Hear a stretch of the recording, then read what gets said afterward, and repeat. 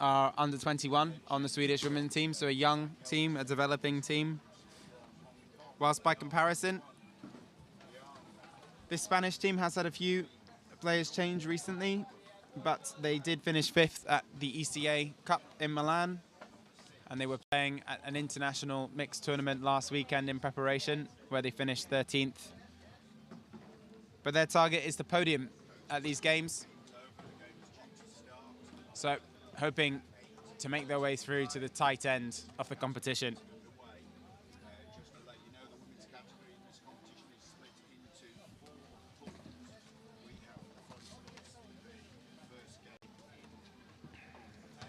So in the Women's League this year, there are 4 pools and there are 2 pool stages. So what that means is that you need to finish within the top 3 of your pool in order to stand a chance of making it through to the top.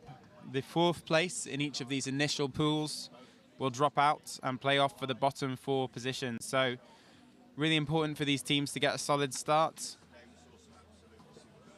And tight games will result naturally in one team regretting chasing a game where they could have settled for a draw or vice versa. So, although this is the first game of the competition, expect it to be extremely nervy for both sides. So, getting ready to go here. I think we're just making sure that the pitch equipment is ready. The Swedish looking extremely relaxed over to my right-hand side. You can't see them on screen at the moment, but one of the players is rather impressively sat on top of their boat, cross-legged, clearly keeping their legs stretched before they play.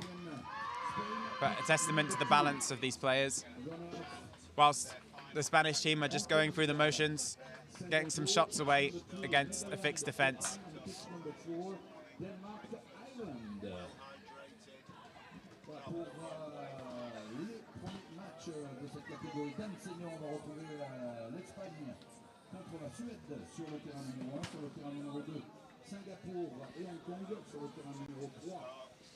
So just before we kick off, for day 2, a shout out to our sponsors of this event, which include all of the institutional partners, the local government, the local club in Canoe-Kayak Club Saint-Omer,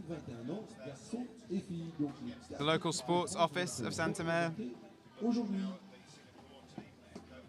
CAPSO, and the French Canoe Federation. It's a fantastic custom-made arena here for canoe polo. I believe it is possibly the first custom-built arena for this sport anywhere in the world. 4 pitches dug in here specifically for the club. And they've been building for a long time to this World Championships. They hosted the Europeans a few years ago. They've hosted lots of test events in the run-up to this event. And it's fantastic to see it finally come to fruition. And although it's quiet on this Tuesday morning at the moment in the stands, with the start of the senior competition today, I am looking forward to seeing the reception that the French teams will receive later when they play their first games.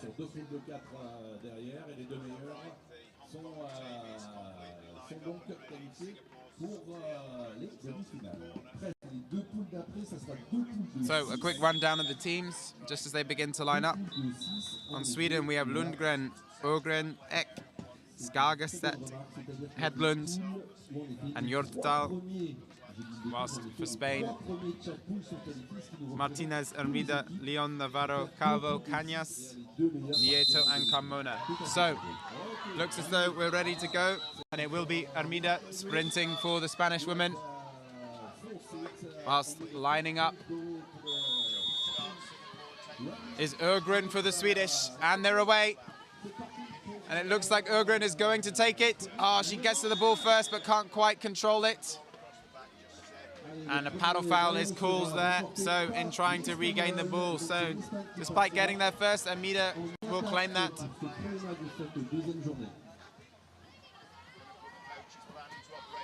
So Spain get the first opportunity to attack, and they're starting here incredibly wide.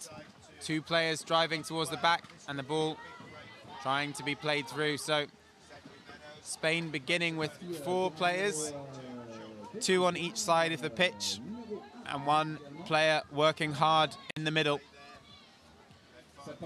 So Carmona with the ball on this right-hand side.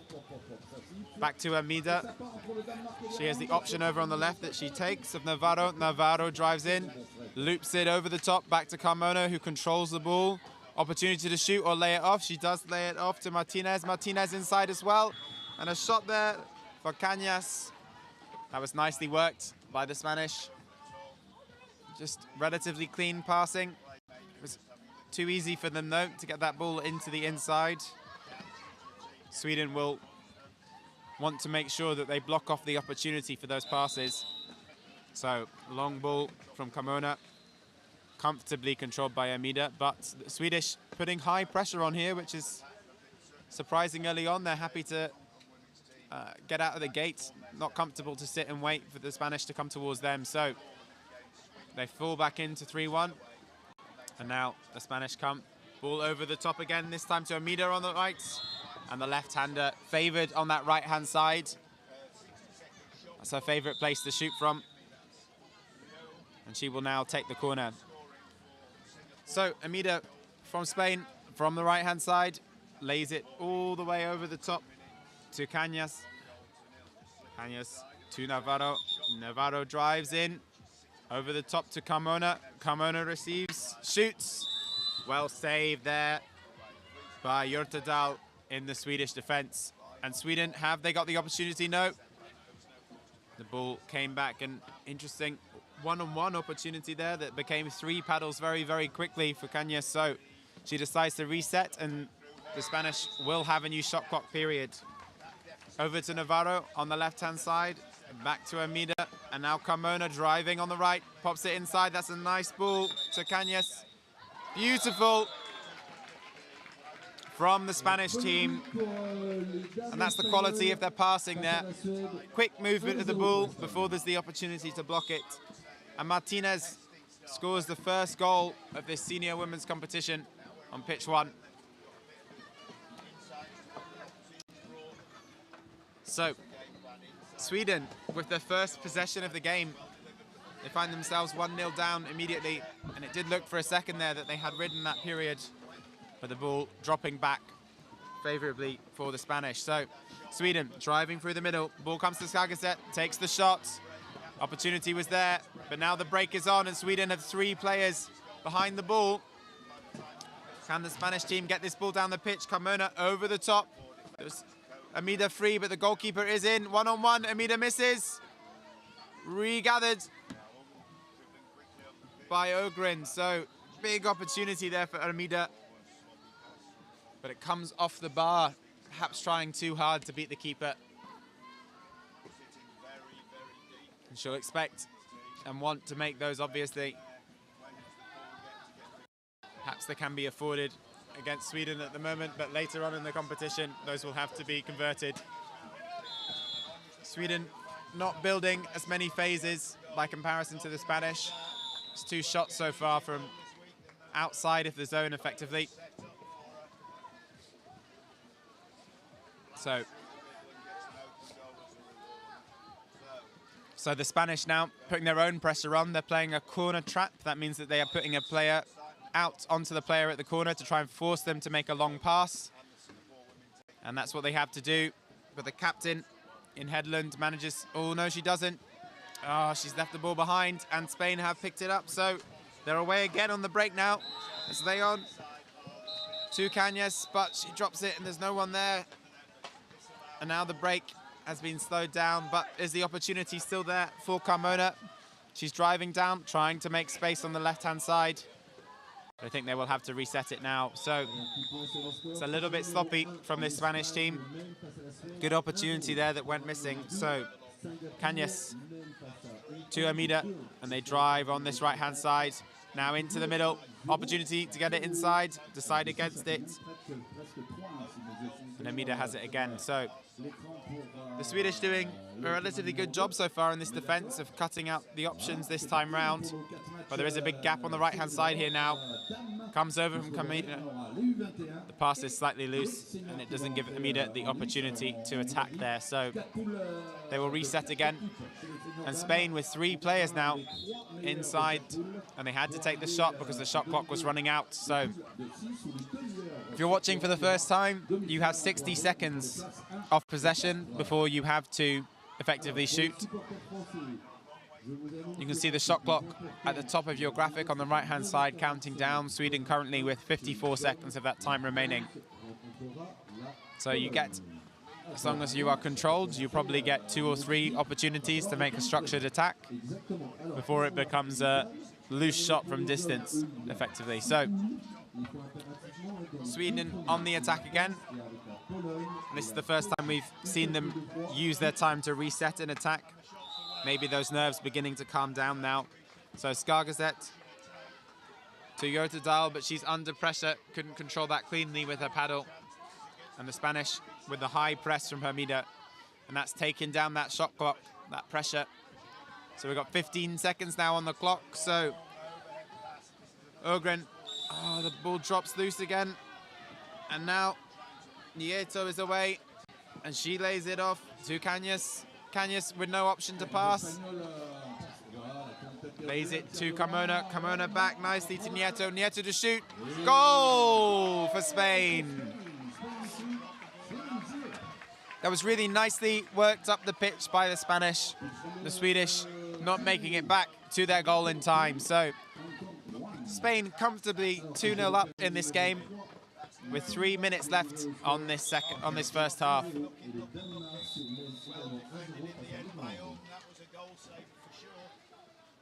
So Sweden now calming things down. They know they're 2-0 down at this point. No need to rush just yet for them, but they need to shape up a better attack. Headland, that pass was there, but it was well read by Martinez. She knew that was coming. She was looking for that pass. So Calvo now breaking down the pitch. She has 2 passes. Does lay it over the top to Carmona. Carmona has Nieto free. Nieto to shoot. Ooh, and that's gone out for a corner, so well saved by Ogren.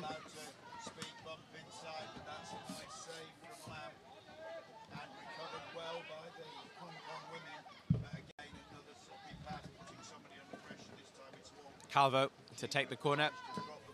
Back to Carmona. And again, the Spanish team playing with 2 players wide on either side of the pitch. And they generally drive towards the zone and look to isolate that zone, but that's nicely covered by the Swedish. Carmona through the middle though. Shooting opportunity, well saved again by Ogren. A couple of these Spanish shots have been relatively loosely placed. That shot didn't seem necessarily aimed at either side of the net. It was a looking away, I'm not going to shoot, and then as quick as possible, fire it at the goal and hope they don't see it coming. Nice shot on the right-hand side there.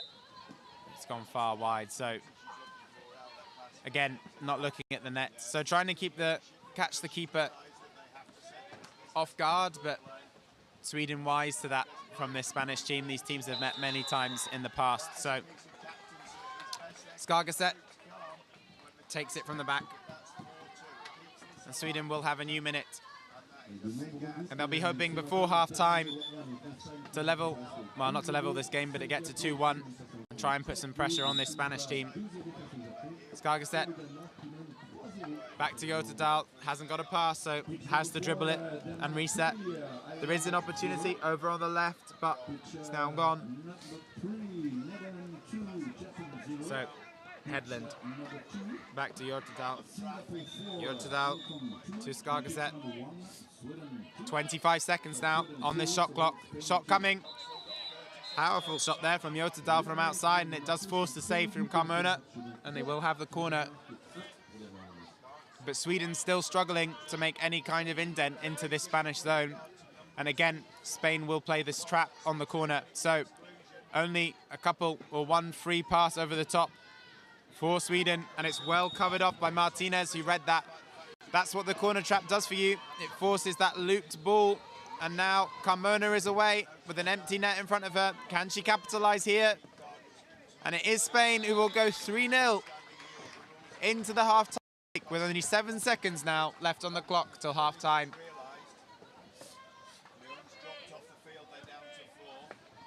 So that corner trap effectively gives Sweden only one clear pass. And that clear pass is generally a big loopy pass that the chasing defending players can get after whilst the ball is in the air, and that's what happened there. So that's a good shot by Ogren with only a few seconds left on the clock from halfway to put it on target, but it will finish in this first half. Spain 3, Sweden 0.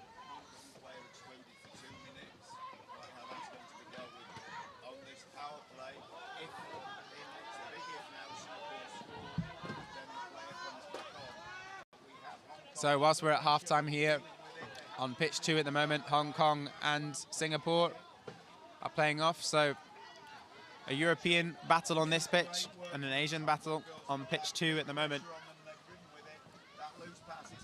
It's fantastic to see all these teams from all around the world back together again after such a long period, and the delay in the World Championships that was cancelled, that was due to be held in Rome due to the COVID-19 pandemic.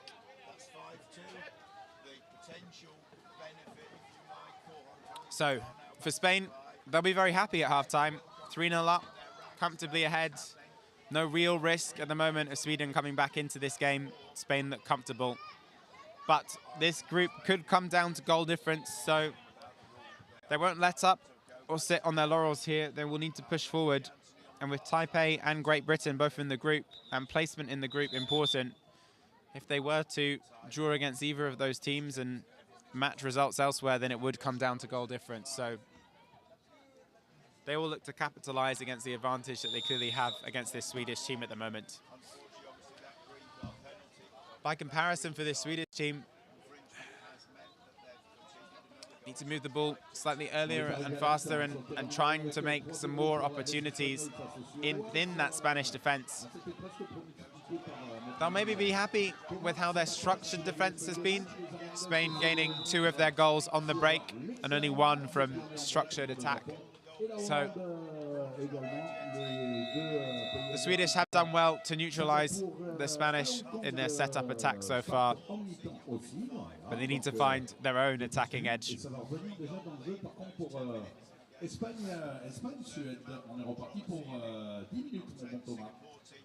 So Sweden beginning to line back up again. They're ready to go.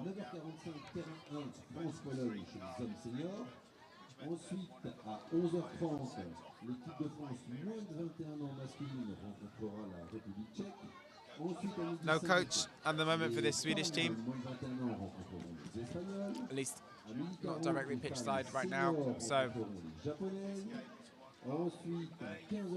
by comparison, the Spanish very fired up there by their coach at halftime as well. So we are ready to go again, and it will be Almeida for Spain, sprinting against Ogren again. And last time, Ogren made it to the ball first, but failed to gain possession of it. So she'll be hoping that she can gain it this time. And we're ready to go.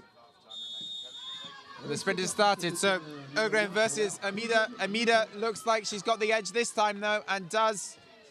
So, and rides the push there from Ogren. So Spain will start with possession again, as they did in the first half, in this second half. And they'll look to build upon this lead. And let's see how tactically they look to play here in attack. So a change in formation from the Spanish. They were playing with 4 people out, but now they've put 2 people on the inside, and a loose pass there. Oh, it's a paddle foul there. Out of frustration, maybe, by Nieto. You can't play for the ball with your paddle if your opponent is reaching or has their hands on the ball already. Obviously dangerous to have a paddle contact the hand, so Sweden will get the ball. And we'll have to wait to see that Spanish attacking formation again. So, more speed here from the Swedish. This is good. Nice movement of the ball. Is there a pass back out, or will she have to shoot? Does go back out. So the ball comes back to Ogren.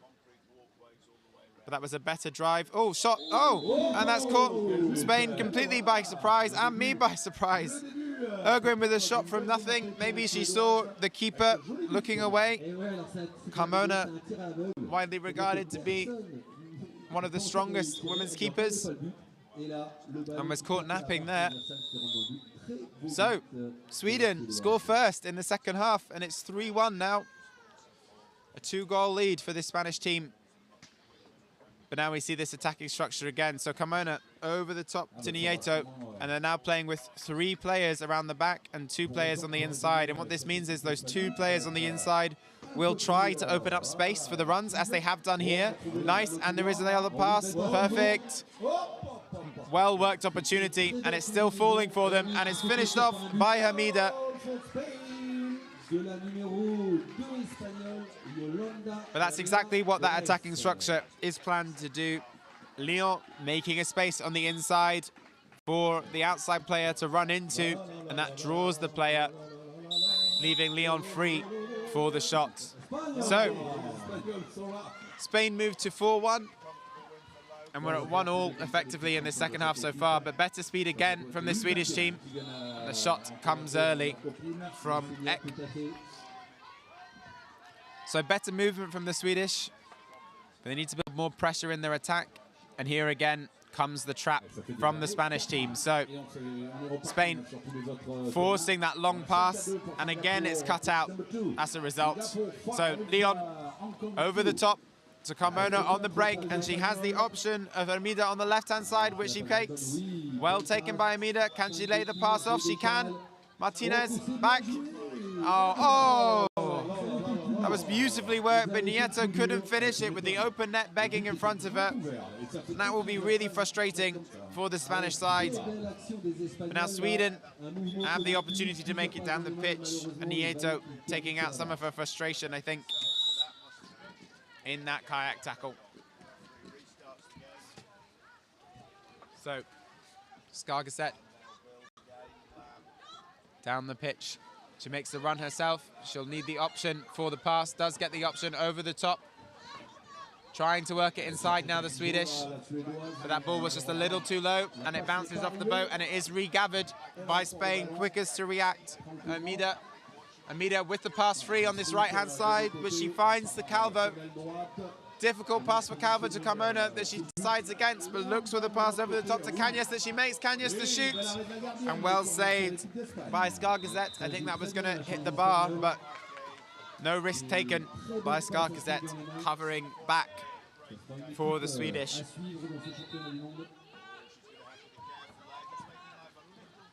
So, Spain. There's been a foul on the inside, though. That must have been by number 5, Navarro. Some form of obstruction or illegal tackle. So Sweden will start with the ball.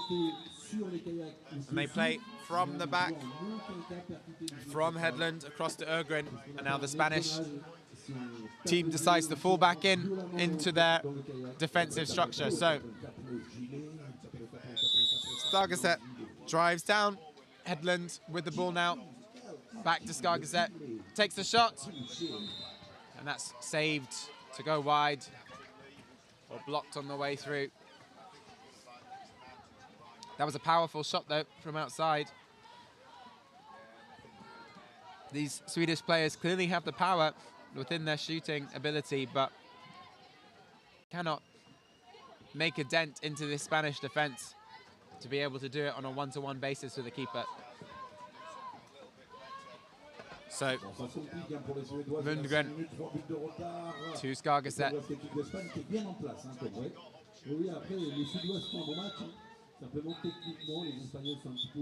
Skargaset drives. Passes the ball inside. That's nice. Big push, though, from the Spanish. We have a timeout here, an illegal push. Shot taken, though, by Ergrin. Did well to come back up with the ball on the roll there. So Spain look to break, but it is blocked. And will Sweden regain this possession? It looks like they do. They do. And it's Ek on the ball. And they're fighting for possession of this ball at the moment. And that's another illegal push by the Spanish team. And they must be close to being in trouble now. That's 2 on the bounce. So the referees will permit the players, effectively permit the players one foul, but your second foul in the game will receive a green card or a 2-minute sin bin, effectively. So a couple of the Spanish players must be in the naughty book of the referees at the moment.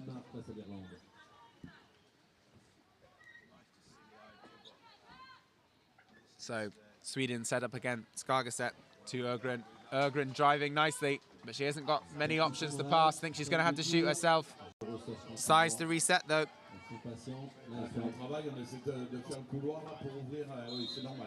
Sorry, that was Lundgren with the drive.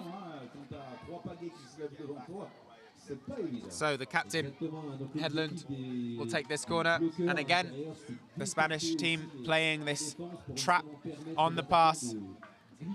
So will Hedlund get the ball in to Ögren, or will she try for a high pass over the top? I think she's going to have to go long. She does go long. And again, the Spanish are wise to it. That's what they're looking for. That's what they're trying to force. And these loopy balls are difficult for Sweden to regain, but they've done well. Ögren back to Hedlund. Fortunate with the bounce of the ball there off the boat. But Sweden now with a run. Lundgren across to Ögren. Ögren with 2 passes free. Ball over the top. Oh, where's that landed? I'm not sure if that was blocked. Spain gained possession, and that was a shame because Lundgren was free on this left-hand side, and they're away again, hoping to capitalize on the break, and Carmona has it. Ooh, goes for the dribble. She makes it through. One-on-one against the goalkeeper. Well saved by Ögren. And those one-on-one opportunities you would really hope to make. So well saved by the goalkeeper. But Carmona has a big gap on this right-hand side that's been left, and she spotted it, drives in herself, lays off for the shot. And there we go, with Lyon finishing off on that right-hand side. Well-realized space there from the captain, Carmona.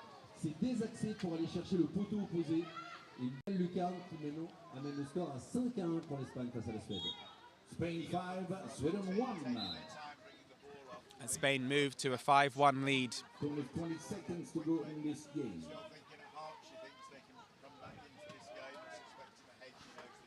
So, Hedlund.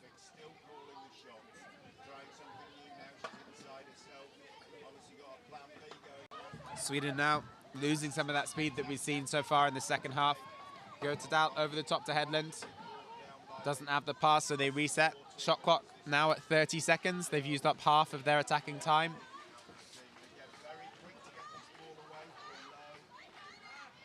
Hedlund over to Skargaset. Skargaset drives. Is there that pass inside? Goes for the shot herself. Well saved by Carmona. It does fall again for the captain in Hedlund, and it falls again this time for Lundgren. Foul is given though for an illegal tackle, possibly against the goalkeeper. And the ball is away from Carmona. Quickest to react, getting the ball up the pitch to Nieto. Nieto shoots off the bar. And I think Nieto has possibly hit each of the bars so far this game. It's good pressure though from Lundgren, well gathered by Cañas. And Armida calms things down for the Spanish to attack again. So let's see what structure they go for in attack. They are going for 2 players inside. So Armida will drive on this right-hand side, laying the ball back. And now the ball should come across this left-hand side. And Carmona timing the run nicely. Gets the shot away off that same bar, though. Frustrating the Spanish at the moment. And it's well gathered by Lundgren, who's put under pressure. And she's got no clear pass. Can they regain it here, the Swedish? No. It's a paddle foul there by them as well as they try to. 30 seconds. And now the ball comes back over Kopp for a one-on-one opportunity again, and again saved by Skargaset. And that was a fantastic effort to work back and make that save in time. And again, Carmona is denied from a one-on-one position. So, time now running up. 7 seconds left on this game. 1 shot away, potentially Nuria to shoot. Off the bar again. And 1 more shot from Martinez. And that will be it. So, Nieto, sorry, with that shot off the bar before Martinez again. And that will be the game. So Spain comfortably through 5-1 against this Swedish team. Just that one surprise shot from the Swedish, beating the Spanish defense. Spain will be quietly pleased with that result. Still more for them to come, you feel, from this competition. Some frustration between the players in terms of how they're discussing that game.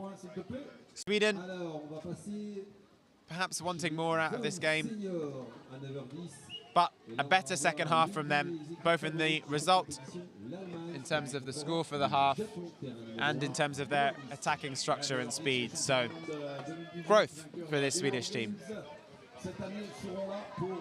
So, the next game on pitch one will be the start of the men's competition with the World Games champions in Germany taking on Japan. So, thank you for joining us. See you shortly for game 2.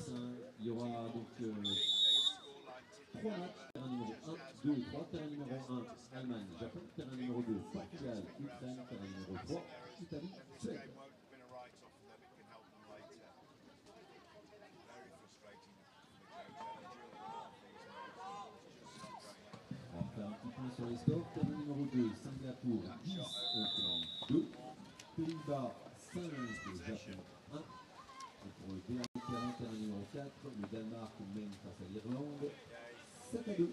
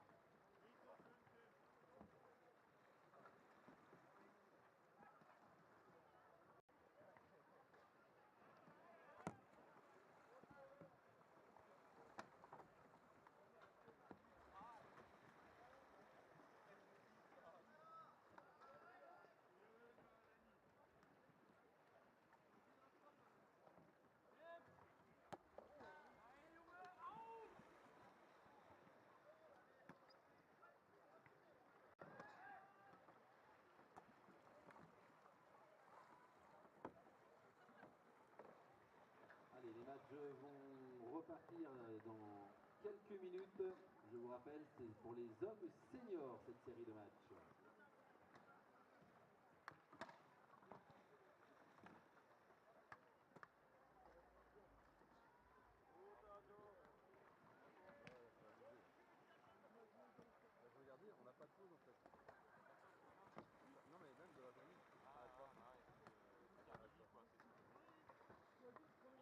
On va présenter les prochains matchs, puisque tout le monde est rentré. On aura 3 terrains seulement actifs. Et on va rentrer dans la compétition senior homme. Next games, just 2 pitch, pitch number 1, pitch number 2, and pitch number 3.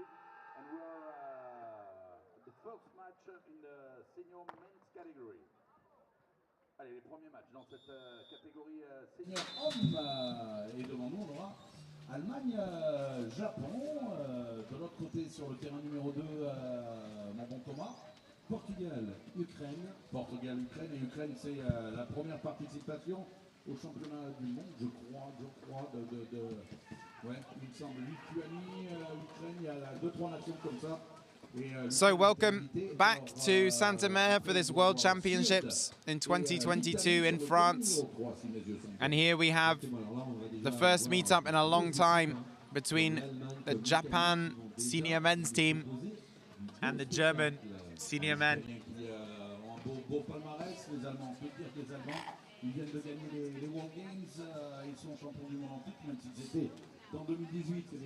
So this German men's team, having recently come from the World Games where they secured the gold medal, the greatest achievement you can make within this sport, and now looking to back it up with a victory here at the World Championships.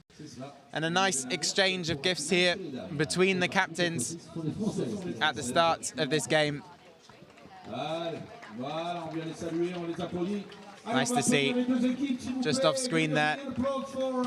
Japan came to Germany first and vice versa. So the pleasantries are concluded though, and we're ready to go right from the start here at the beginning of the senior men's competition at this 2022 World Championships. And it will be the captain in Ryota Kimura for Japan going up against Leonard Unterfeld. Get there at the same time at its full commitment. From Takeda, who takes the sprint, and Takeda starts with the ball and a big celebration from him. And battle number 1 goes to this Japanese side, so they're going to have to settle the nerves. There's a lot of passion running through this Japanese team right from the beginning. Shibata gave it to Kimura over the top to Takeda, and now they set up. So Ryota Kimura on this left-hand side here is a formidable shooting. Oh, first shot of the game though comes from the other side in Takeda. And now the Germans have the opportunity to break, and this is their game. The Germans capitalizing on these breaking opportunities. They are fantastic at it. And that's the first goal as a result straight away for René Kirchhoff. And watch, whenever the Japanese make a mistake, take a shot and it's blocked, lose the ball during their attack, just watch how quickly this German senior men's team responds. They are waiting for that moment and they're putting full effort in to make their way down the pitch. Look for the cleanest opportunities to pass and capitalize on the break. And with only seconds of possession, the German team are 1-0 up already in this game. So Japan come again. Shibata offloading to Yanagi. Shot comes from Kimura. It is saved, and that will go out for a corner. And 3 of the Japanese team already back in their own half. So shock to the system, I think, that first break. And they're already aware of the threat that Germany pose. So Japan will come again. I was saying just before that break that the Germans scored from Ryota Kimura, the Japanese captain, has been the top goal scorer at a couple of World Championships now. He has a formidable shot. And they'll see whether they can work him into this game to take it. But at the moment, Shibata, round the back, looks to take the shoot. Back over the top to Kimura. Kimura driving through. Shot clock still has 42 seconds, so he looks to reset it. Igawa back across to Shibata. The Japanese looking to build into this attack then. Igawa drives down the middle, has the opportunity on both sides, finds Kimura. Kimura shoots well over the top though.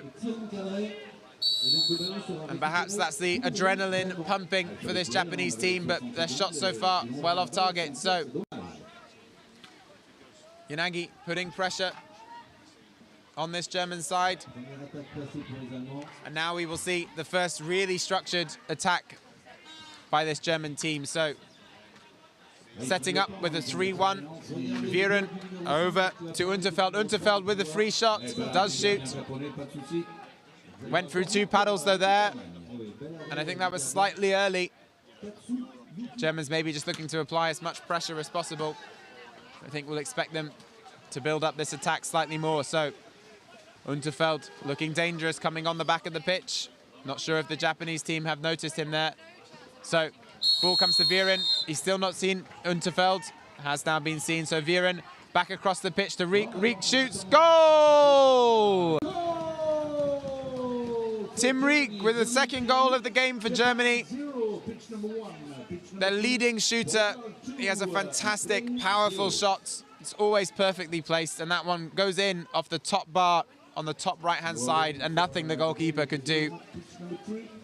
So 2-0 to Germany with a couple of minutes played.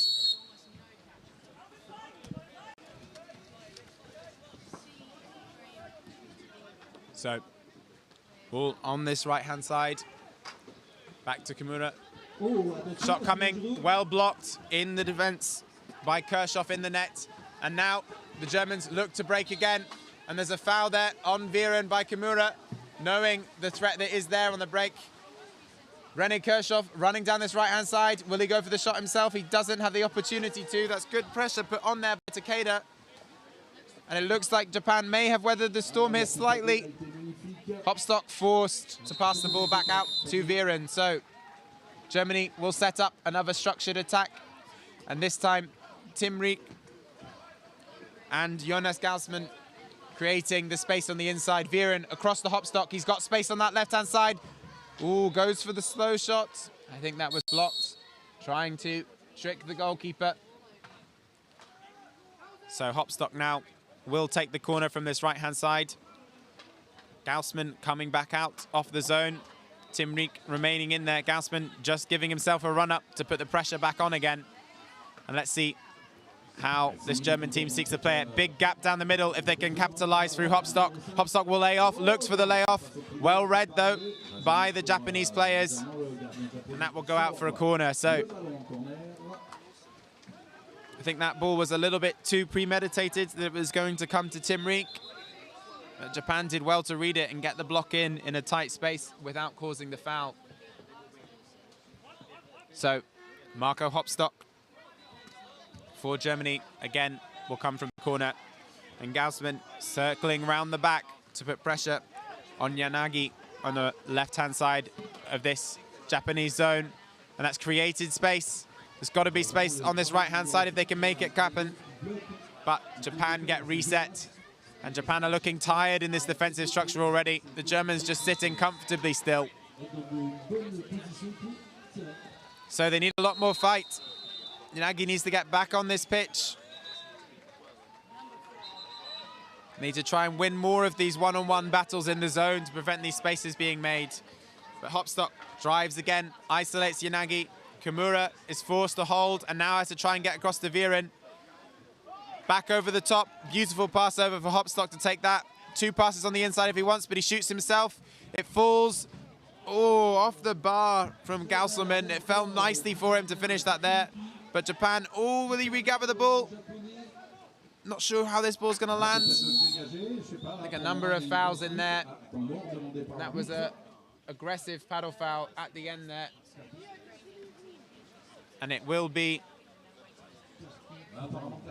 Tomoki Takeda who sees a green card for that foul. So a green card from the referee felt that was deliberate and dangerous enough to justify a straight card. So it will be a 2-minute period off for Takeda. And that period will last until or if the German team score. So a power play card. If the Germans score within the next 2 minutes, Japan will go back to 5 players. But with 4 players on the pitch for Japan, there will be lots of space for this German team to isolate. And they're looking for it now. Japan playing a very fluid 3-person defense at the moment. Maybe slightly confusing for the Germans, but I think they will find the space. Tried to force it through there. Hopstock tried to force it through to Viren. It was blocked, but it fell for Tim Reek, and he capitalizes on the 1-to-1. So 3-0 to Germany. And Japan, I mean, you make your own luck in this game, but a couple of those blocks, they've been unfortunate in where the balls have landed, and Germany have capitalized. So back to 5 players for this Japanese team. And with just over 3 minutes left in this first half, it's 3-0 to Germany, who are looking comfortable. So ball comes back across to Shibata. Shibata over to Agawa. Shibata, Kimura looking threatening on this left-hand side, does get the ball, looks to shoot, does shoot. Germany can't regain possession, so Japan will get to go again. Look to reset, back to Shibata. Kimura now with the ball on this left-hand side. Foul is committed, though, on the inside by Japan, a holding foul. And now the Germans seek to break again, and Kirchhoff with the long ball down the pitch. He's found Unterfeld, but it falls slightly short. Unterfeld with a nice paddle flick to take the ball away from the oncoming Japanese player and keep possession for himself. And the Germans do get to set up another structured attack, and this time it's Beckman on the inside with Julian pressure, trying to create space on the outside of the right-hand side of the zone. Ball comes in from Unterfeld. Unterfeld decides against the shot and passes it back out. So Hopstock over to Kirchhoff. Kirchhoff to Unterfeld. Unterfeld back to Hopstock. Nice ball control here from the Germans, very fluid across the back. Kirchhoff driving in, takes a shot himself off the top bar. It will land for Hopstock, though, to take the shot too, but he lays it off. No clear pass for Unterfeld, who's forced to reset it, but they do have a new minute to work through after that shot. So the shot clock does reset every time you take a shot. So Kirchhoff now over to Unterfeld. Kirchhoff with a big gap down the middle that he can utilize. Can he find the layoff pass? He does to Hopstock. Hopstock shoots, saved or blocked by Fuyi Ito on the Japanese side. So Japan riding a period of pressure here. They'll be happier with this section of defense so far. But that big gap down the middle for Kirchhoff, by going into it, drew the players and created space for Hopstock with a run on the left-hand side. And now, beautiful pass right the way across the pitch there from Unterfeld. Unterfeld back to Hopstock. Hopstock straight back to Unterfeld. Kirchhoff into the space. Shot well saved, though, by Shibata. And that was really nicely worked by Germany. The linking play from the Japanese, letting themselves down. Having worked so hard in the last 2.5 minutes to regain possession of the ball, they give it away immediately. So, just 30 seconds now left on this game.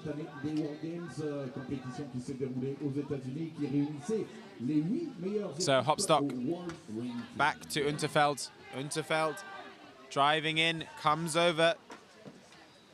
And that is Kirchhoff to Hopstock. Hopstock has a lot of space down the back of the boat. 6 seconds. Looks to pass it off to Kirchhoff again, but can't make it click. And that will be the time run out. And that will be the game. So 3-0 to Germany. The game finishes. The first half of this game. And Germany will be comfortable with 3-0 at half-time. You feel quite a few one-on-one opportunities that they would want to convert at a later stage in the competition. But this is only the first game of the World Championships, and they will find that clinical edge, I'm sure, when it matters the most.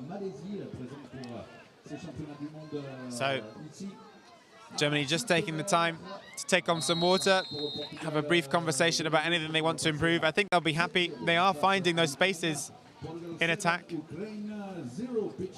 Just need to convert on them. And they'll be saying that when they do get the opportunity to break, I want to convert one or two more of them because they've had a few loose shots, or passes, sorry. Remembering that one from Kirchhoff that went very long down the pitch, 3/4 of the pitch, but did drop short to Unterfeld. And it's a high expectation, but they would expect that that kind of pass would go to hands in this senior men's competition. So the coaches taking the opportunity to just share some information. By comparison, this Japanese side will know that they're going up against the world's best. The world's best by World Games standards, at least.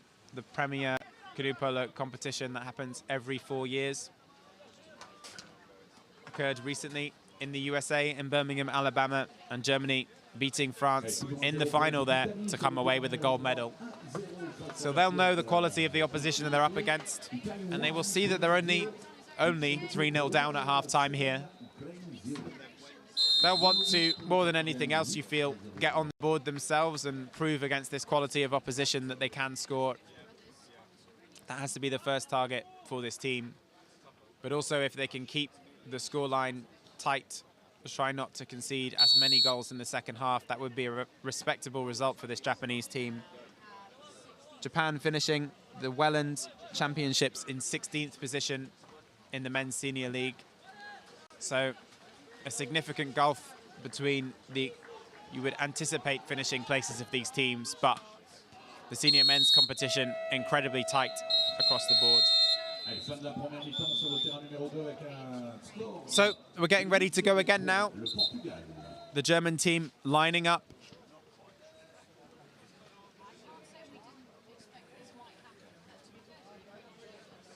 And the Japanese team just getting ready again.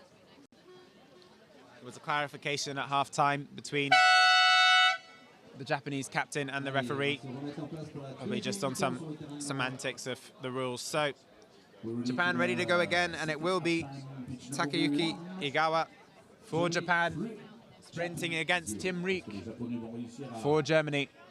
Steadying themselves now outside of your shot. Ball almost ready to be played. Played in by the referee, Maurizio Belli, and we're away. And Tim Rieck, ooh, just nudges the ball away first there. And in doing so, Takayuki Igawa did not prevent himself from ending up riding up onto the top of Tim Rieck and causing the foul. So Germany with the first possession then in this second half. Hopstock over to Kirchhoff, to Unterfeld. And on the inside here at the moment, Gauselman looking very threatening. He has the upper hand, driving that zone around. Big gap on the left-hand side if they can lay it over the top. Surely coming here to Hopstock. Hopstock to shoot. Saved again, though. And that cutting edge not quite coming yet from this German side. Katsuyuki Shibata looking for the break now. Plays it over the top to the oncoming substitute in Tomoki Takeda. Takeda over to Yanagi. Yanagi across to Shibata, and this is good speed from the Japanese. Can they work an opportunity here in the second half? Slowed down by Yanagi though, and now they have to set up their attack. So a change in structure from the Japanese. Their captain, Ryuta Kimura, the biggest shooting threat, now playing on the inside of the zone rather than the outside. So they will be looking to work an opportunity to feed him the ball. Igawa on the right-hand side, drives in. Gap left behind him, though, and the shooting opportunity is there, which he takes. And Tim Rieck there, caught slightly unawares, left the player, assuming the ball was coming across. And that was good work from Takayuki Igawa to see that opportunity. So Japan with another opportunity to attack now. Takayuki Igawa over the top to Katsuyuki Shibata.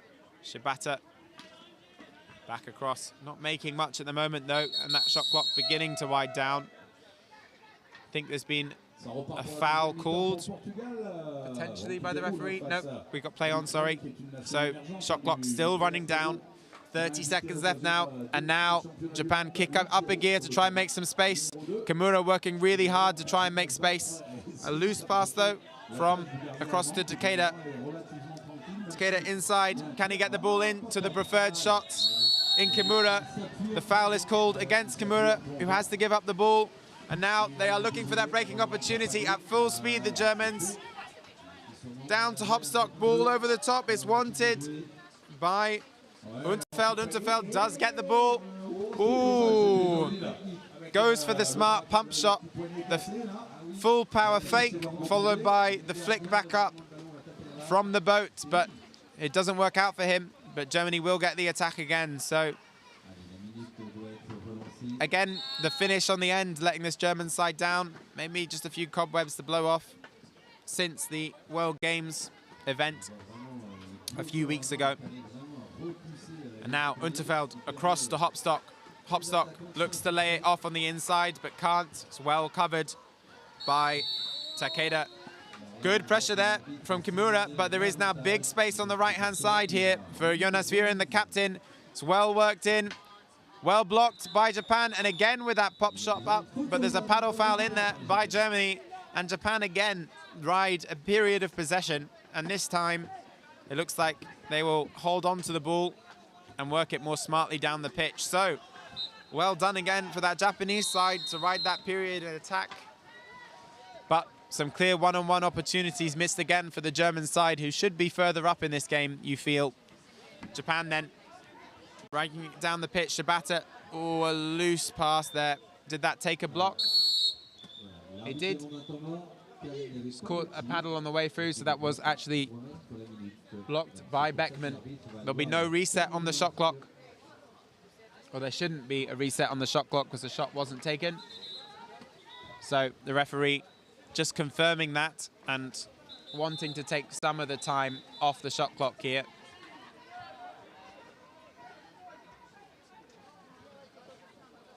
I believe he's taking the shot clock down.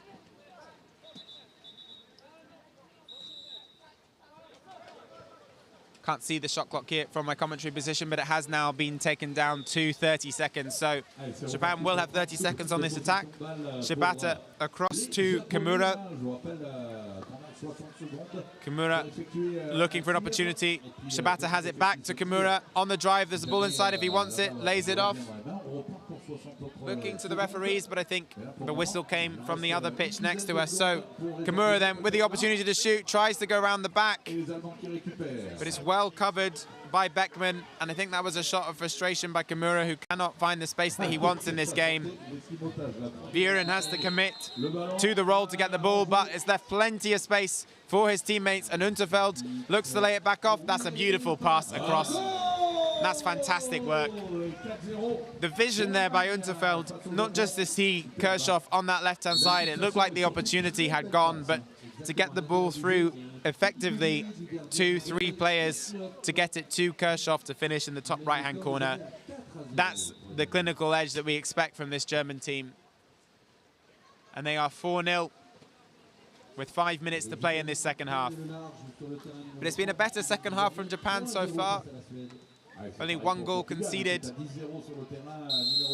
So they will look to take some time in this game.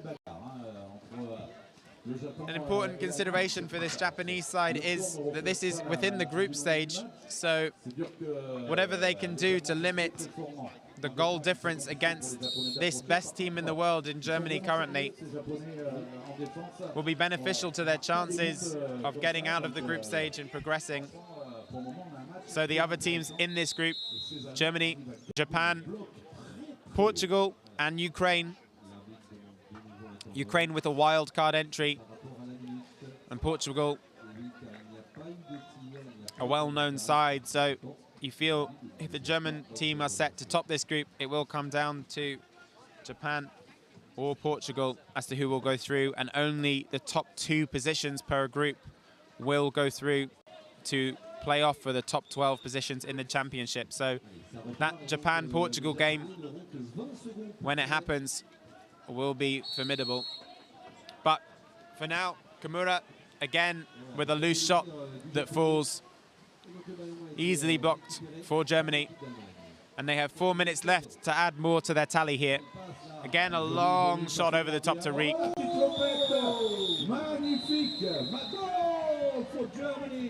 And Tim Riek there. Everyone knows he has the power game, and that's why doing the slow shot will trick the keeper. Keeper is anticipating a full power block, maybe in the top corner of the net. They've got their paddle ready and waiting for that, and then that slow loft shot just leads you out of the picture. And the goalkeeper apologizing to his teammates for conceding that, but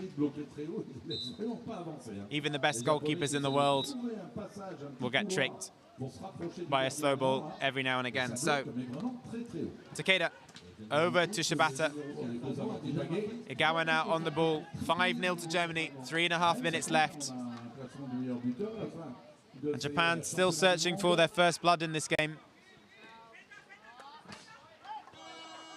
Takeda back to Shibata, or tries to drive it through.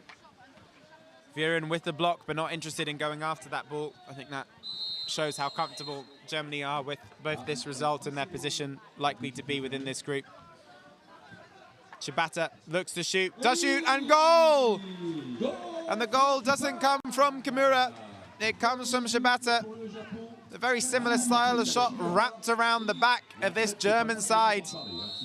Germans look frustrated to have conceded that goal, but Japan with their first goal of the World Championships, and it is 5-1 for Germany against Japan, but Germany straight back into it, right down the middle, and it is Kirchhoff there with the revenge to regain their 5-goal lead. So Japan do get that 1 goal that they were searching for, but immediately at the expense of conceding, having held up well in the second half against the German pressure. So 2.5 minutes left now. Clearly 5 goals is too much of a gulf for this Japanese team to close within time. That was a relatively fortunate goal, I would say, they've scored so far. But now Kimura does have the opportunity in the middle to get the shot away. Does get the shot away. Does that take a block? No, it doesn't. So it's just over the top from the Japanese captain. And again, Germany looking for the break down the pitch. It's laid over the top to Riek. At the moment, Gasselman is free under the zone. Riek doesn't look for him, though. And now Gasselman put under pressure by Takeda. So, Germany setting up their attacking structure again. It comes from Kirchhoff to Viren on this left-hand side. Viren to Kirchhoff. Tim Riek trapping across, looking for the ball on the inside there. He wants that ball. Unterfeld tried to lay it into him. He knew he was there.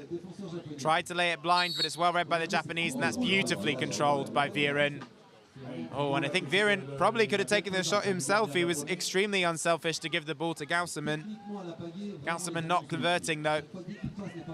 So Japan now with the ball down the pitch. And goal difference for the Japanese in this game. So Shibata to Igawa. Igawa back to Shibata. Kimura with the ball. No opportunity coming. Does lay it back over the top to Shibata, though. Will he go for the same shot again? He does, off the left-hand side of the bar. Rather than wrap it around the back of the player, he went over the top that time, though, and it almost worked for him. So Igawa now driving on the left-hand side. Lays it off on the inside. That ball does fall to Ito. Ito looking for the pass to his captain, to Kimura, and that is more like it from Ryota Kimura. That was what he was looking for. Off the right-hand bar and in, extremely well-placed shot. And with 10 seconds left on the game, Germany 6, Japan 2, and now Japan look to slow down the ball to prevent the Germans from scoring here in the final seconds. 3 seconds left, 2 seconds left, shot from Riek, saved by Shibata. And it finishes 6-2 for Germany against Japan, and Japan proud of that performance. They did well to get 2 of their own goals in that second half and to stem the tide from Germany. Frustration from Germany though. Frustration showing here with some questions to the referee as well. But they will have to find a more clinical edge, the Germans, for the games later on, but comfortable nonetheless, a 6-2 victory for them. Japan will move on with the Ukraine and Portugal to play, and we anticipate that game between Japan and Portugal to be the deciding factor as to who else will go through this group alongside the German men. So the next game on pitch 1 will be France versus Poland. Again in this Senior Men's League, the first home game for this French side, seeking revenge against Germany for the loss in the World Games and victory at home in their home World Championship. See you shortly. I've been David McBay, commentating here on pitch 1.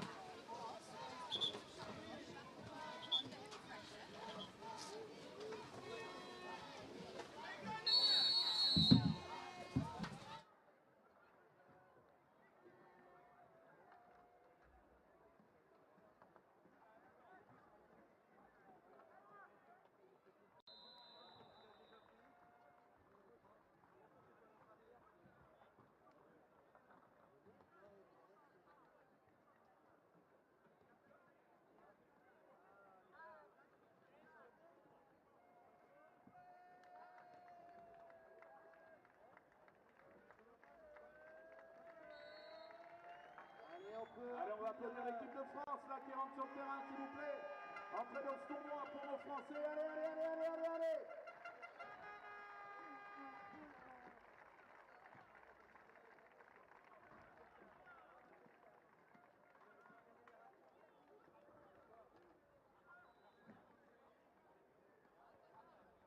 Et on peut applaudir également les Polonais qui arrivent sur le terrain. Bien sûr, en sport, on est fair play. On applaudit l'équipe de Pologne.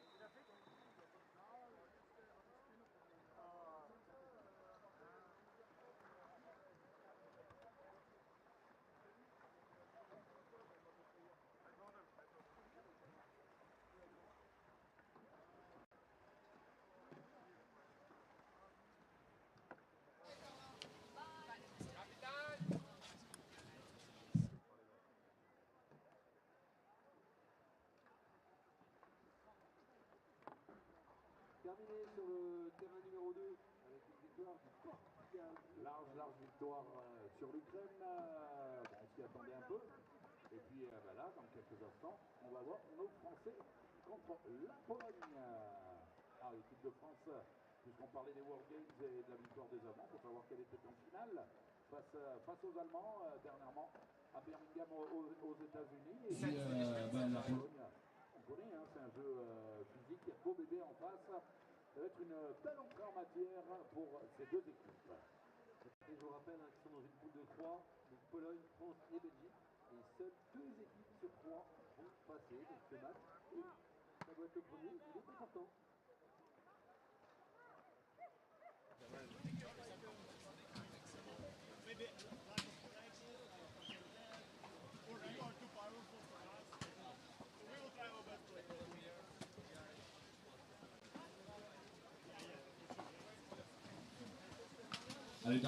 So, welcome to the first group game in men's Group C between the senior men's teams of France and Poland in this, the 2022 World Championship of Canoe Polo, to be held in Saint-Omer in Pas-de-Calais in northern France. The 14th World Championship, the second to be held in France. The first one, of course, all the way back in 1994.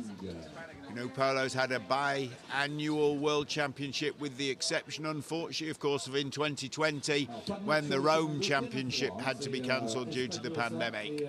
So, two powerhouse European teams here. The home favourites, France on our left, in their white boats, blue buoyancy aids and blue helmets, warming up. Returned recently from the World Games, where they came second in a phenomenal final to the German team.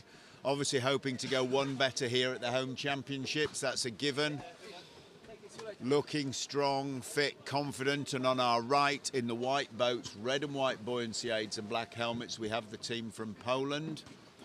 Finished 10th at the World Championships in 2018, put on a good showing in Coimbra in 19, and have been very strong historically, claiming here that their ambition is to be first. I suspect if they could get to a semi-final, they'd take the roll of the dice once they got there. Certainly be expecting to improve on their 10th place, which is all that time ago in 2018.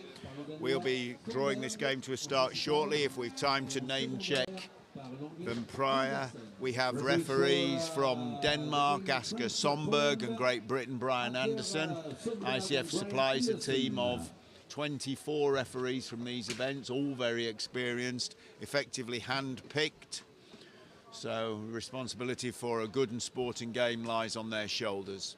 They'll be as nervous as the players of these early games. They want to get their game played in just as much as any player would, just as much as we here on commentary would. So now, as we look at these teams, a quick name check. For France on our left, number 1, Lignel. Number 2, Cotter. Number 3, Line. Number 4, La Floche. Number 5, Belat. Number 6, Esmiro. Number 7, Kindig. Number 8, Risha. Number 9, Belat. We'll name check the Polish friends. Number 2, Mashlak. Number 3, Migdalski. Number 5, Mahalets. Number 6, Donarts. Number 7, Malushtak. Number 8, Schmug. Number 9, Pilars. And number 10, Dawidek. Run through those, but the referees are calling the teams to order. This game will be underway as the 9:45 game any second now. In these groups, in the men's groups, there are 6 groups of either 3 or 4 teams. You must come in the top 2 in your group to qualify through to the top tier of the men's competition. It's a brutal system. This group consists of France and Poland, who we're going to watch play. The third team in their group, Belgium. So you must win one of those games to progress through.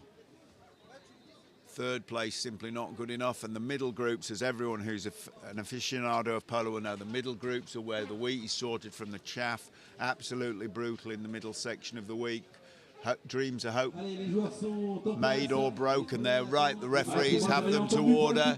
Teams are lined up. The charge start will be any second. 1 player from each team.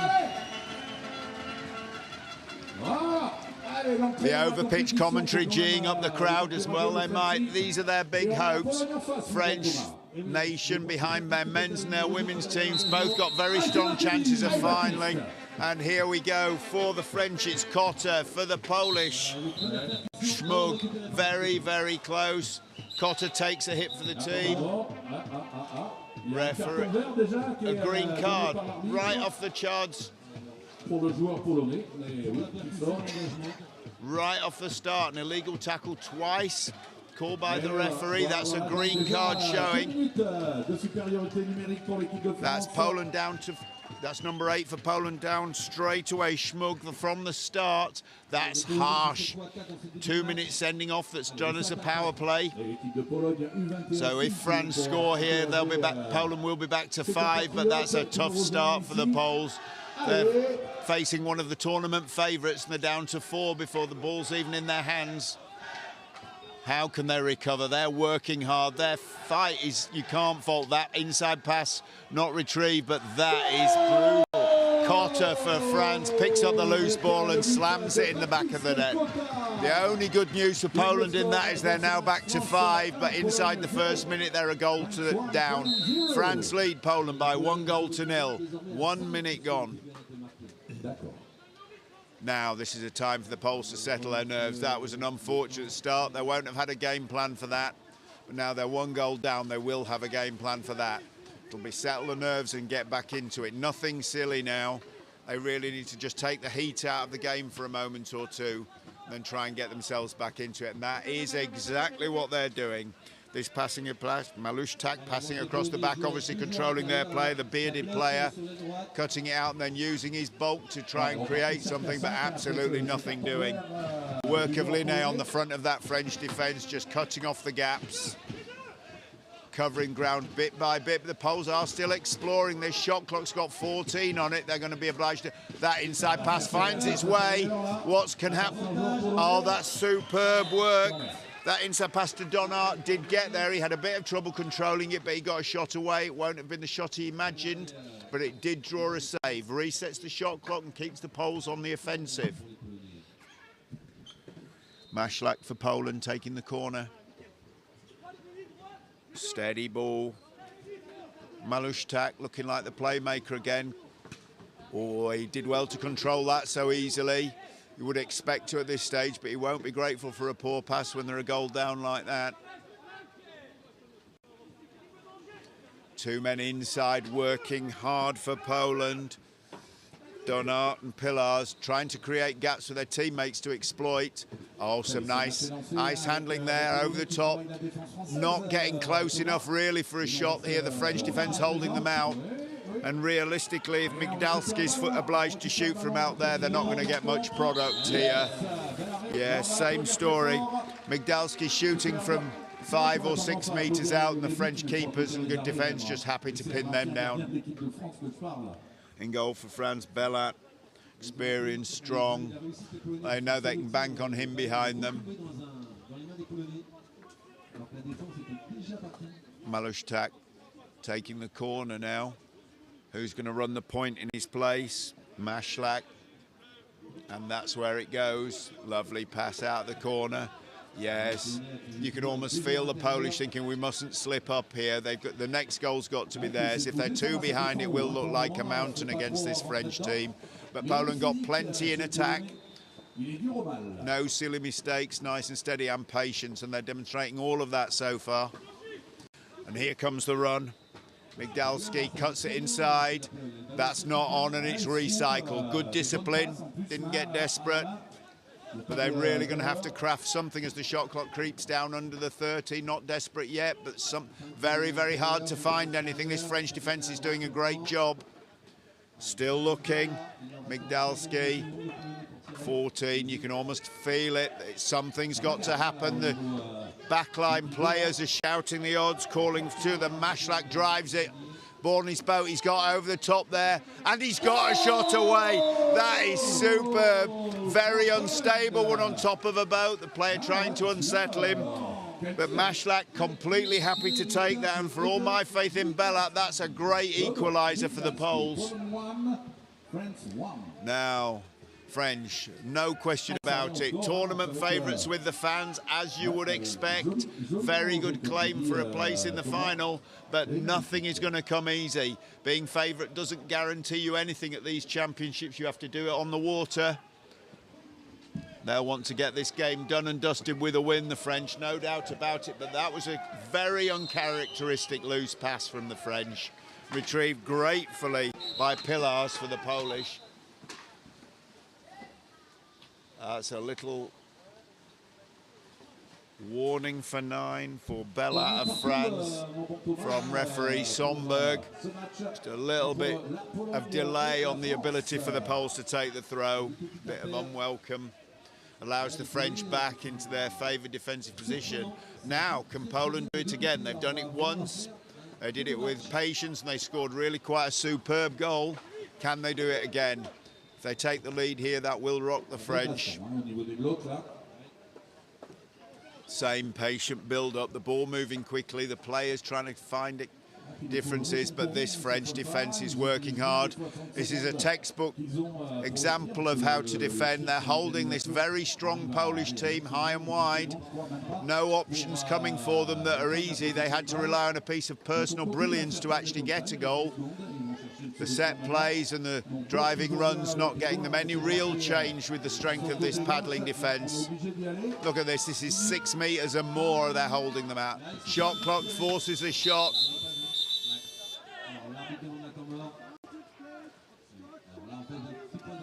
This is Polish ball. There's been an obstruction call just before the shot clock.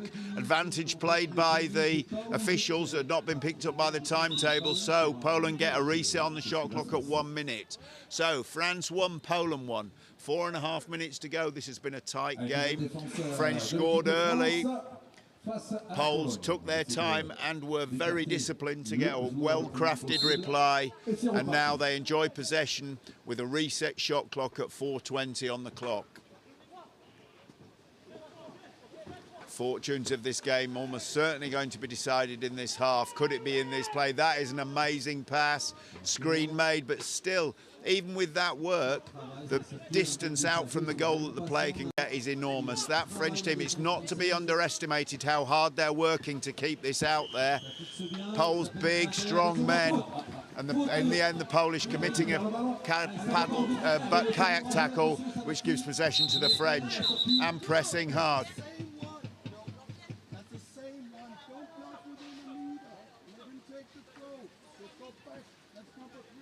That's a last deliberate foul warning by the referee.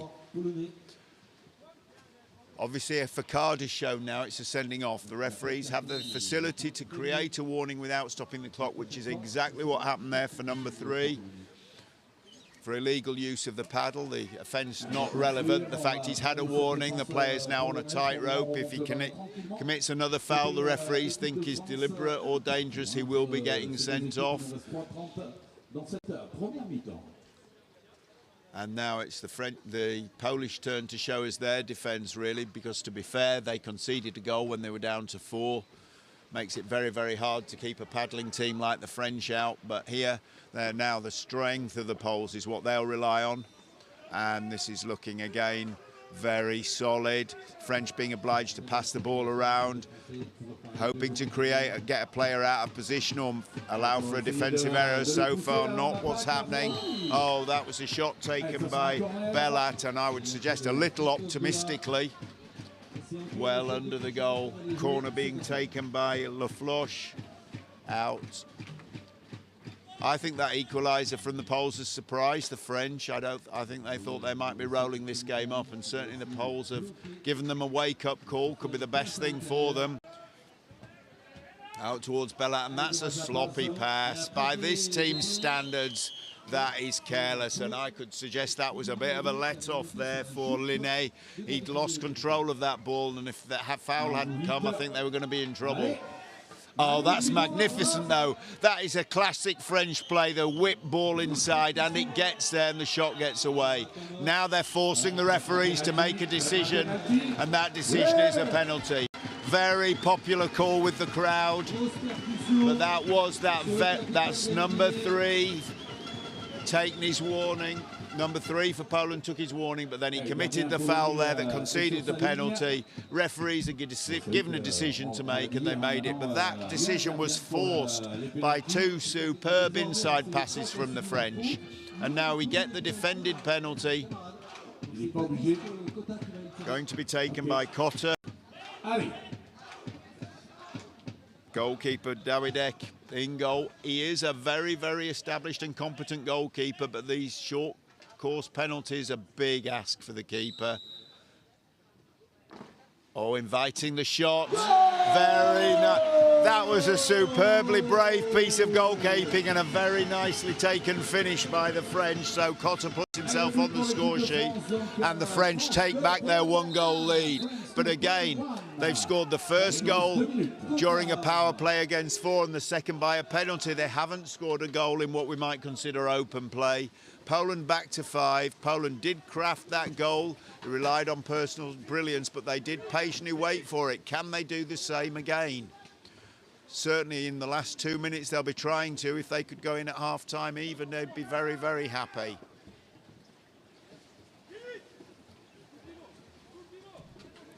Schmug back out. Again, this patience, Maślak.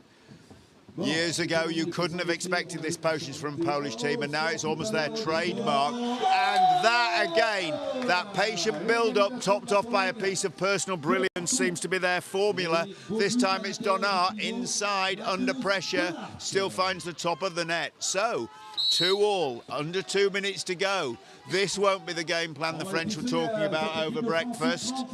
Fantastic start to the tournament for the Poles. They've really put their cards on the table. They said they were here to win it, and they put their marker down in this half so far that they've got a possibility. In the men's competition, possibly the most open it's been for a long time. I think at least half a dozen teams were stepping on the plane or into their car thinking they had a chance. And I think you could add Poland to that mix with this performance. Oh, an illegal tackle there on Linné. This could be a finish. He's looking for it, but no, the Polish defence comes good. I think that actually got as far as Davidek, but it may have been one of the defenders. And a corner. So we're running into the last minute, shot clock irrelevant. So the French will probably end this half on the attack. Can the Poles hold them out? As I said earlier, if Poland can go in even at 2, they'll be very happy. Over pitch commentary trying to fire up the crowd, get behind his team. That's his job. Our job. Keep you informed of the exact facts, and the exact facts are, with 20 seconds to go, the French hold possession and the scoreline is tied at 2. Great first half to this game. Superb hand-to-hand passing by the French again, but that defence, that was definitely Mallets in the defence that put that one out. Oh, sideline throw. 5 seconds to go. Referee Sonberg working for his salt in this game, being at work very hard, asked a lot of questions by these two teams. This has been a very fair contest, but it has been a very firm contest. No doubt about it, the referees have needed to step up here, and so far so good. It's been absolutely delivered. 3 seconds, can a shot get away? The ball's in Pilar's hand. Oh, the ball was in the air. If that had gone in the net, that would have counted. That was on target, that was in time, and that was almost played in. That could have been the play of the half. Superb half of canoe polo for us between the French and the Poles senior men. Men's Group C off to a fantastic start. So, the story of the half really, the French scoring 2 goals against depleted or penaltied Polish sides, the Poles scoring 2 crafted goals, both finished off by a piece of personal brilliance. That is something to see. Who was predicting 2-2 at half-time? Not many. Let's be back for the second half shortly. In the meantime, we've got people to thank and stories to tell. Firstly, our gold partners, Brasserie de la Goudelle, Eiffage and Upin Sports. Without these people, we could not stage canoe polo events. There are a myriad of silver and bronze partners. These are the people who we must support their businesses, buy their products, because they make it possible for us to enjoy our sport. Many of the athletes here self-funded, but if you look around this site with the stands and the purpose-built facility we have here, there needs to be support from both local government and sponsors. This site is the first purpose-built site in the world. There are 4 pitches here in the small 15,000 population town of Saint-Omer. They built 2. It brought polo in form of the Eka Cup and big competitions, and now there are 4 pitches here. That means they can host the World Championships in France for the 2nd time. First time in Thierry Harcourt. We're looking at the French team now. We can name check them. Number 1, Lignel. Number 2, Cotta. Number 3, Ligné. Number 4, Lafloche. Number 5, Bellat. Number 6 is Miro. Number 7, Kindig. Number 8, Richer. Number 9, Bellat. A coaching staff now, both called Thomas, getting the last points across. Calm down, game plan will work. We do what we're good at, we control it, get back out there. The Polish, coach will be saying, I told you we could do this, we can do this, we've proved it to everyone, now let's go out and prove it for another 10 minutes. Polish team are keen, they're already lined up. French taking the last instructions from their captain. Poland champing at the bit. They know they've had a great half. They've played superbly well. This will be what they were dreaming of on the drive across Europe. This is what they've come here to do. They said it to our team early. They were here to win it. We thought they were being optimistic. Perhaps not. Perhaps they knew something we didn't. They've certainly shown themselves here. Match stood toe-to-toe with the French. Runners up in the World Games a couple of weeks ago, and the Poles have matched them. Brilliant first half. Let's cross our fingers and cross our toes and hope we're about to see the second brilliant half of canoe polo in this game. Referee Somberg with the ball. Teams lined up. Water's smooth, clear and clean, and we're ready to go. The ball's in. For Poland, we have Schmug again. Not deterred by the fact he got sent off at the first one, and Liniev comes out. I wonder if in Schmug's mind was, I can't make the same mistake again. Put his team behind, subs off, job done, didn't win the ball. France, the first attack, still to score from open play in this game.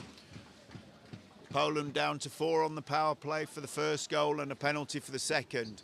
Can they use some of these incredible, short, quick, hand-to-hand passes they're so famous for to open up this Polish defence? Polish defence's watchword here is strength. You can almost feel it. They're banking on themselves to just being able to out-muscle this French team. The French team famously very, very mobile. Can they find a hole in the wall of Polish defenders? There we see Cotter begging his team to make something move. Oh, that is just stunning. Absolutely stunning. Cotter hands the ball off to Ligne, takes it back off him and just slams into the top of the goal. That's the kind of goal I was asking them for, an open play goal that they make just with a very tight play. Now Poland come from behind twice. It's time for number 3. And again, the discipline, you can hear them. They're just checking what's going on, what the plan is. Same again. Schmug. Ball inside, and they found it inside as well. That is good work. Nothing doing there for Donat. He was looking for a penalty or any kind of foul. I think he's going to have to take a corner and the shot clock reset as his reward. Again, a classic French play almost. Get it inside, make the defenders make a mistake. Poles trying to give them a dose of their own medicine there, just getting it in tight and then looking for something from the refs. Nothing doing on that occasion. Mahalet recycles it out. Which side are they coming? Looks like the left, and it is. This time it's Schmug again. Britt swings it right. Oh, that is brilliant. Migdalski on the right. They pulled the play over to the left, fooled everyone, including me, then just switched it across to the right to Migdalski, and he did not let them down. That was absolutely shot into the top corner, right in the high top corner on the far side of the goal to him, and that is it. So France score, Poland score, matching them toe-to-toe in every department here. France 3, Poland 3. 7.5 minutes of this game remaining. Let's hope they keep like this. This is a real live wire game. Team that wins this game effectively guarantees itself a place in the next round. Team that loses this game has to take on Belgium in a do-or-die game. Nobody wants that. That is just classic. Classic dummy French ball inside. This time it goes to Kindig. He gets a shot away and blocked down. Some fantastic examples of polo played well here. No mistakes, absolutely tight hands, and the ball moving very, very quickly. Same again. No gap, patient recycle. Lignon, Cotter, Line running through the team list for me. Thank you very much. And back to Cotter. Look at that. Just so accurate, phenomenally accurate. Doesn't get a product, so it just recycles out to Cotter and then Lignel, and we just go again. 30 seconds on the shot clock, just zips by. No reason for this team to panic. Oh, just look for a pass that wasn't there. Still patient as the 20 goes by. Shot clock's going to start to play its part in a minute. Lignel. Line. Oh, switched across, tried to draw the defender, and it worked. Is he in close enough? He's going to have to. Shot clock's driving it. There's your shot, there's your reset. And now you reset the clock. We can do something else. Cotter's having none of that. He fancied a shot there. It was certainly, I guess, the worst outcome he was going to get was a corner, which is what happened. He just looked like he fancied that. Now the corner. Resets the shot clock. Still over 5 minutes in this game, but 3-3. Superb examples. French, absolutely their go-to plan of getting the ball inside, working for them, and then being patient if it doesn't and recycling it. They get at least 2 goes at that every shot clock reset. They can fit it 3 times if they need to. They go deep. 30 seconds gone, no problem for them. They can build an attack in a lot less than that. Completely happy to scrub another few seconds off the clock while things get into place. Lafloche, slightly loose pass to Cotter. Now the shot clock's in their minds at 20. Comes out to Linné. What's the move? What's the move? Coming left with Cotter. It's taken them from here, but he's tried to dummy it inside, and it's made it. But is that picked up? It is. Shot clock's about to run. It's got to be a shot. That is the shot. They've got a reset there. They were looking for a bit more. But 60 seconds is soon fit. There's a little conversation going on there, a little play coming up, because where we're sitting between Cotter and Linné, what happens?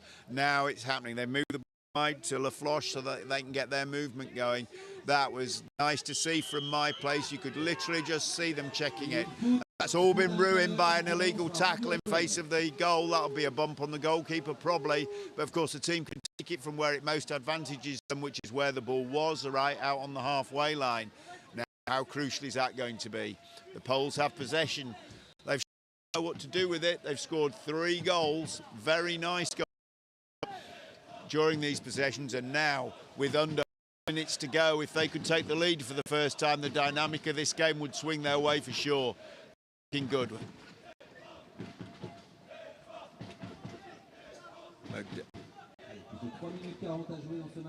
Out to Mashlak. Again, it's their turn to just have a little bit of shot clock patience. Migdalski not taking it on himself, that's for sure. Mashlak, they need to get closer than this to beat the French. No, in the end, that's Migdalski, but it's picked off so easily by Lignel. It's come up as a sideline throw, very, very close to the line. Ball's away, that's weak, but that control was magnificent. That was Mashlak, gets the ball inside. Oh, he caught his own player out there. Donat just couldn't get hand to it, and the French are away on a break. Very, very quick paddlers, the French. Are they going to punish? That's a very telling tackle. This is awesome work. Mashlak there slowed that French breakdown, and that could be absolutely crucial because they were away and he got a tackle off. Oh, that's it. Pillars for the... Forgive me, Bellat for the French. That's not his main business, but he saw an opportunity. The Polish defence not set. And so the French take their 1-goal lead. They've had that 1-goal lead pegged back 3 times so far. Will it be 4? 2 minutes 30 for the Poles to get this game under control. A draw here really would suit no one in this group. It would become a nightmare for them all. A win is what they want. They don't want to go into a do-or-die game with Belgium, either of the teams. Belgium strong enough to cause an upset with either of them, so a win is good enough. Poland know that, and they've got plenty of time. 30 seconds on the shot clock. That weak pass doesn't suit them, and it's not typical of their game. Oh, the French paddling defence just covering all the ground it needs to here. Poland driving in and then just being closed off. This is brilliant, 15 seconds. What are Poland going to find here? That's it, and that's the shot. That's a goal. Both referees certain that that was a goal. That was Mashlak. I think he took that as speculation on the shot clock, and I think the keeper thought he'd sorted that out, Bellat, but no, it dropped in through the goal. Both referees absolutely crystal clear that that was a goal. So, 4 times now the French have taken the lead, 4 times the Poles have paid it back. I would suggest, if it's not unkind, that that was the least spectacular comeback goals, because that was a shot clock driven shot that actually dropped in. Well, you hope, and it did happen that time. If that's the little bit of luck the Poles need, I'm sure they'll grab it with both hands. 1:10 on the clock, shot clock at 20, tied at 4. I didn't think I'd be saying that in a game between the potential champions France and Poland, who were 10th at the last Worlds, but we are where we are. Now, Polish break with 50 seconds. Ball in hand, players away. What is going to happen? What is going to happen? The captain of the Polish team, Mashlak, takes his chance just inside the French half on an open goal and puts it away to take the lead for the first time in this game. This is massive in a group of 3. That is a piece of captaincy at its best. He backed himself to do the difficult thing. He would have had... Oh! So, the Poles can come back from 1 down. And now the French can come back from 1 down. Christophe Bellat says, well, I've done it once, I'm going to do it again, and just slams it in the goal. 30 seconds on the clock, tied at 5. One team takes a 1-goal lead, the other team comes back. Ball in hand for Poland. You can see them calling the play along this back 4. You can hear, if it wasn't for the French crowd, you'd be able to hear them call the play. This is amazing. This is what we travel for. This is why we watch canoe polo. The Poles want to win. 10 seconds. Can they find the one shot that causes the first big upset today? No. Over the top. The game ties at 5. Men's Group C is wide open. The Belgians must be watching this thinking, we can get this. This is the result that opens up the 3-team league that is Men's Group C. Nothing is certain. Nothing is guaranteed now. That has been quite superb. People who think the first game of these competitions don't matter and aren't good and the big games come at the weekend, watch that and change your mind. The next game on this pitch, can the next game match that? It's the Netherlands men versus the Malaysian men, and that game is scheduled to start at 10:20. Very shortly we will be back with you with that game. Sur le terrain numéro 2, on aura la Nouvelle-Zélande contre l'Autriche. Et sur le terrain numéro 4, on aura le Danemark contre la Lituanie. Exactement, on verra maintenant l'équipe des Pays-Bas. L'une des équipes aussi en forme qui va jouer sur ce terrain numéro 4.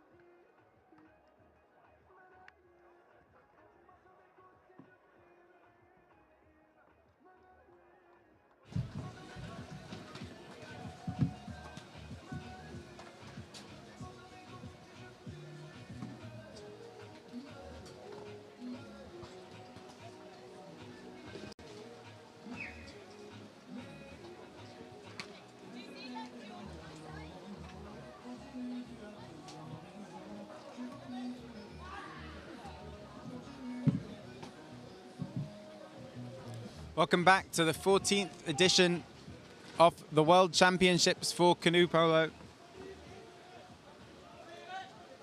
That previous game between France and Poland, a surprise draw for the host nation, but it has slightly delayed the start of this game between the Netherlands and Malaysia.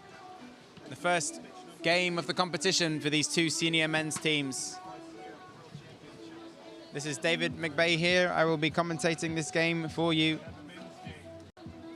And in the group for these teams, Netherlands, Malaysia, the New Zealand men,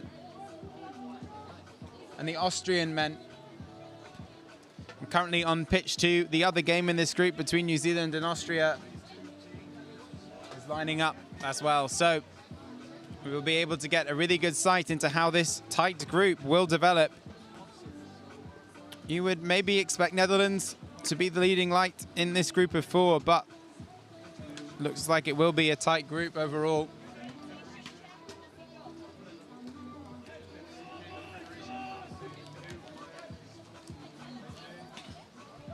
So just as we wait for the teams to warm up, this is the 14th edition of the World Championships.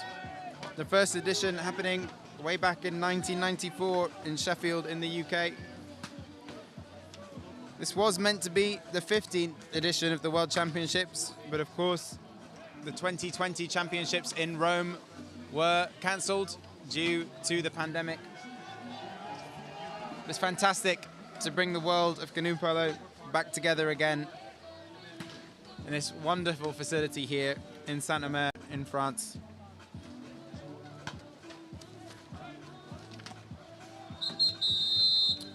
So, just getting ready to line up. We will talk through the teams shortly. Enfin, le prochain match, la Malaisie contre les Pays-Bas, dans quelques instants sur le terrain numéro 1. Next game, pitch number 1, Malaysia against Netherlands. So, the Netherlands lining up here in their orange, blue and black, and Malaysia lining up with the white rash vests, black BAs, black boats, and the yellow sides to the BAs. This Malaysian team aiming, their target is a top 16 finish.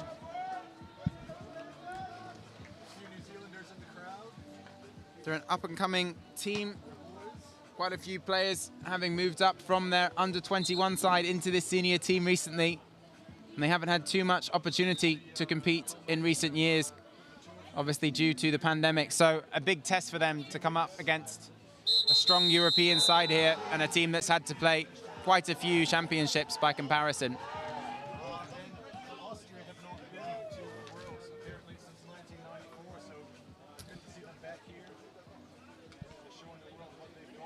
By comparison, this Netherlands team has had some very strong results recently, and they're definitely a team that are growing together.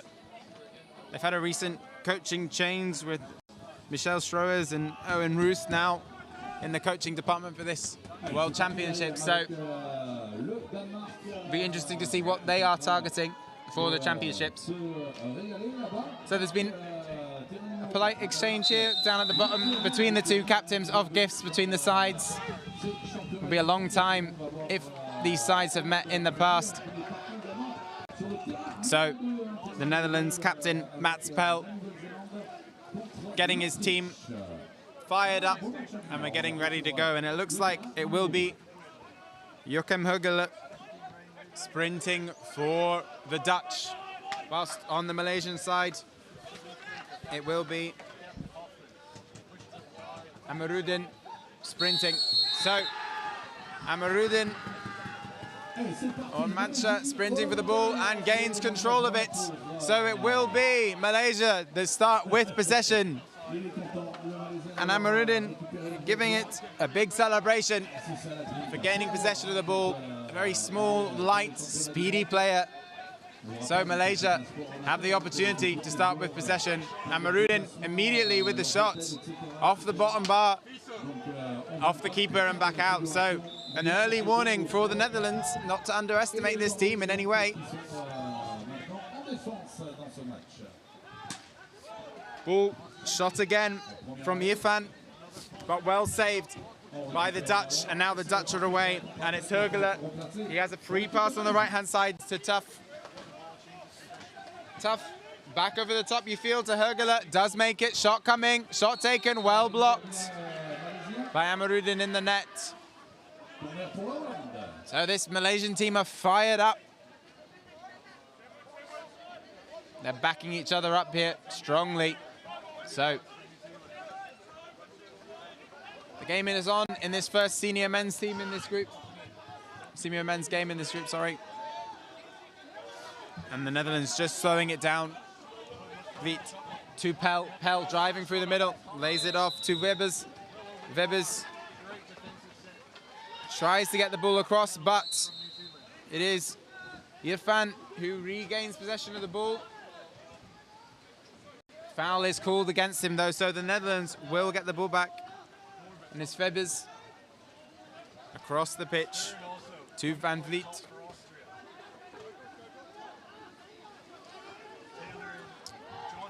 Vliet again, Vliet to Webbers. Webbers looking for the pass, goes to shoot himself though, off the right-hand bar. And not the best opportunity created by the Dutch there. Malaysia will be comfortable with that first defensive play. And now they have the opportunity to attack again. So Akudin with the ball at the back, over to Irfan. Irfan takes the ball down their right-hand side. Amarudin is on this left, looking threatening, but is taken down the middle. Played nicely inside, and this is a good shooting opportunity. It's well blocked, and that's a clear foul, though. Haikal takes the shot, tries to regain it, and Hergele plays the ball clean out as it was falling towards his hands. And I think Hergele is lucky to not be punished there. A clear warning from the referee, though, and his card will be marked at this stage. So, well blocked again by the Dutch, and if that stay in play, it will stay in play. So, the Dutch have the opportunity to break. Hergele down this left-hand side, looks over the pitch, long to Tough. Dylan Tough on the ball, back to Mats Pel, the captain. That's well recovered by Amarudin. No goal for Pel, and that's another clear paddle foul from the Dutch. And another player in this Dutch team with their card marked. So both Hergele and Pel now with a paddle foul between them. Now the referees will allow one foul per player, but if those players are to foul again, they will receive a green card and have to be off the pitch for a period of 2 minutes. So Malaysia putting early pressure on, and poor restraint from this Malaysian Dutch team. But the break is on here. Well saved, right through the top, and it will be Webbers one-on-one against an empty net. Oh, and it goes in. That ball bouncing off the back bar and coming straight out of the net. So it is 1-0 to the Netherlands, and that was well taken on the break. A good save from Vliet, well controlled down, and a fast break from Webbers. So the Netherlands won, Malaysia 0. Just under half of this first 10-minute period having been played. So Malaysia driving forward now, looking for the shot. Thought the run was going to come on the left-hand side there, but it doesn't. Foul on the inside by a Malaysian player, though. So it will be a Dutch ball. The Dutch again looking for this break. That foul taken quickly, but a loose pass, and it's fallen to Malaysia, and they're in here. If Irfan can get the ball and score, and he does! So the Dutch seeking to make the same kind of break that they did earlier on, but a very loose ball under pressure from Hergele to make the foul, and it fell straight to the Malaysian players who were quick to react. And Irfan finishes a golden opportunity for this Malaysian team to draw up the game. So 1-1 we stand with just a half of this half already played so far. So nicely played there in between the players, off the bar from Vliet. There they go again. Webbers resets the play. That was another really, really good shooting opportunity there. Unfortunate to not go in off the bar. But over the top it comes to Hergele. Hergele shoots, fires well wide. It's gone over the top of the netting. So time will be out for that ball to come back, or a new ball to be given, but that was well wide of the mark. And the Dutch have to do better to be pressuring the goalkeeper than that attempt. So Haziq with the ball, plays it back to Haikal. Haikal across the pitch to Amarudin.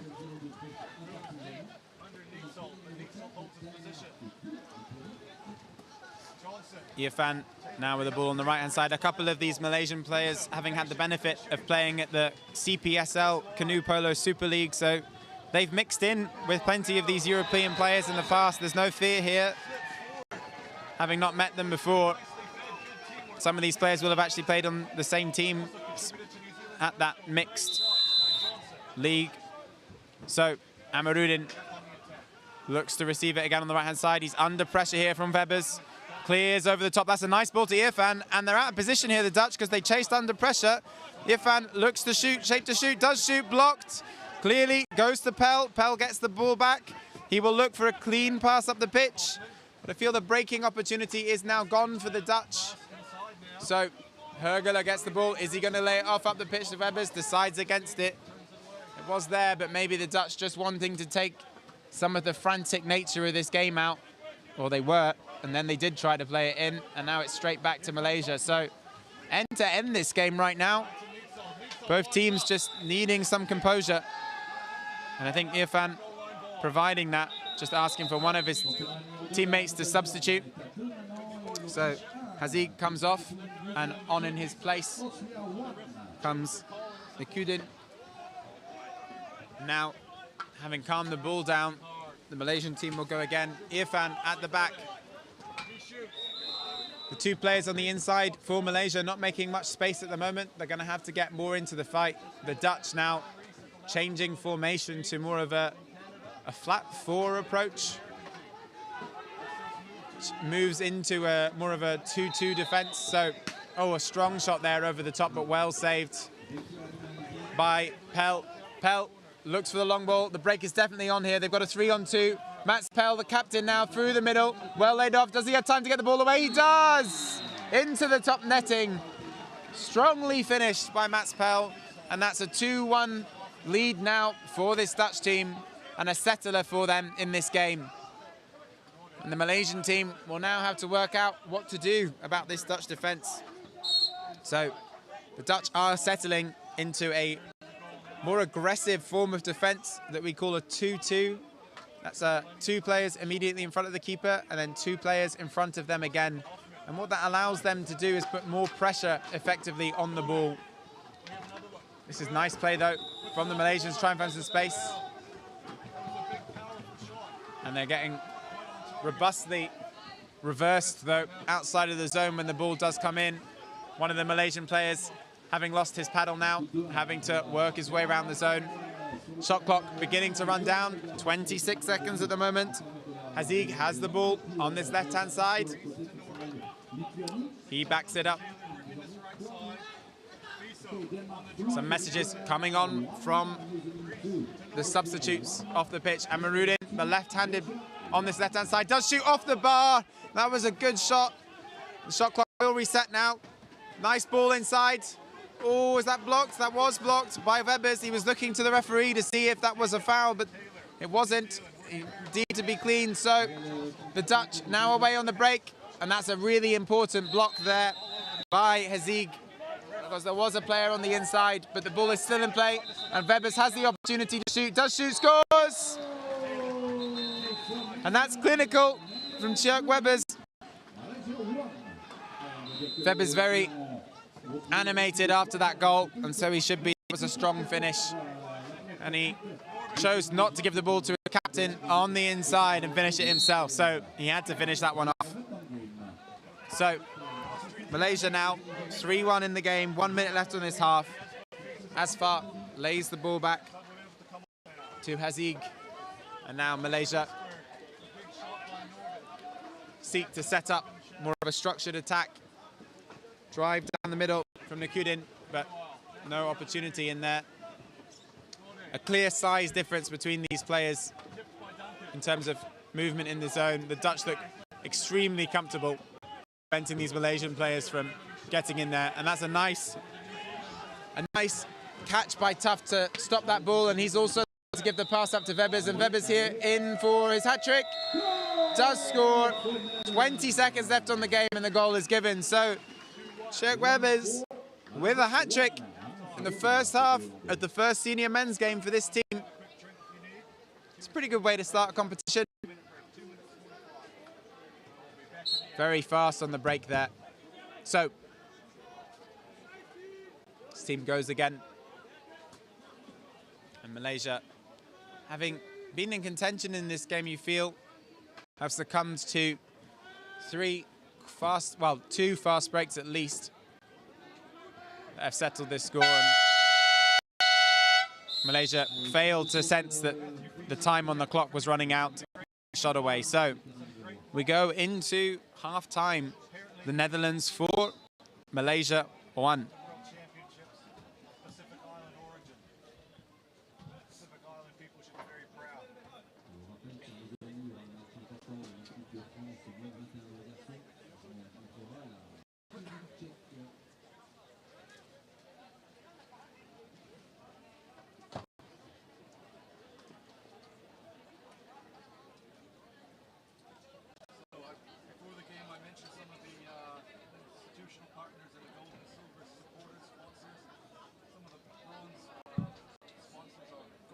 So this Dutch team will be happy with this start. They've obviously got a 3-goal advantage going into the second half here.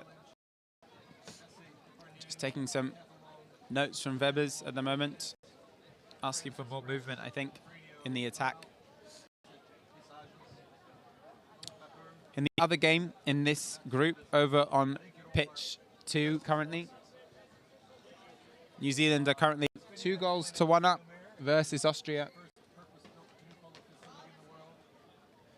The New Zealand team, a changed team from the team that competed at the World Games. Currently in the ascendancy versus Austria there. So it looks like it will be the Netherlands and New Zealand who will going, or looking like they will be going through from this group. Only the top 2 from each group do go through to compete further in the top 12 of the competition.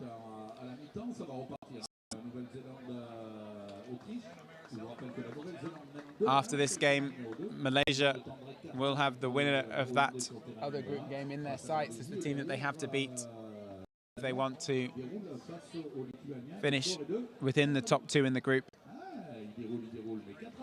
But still plenty of time to go in both of these games. And this Malaysian team clearly has pace and power on their shots to get themselves back into this game. They just need to be able to cover their breaks better when the attack does break down.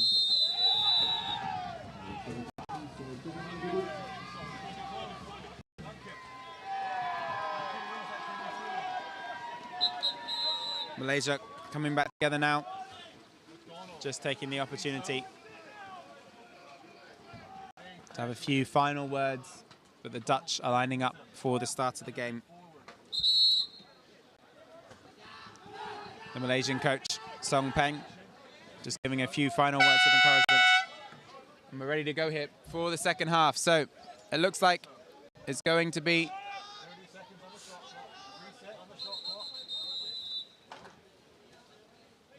Wesselfroen for the Dutch men on the sprint, and he will be going up against Amarudin again. So can Amarudin make it 2 from 2?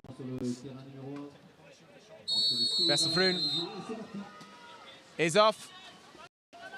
It's neck and neck between these players. Who gets possession of the ball? It is Vroon. And Matcha there, I think, hurting his hand on the way through, trying to get the ball. He looks uncomfortable, but he has to work his way back into the zone or take himself off the pitch here. Yeah, he's coming straight off. I think he must have hurt a finger in that sprint. So Irfan now with the ball. That's a good block for the Malaysians, and despite losing the sprint, they will get the first continuous period of possession now. Careful keeping of possession by the Malaysian players there. Nakudin on the right-hand side. Run down the middle, though. But chooses to go over the top to Asvar, the captain. Asvar to Hakim. Back again. He has the option of Irfan on this left-hand side, but goes back to Hakim. Captain wants it back, but it doesn't come. We're down to 13 seconds now on the shot clock. Shot has to come soon. Again, not sure if this Malaysian team is aware. The time is running out. They have to shoot now. They have to shoot now. They do shoot. It's floated over the top, but it wasn't on target. And so the Netherlands have the ball, and they are seeking the break again. And they have 2 players down the pitch at the moment. Malaysia have gone 5 out here, so fascinating. Malaysia seeking the opportunity. They want to be in this game. They don't want to give this game up. So they've done a 5-man press against this Dutch team. But the Dutch, wise to that, and have made it all the way down the pitch there. So chasing the game there for the Malaysians. They want to compete in this game. They went man-to-man against the Dutch team, but the Dutch power and strength, they found it easy to sit on the ball and work their way up the pitch there. So we will see if Malaysia repeat that tactic again. Goal difference could be all important in the group stage. If Netherlands are the strongest team, then if Malaysia were to draw against the winner of this other group game, it could all come down to goal difference. So whilst Malaysia, want to have a good showing in this game, they shouldn't chase it too aggressively. Nice passes in there, though, and this is a good opportunity. And a goal for Asvar. That was well worked by Malaysia. And we're at 5-2 to... Oh, sorry. Yeah, no, 5-2 it should be. Your scoreboard is currently wrong. There we go. Reset now. So 5-2 between the 2 teams. And the Netherlands trying to get... And we are now at 6-2 for the Netherlands versus Malaysia here. And that was very clean between the Dutch players to find the space. Probably the best attacking move of the game so far. So 6.5 minutes left on this second half. And Haikal sends it over to Irfan. Irfan back to Haikal. Haikal takes the drive down the middle, pops it over to Amarudin. Amarudin to the back of the pitch, over to Nakudin. Nakudin to Irfan. Irfan over the top to Amarudin. Amarudin shapes, saved. Falls nicely though to Haikal. Haikal resets it, knows they have time on the clock to go again. And maybe now that goal difference thought is creeping in. Can use up some of the time in this new minute. No need to rush their play. Will Amarudin shoot? He doesn't. Nicely laid off to Haikal. But a poor pass there on the inside. And a clear foul there committed by Irfan to prevent the break. And Malaysia do stick with this 5-out structure. And Amarudin with the pressure on Hergele. Hergele under pressure from Amarudin, but leaves it behind. And now Malaysia are being called back in by their coach. So Febbers with the one-on-one off the bar though. And Malaysia do have the ball again. So the Dutch not really capitalizing on some loose play in the 5-out there by Malaysia. No drastic pressure really put on any of their players, but they did force the one-on-one opportunity but didn't convert it. So 6-2 it remains. And the ball with Nakudin on this left-hand side. Can he feed the ball into any one of his players? He doesn't. Comes back, round the back to Irfan. Irfan plays it inside to Amarudin. Amarudin looks for that ball inside to Haikal. Haikal robustly denied entry into that zone though by Mats Pell, the Dutch captain.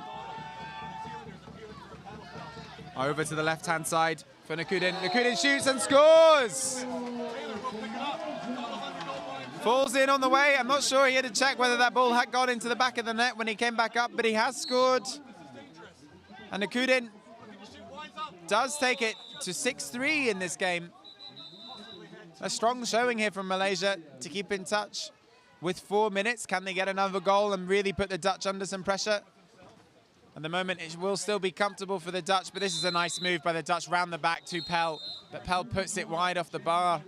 I think just some rustiness in these players. We've seen it earlier today from the German men's team as well, but shots that you would expect to be on target just coming off the bar, and some really good shooting opportunities being missed. So Irfan now with the ball at the back, plays it onto the inside. That's a nicely found to Haikal. No opportunity, but Amiruddin looking threatening on the left. The side against it. Haikal finding space on this right-hand side. No pass really available for him unless he lays off to his right now. Can't, well covered. Ball comes out to the back. 30 seconds left on the shot clock here for this Malaysian side. They've now got 4 players, though, inside this Dutch defense. So if this ball does fall to the Dutch, which it has now, they're going to be in trouble. And they are in trouble. The Dutch are away. They've got 2 players clear. Could this be Weber's 4th goal in the game? Off to Hergele. Hergele has a free shot on an empty net, but he offloads to Weber's. Back to Hergele. Hergele must shoot. Sky high again. And Hergele reaching for the stars in this game. He's fired a couple of those high, and he's frustrated with himself, understandably. Question of who was going to take the shot there for the Dutch ultimately. I think he probably could have gone first time when the net was clearly open. So another missed opportunity, and Malaysia very lucky having committed 4 players into that Dutch defense to prevent the break. They have fewer players in this time, but Dutch are away again. It's currently man-marked, and Malaysia have gone 5 out on the press, but they've been beaten with the speed of Mats Pell, and Pell will have the opportunity to score and does. So Nakudin there, not able to match the speed and aggression of Pell in the man marking down the pitch. A strange decision by Malaysia to man mark there. They looked like they had time to get back, but maybe some confusion in tactics between the team about what they're playing at this stage. So 7-3 to the Netherlands as it stands. And Malaysia reset through Haikal on this left-hand side. Still playing with 3 on the inside, though, and they're very tight to this Dutch defense. They reset, though, bringing 3 players back out to get the speed on their runs. So on this right-hand side here, Asfar starts the drive. Oh, foul given up in defense, though, I think on the goalkeeper. And the head sink from the Malaysian team, but 2 of their players haven't worked their way back. They were too busy blowing their cheeks out at that decision, and it's a nice long shot from York Pell to take it to 8. And frustration creeping in for the Malaysian team now. I think the attrition of this game is taking its toll. Some frustration showing and some tiredness showing. And they're struggling to decide between who to bring onto the pitch between their subs. So ball comes over to Hakim. Hakim back to Haikal. Haikal takes a boat to the stomach, but plays on. Amiruddin with the shot.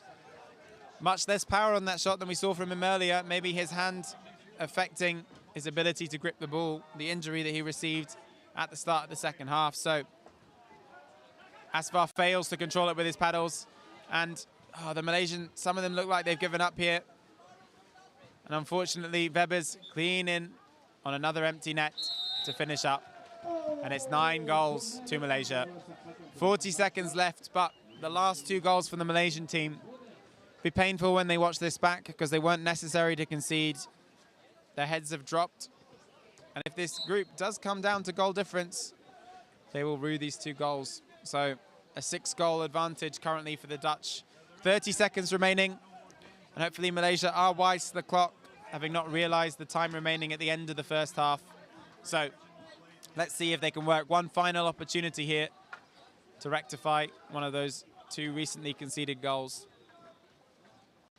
15 seconds now.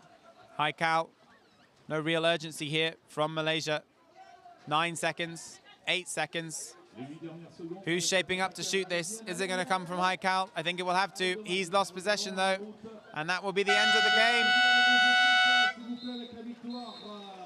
A frustrating end for Malaysia, but they were well-spirited in the first half. They did get 3 goals of their own against this clearly more dominant, stronger Dutch team in terms of size. And they will look to review this game afterwards, but they can be proud of the result in this game. And the Dutch continue on. The other game in this group finishing with a 2-2 draw between Austria and New Zealand. So this group will be incredibly tight. So we will have to see who will progress through in the top 2 slots from this pitch.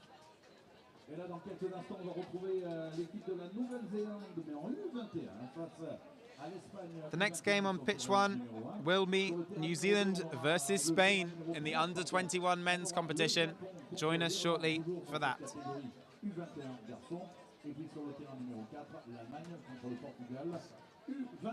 So next game's U21 men category. Pitch number 1, New Zealand, Spain. Pitch number 3, Japan, Ireland. And pitch number 4, Germany, Portugal.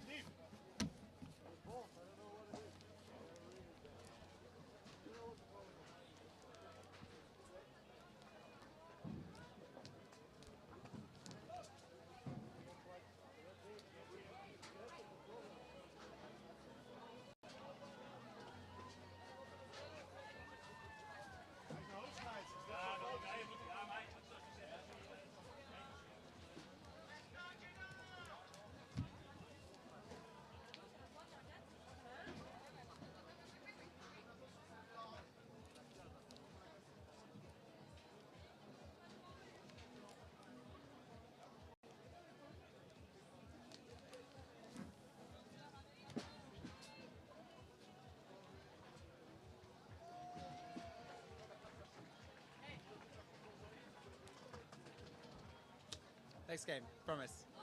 I'll get you. Don't worry. I'll get good photos. I promise.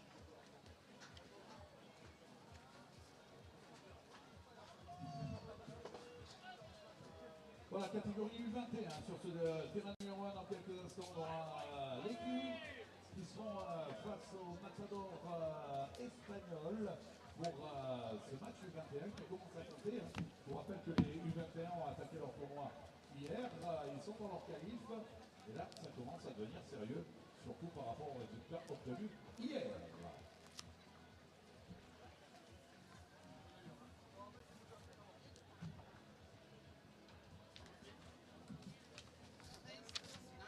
Next one.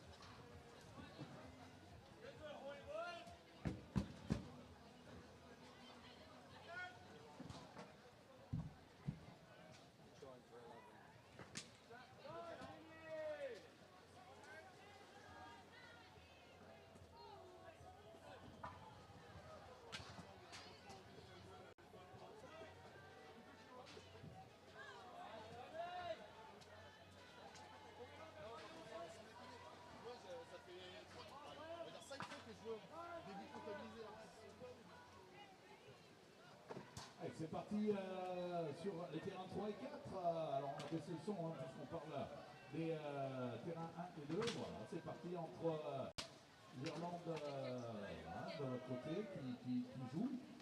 Sur le terrain numéro 3, ils sont en action. On a l'Irlande contre, allez, un U21. C'est les Japonais, je crois. Irlande-Japon. Okay, they're on, yeah, goal for Ireland, pitch number 3.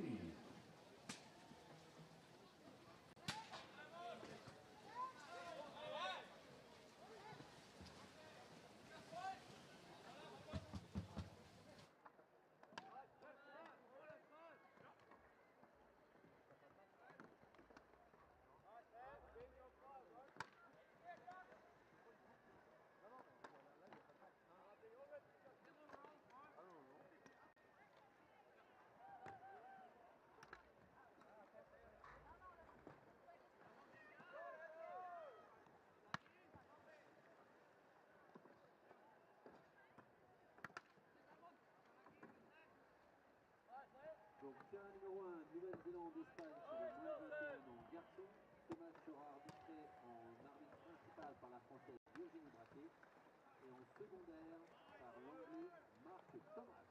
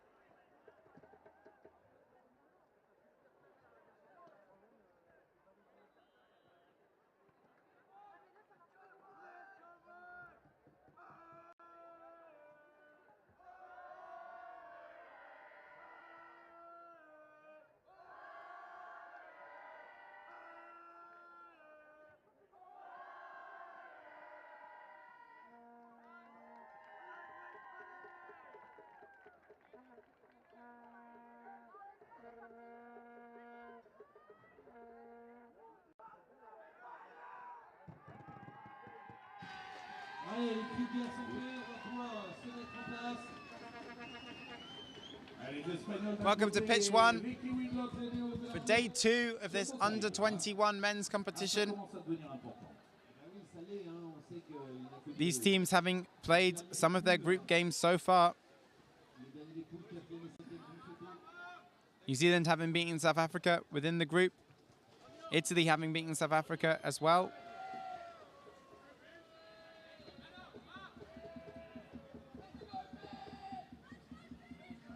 Italy having narrowly beaten Spain. And this is the first time that these two teams will obviously meet. So a big game in this group for Spain in particular, if they want to stay in contention. Top 3 from the group will go through, so not over for either of these teams. But here we go then. Coleman taking the sprint for New Zealand. New Zealand lays off the ball to Mazarotto. Fortunate that it rebounds to him. So Frost with the ball at the back.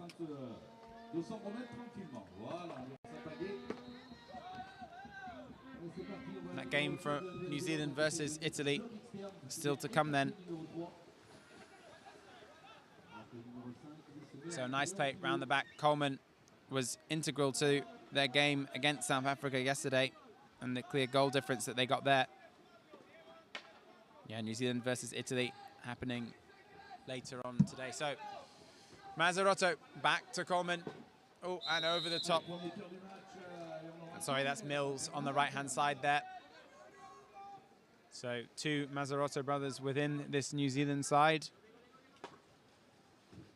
And this on taking the corner is Anthony Mazarotto. Also lays it, really nice ball, pinpoint accuracy over the top to Coleman. Spain playing the corner trap there, putting New Zealand under pressure and forcing them to take the long pass. But if the pass is that accurate, you can escape the pressure. So Coleman over to the left-hand side to Frost. Frost back to Coleman. Coleman across the pitch to Mills. Mills still with the ball. Nice ball round the back to Mazarotto. Takes the deflection and off the top bar. And Spain will have the opportunity to break. Spanish under-21 men's team, traditionally extremely quick. And it's Antonio Romero Mesa still on the ball. Shapes to shoot. Locks it off though. Oh, it's fumbled though by Guno. But the referee has judged him to have been illegally hand tackled during that. So we will wait to see exactly where the foul is placed, and it is placed close in, but with 3 paddles in his face, Romero Mesa decides to lay this ball back off. So Aguila on the left-hand side, back to Beltran.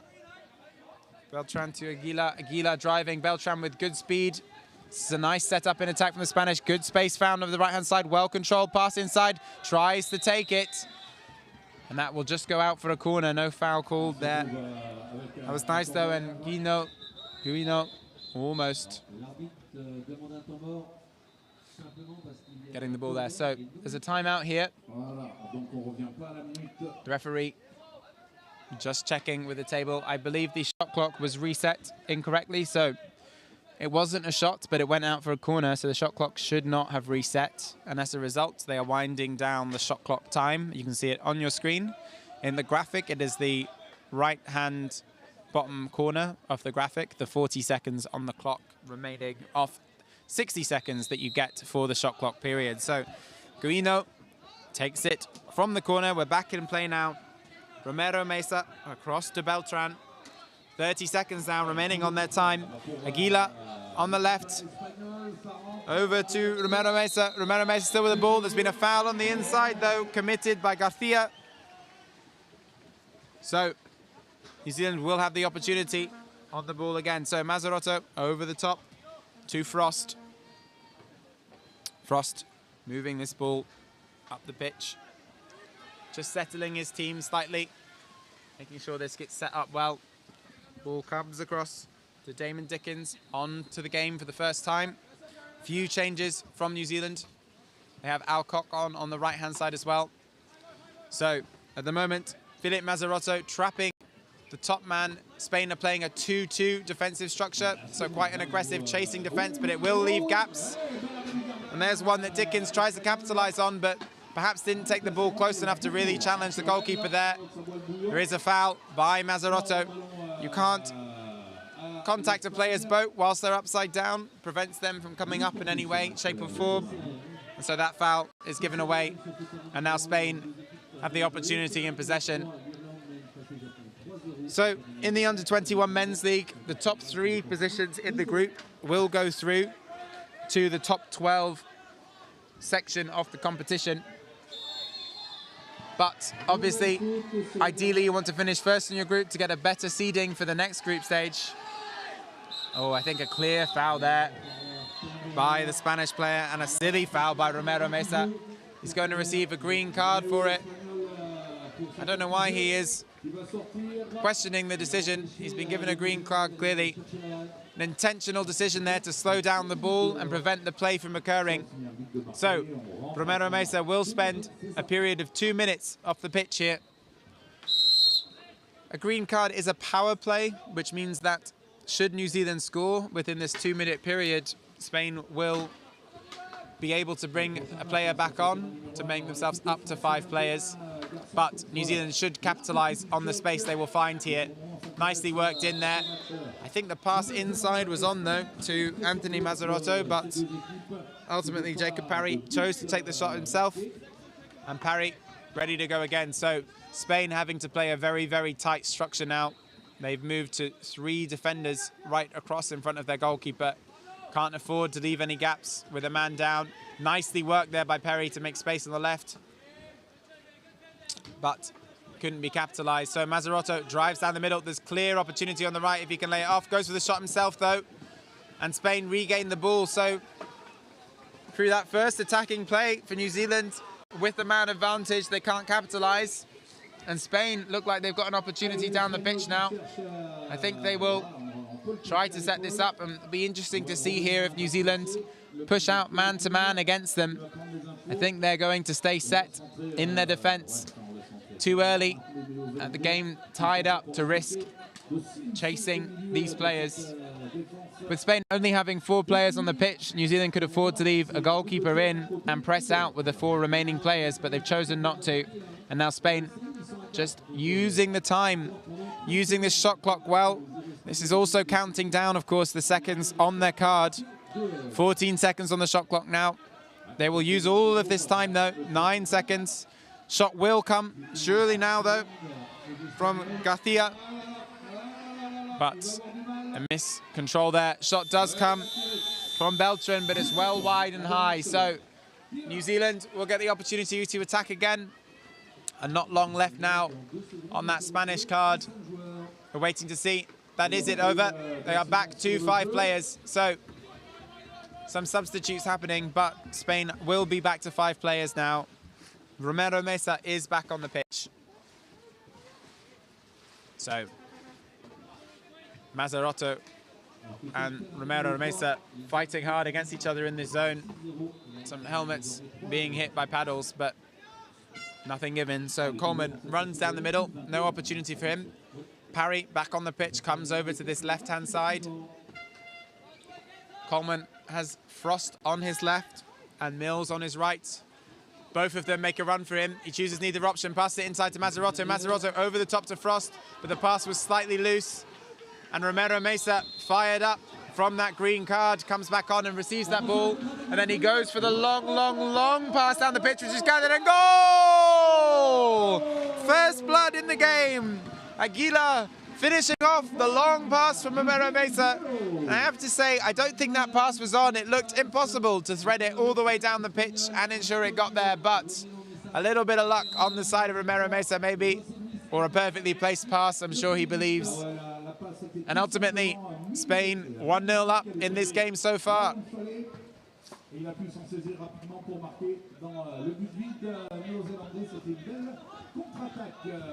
So this Spanish men's under-21 team finished in the ACA Cup earlier this year, second, losing to France in the final of that competition. They're targeting a podium, but they don't count New Zealand as one of their main contenders. They see France, Denmark and Italy as the main other contenders for them. Oh, sorry, France, Germany and Italy, although Denmark have been playing well. This New Zealand team, by comparison, third in the Junior International recently, finished 7 in the senior men's competition at the paddle as part of their tour over here. And Mills with the shot off the bar. And I think that did take a block. Oh, I think that... Okay, it's fallen for Spain. I think they could take a touch, but neither referee sees it that way. So it is Spain's ball. Long shot. Taken too early from Aguilar. That was slightly rushed. He's frustrated with himself. So New Zealand will gain possession again. The New Zealand under-21 target, though, is the first position. They want the gold medal here. I won't, no ashamed to say that. That is their target. And if they want that gold medal, then this is one of the teams that they're going to have to beat. The team that they will play now, and if they progress into the competition, will be very likely to play again later on as well. So Coleman looking to lay it off smartly there, but it didn't quite have the distance on it. So Frost forced to lay it back. Foul on the inside again, though. Mazarotto committing a form of foul.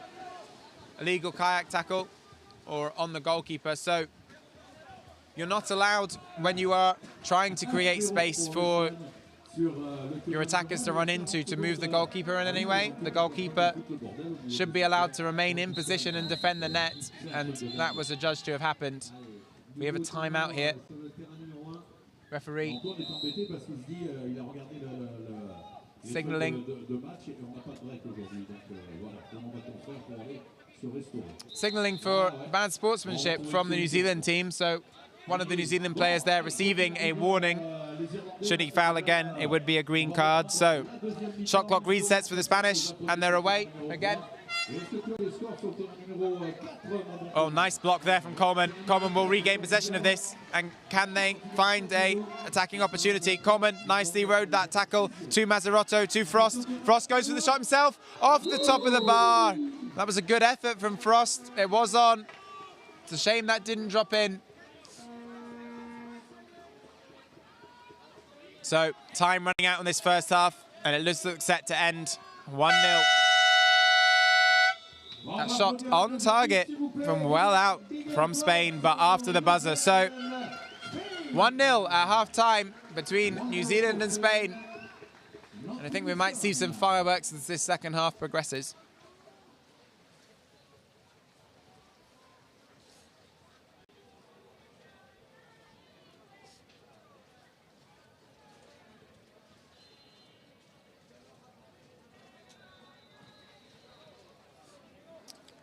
So I think this Spanish team will be happy at half-time. This New Zealand team will be quite an unknown to them.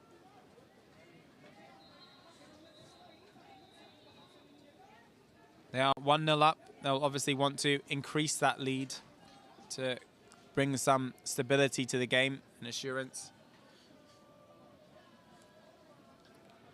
Riding that green card period well, Romero Mesa, with some poor discipline to slow up the ball and receive that green card.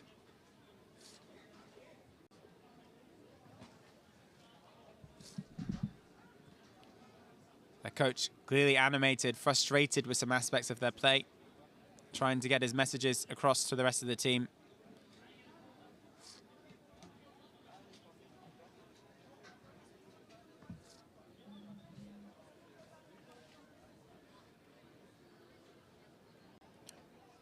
Trying to get some answers from his players about some of the decisions that have been made so far. I think they're mostly defensive in nature. Maybe some aspects to that attacking game that have been rushed so far. The New Zealanders, by comparison, they look relatively composed and calm in their half-time chat. Not panicking here, I don't feel. I think they will be happy to have gone toe-to-toe against the team here that, you know, is well regarded as one of the main competitors for the podium places, whether that's first, second or third.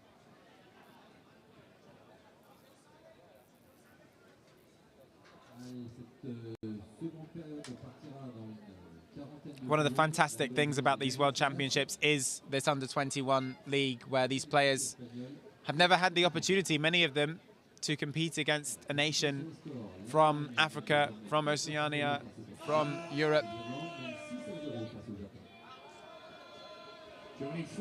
New Zealand just getting their support riled back up again. So, ready to go here. And it looks like it will be Alcock for New Zealand against Sanchez Carrera. Sanchez Carrera. And they're off. And Alcock. Oh, it's very, very close. Alcock has the edge. Oh, but good boat control there from Sanchez Carrera to guide himself over the boat without fouling. So, Spain will start the second half in possession.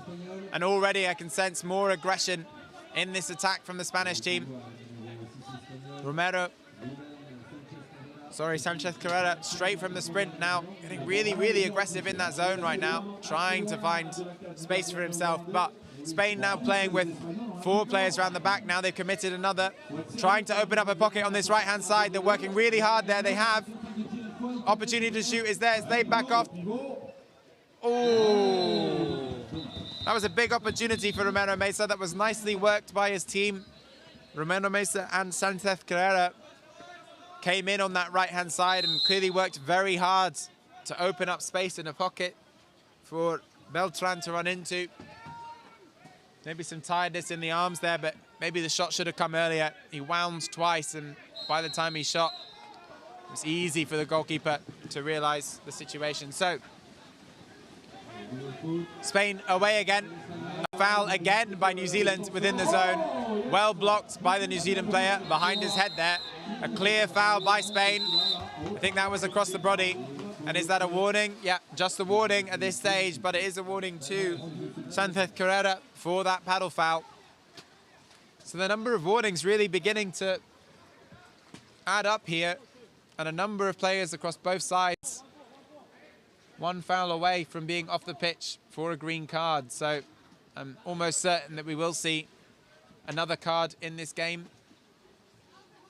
Discipline, incredibly important, especially in the under-21 men's league. Obviously, a lot of adrenaline for these players, many of them at their first World Championship. Ball comes to Frost. Alcock trying to make the run. Ooh, quite fortunate in some ways that that was blocked because Alcock was on the turn. So, parry to Frost. Frost settles it at the back, and New Zealand set up a more structured attack across the pitch to parry. Nice. That take a block it did. That was a good shot, though. Well-worked opportunity and half chance there, really.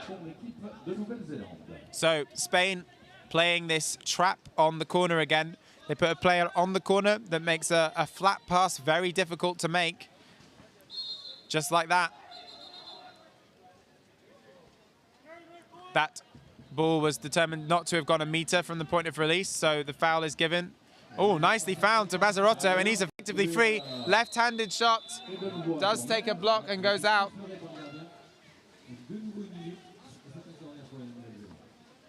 So, nicely worked there, but they're still playing this corner trap.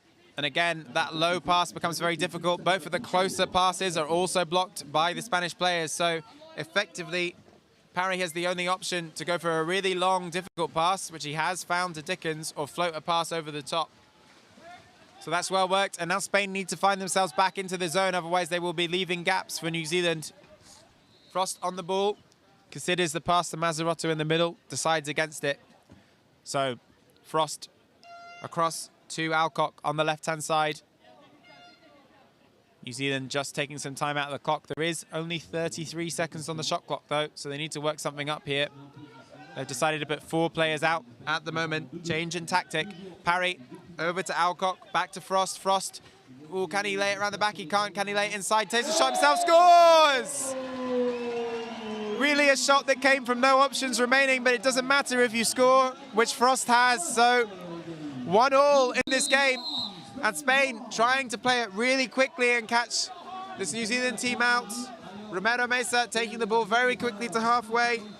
Beltran, this is a clear tactic from the Spanish to play very fast after conceding. You are most vulnerable after you score a goal because you relax.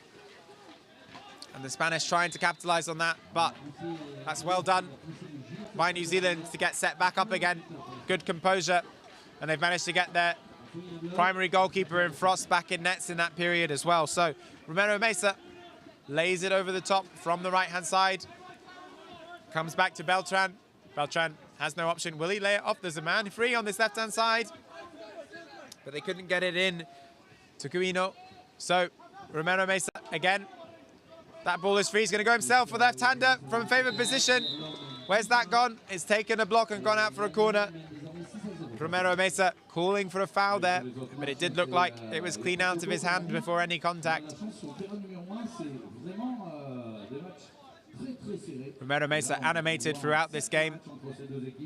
Perhaps needs to choose his opportunities a little bit better to question the referees. So Romero Mesa under pressure again, comes back out to Beltran. Beltran takes it up the pitch a little bit. They need to get some depth on their runs though and speed, and Romero Mesa starts that now with good speed on the ball. Beltran should follow up. Romero Mesa looking for the pass inside though. He does find the pass inside, and it's Garcia, the captain, who takes the shot, but it's off the top bar and well out. So we have a timeout here just as they get a new ball from the barrel. So it will be New Zealand to restart possession here. 1-1. 4.5 minutes to play in the second half of this under-21 men's game, and we're all tied. And Spain, if they are seeking to top this group, need a result here. They won't want a draw, they'll want the win.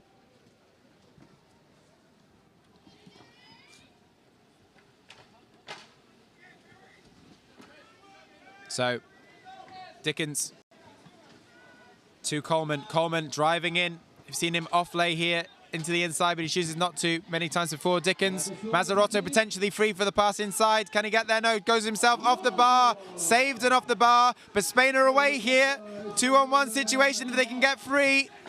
Can New Zealand get back in time? They're fighting really hard to make it happen. I think they're going to force the block, and they have. That's really well covered by the New Zealand team. And maybe overly played by the Spanish.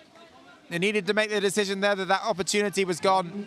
So with Italy having beaten Spain earlier on in this group, 3-2 that result was. Spain will be really seeking for the win here. New Zealand, by comparison, still have Italy to come. So this result on a knife edge and will ultimately determine Who will finish top of this group, you feel? Or at least top 2. Out from Coleman to Frost. 3 minutes left now, and this is where, as a player on one of these teams, you start to think, okay, 3 opportunities here for us if we use our time sensibly. 10 seconds left, though, on the shot clock. Call comes from the back from there. Ooh, good save and force for a corner. Good pressure from Frost. Enough power on that to force it for a corner as well. Well seen from a distance by Beltran. Those distance shots, you have a long time to look at them, so right. And we're back to the Spanish trap on the corner again, still playing the same tactic. Mazarotto bringing the ball onto the pitch now. If he can get this over to Frost. Oh, he goes for the bounce pass. Foul is given against New Zealand, so Mazarotto trying to bounce the ball off the surface of the water to get it away from the paddle, but it is loose, and that ball has been nicely given up the pitch. Mazarotto getting back, though, to put pressure on. Play on here, though, for Spain. He's dropped the ball. Time is out. What's the call here from the referees? Number 5, the captain, Anthony Mazarotto, not the captain, his brother, receiving the green card. And with 2 minutes and 15 left, that will be the rest of the game, effectively, bar 15 seconds that New Zealand will have to play to 4 players unless Spain score. So a big, big shift in terms of what that means for this game. Spain now will desperately want to convert on this extra man advantage with 2 minutes left and take the win. Big pass there. Shot, sorry. Maybe unnecessary to take that shot. New Zealand are so tight with their 4 players. They've got plenty of opportunities to work something here now in the next 2 minutes, Spain. It was a static shot to nothing, really, but Spain go again. It comes back to Aguilar on the right-hand side. Looks for the pass inside, doesn't have it. Comes back out to Mario Tarrega. Mario Tarrega, haven't seen much of him in this game so far, but is now playing. Tries to lay off the ball to Sanchez Carrera. Sanchez Carrera shoots. Ooh, takes a block on the way through. Big fight here then from both Mills and the captain, Philippe Mazarotto, in that defence. Ben Coleman still playing that chasing position on the top. They've chosen not to drop back into a tight 3-man, although they've effectively found themselves there now. They don't want to allow this shot down the middle, but that must leave spaces. It has to leave spaces for Spain. And they found one there. Beautiful pass. Oh,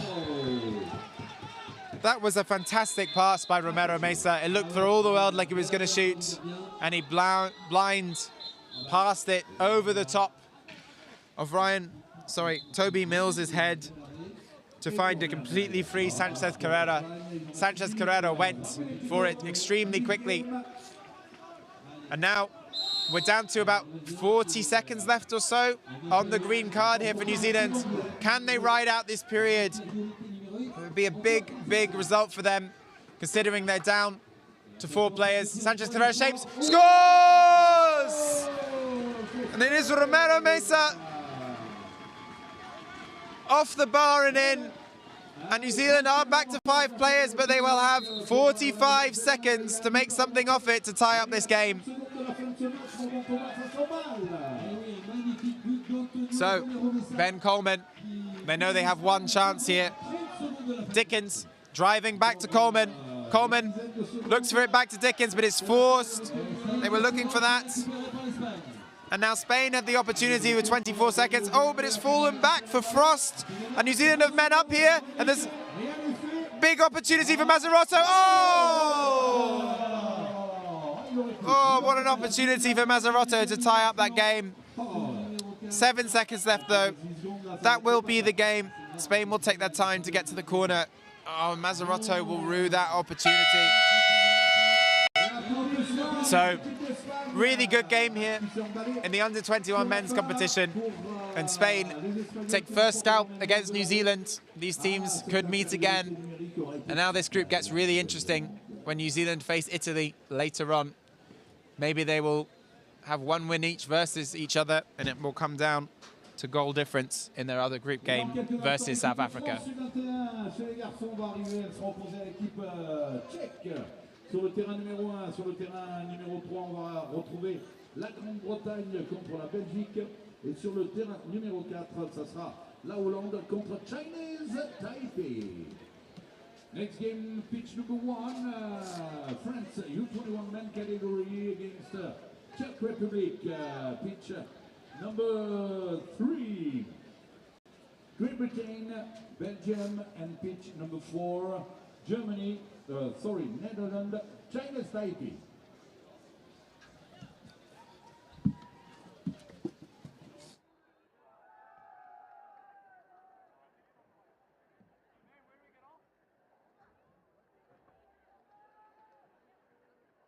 Un petit point sur les scores les matchs sont terminés. Donc l'Espagne a battu la Nouvelle-Zélande 2-1, l'Irlande a battu le Japon 11-1 et l'Allemagne a battu le Portugal 7-0. Eh oui. Bon, nos petits Français dans quelques instants. Alors on rappelle qu'ils ont attaqué ce tournoi par un match nul, 4 partout contre l'équipe suisse. Ça a été chaud, donc un match nul, oui. Mais il faut quand même avoiner là maintenant et réussir un beau match contre la République tchèque qui est rentrée dans son tournoi hier en fin d'après-midi seulement. On a regardé comme ça le match, histoire de voir où ils en étaient. On ne sait jamais, il va falloir être sérieux pour notre équipe de France et on lui souhaite le meilleur dans quelques instants. On va applaudir les Tchèques qui arrivent sur l'eau sur le terrain numéro 1 s'il vous plaît. Alors qu'on est en train de changer, oui, applaudissements pour les Tchèques. Allez. Et puis derrière, on va donner de la voix pour l'équipe de France qui rentre sur le terrain également maintenant. Allez, le public de Saint-Omer.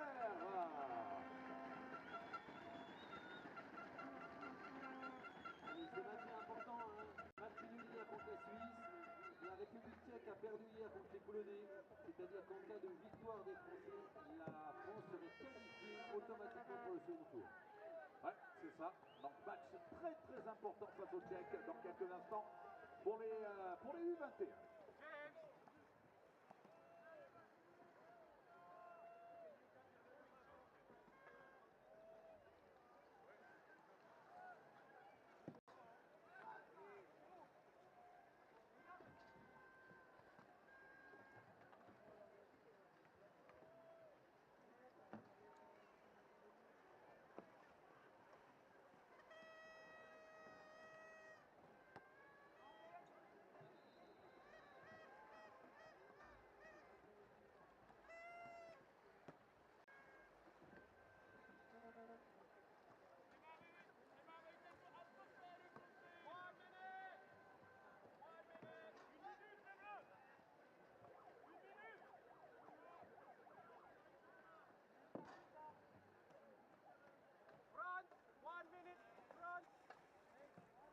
Voilà, on est à l'échauffement sur ce terrain numéro 1.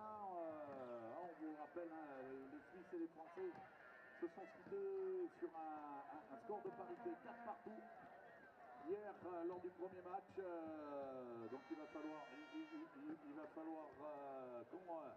qu'on gagne ce match. Puis on est pas mal après pour la qualif au prochain tour parce qu'on a des poules de 3. On est d'accord, non? Alors là, l'équipe de selon les poules. Voilà, là, selon on a les poules de 4 et on sort les 3 premiers. Voilà, donc si on bat la République tchèque, il nous restera la Pologne à jouer après, mais on sera directement qualifié.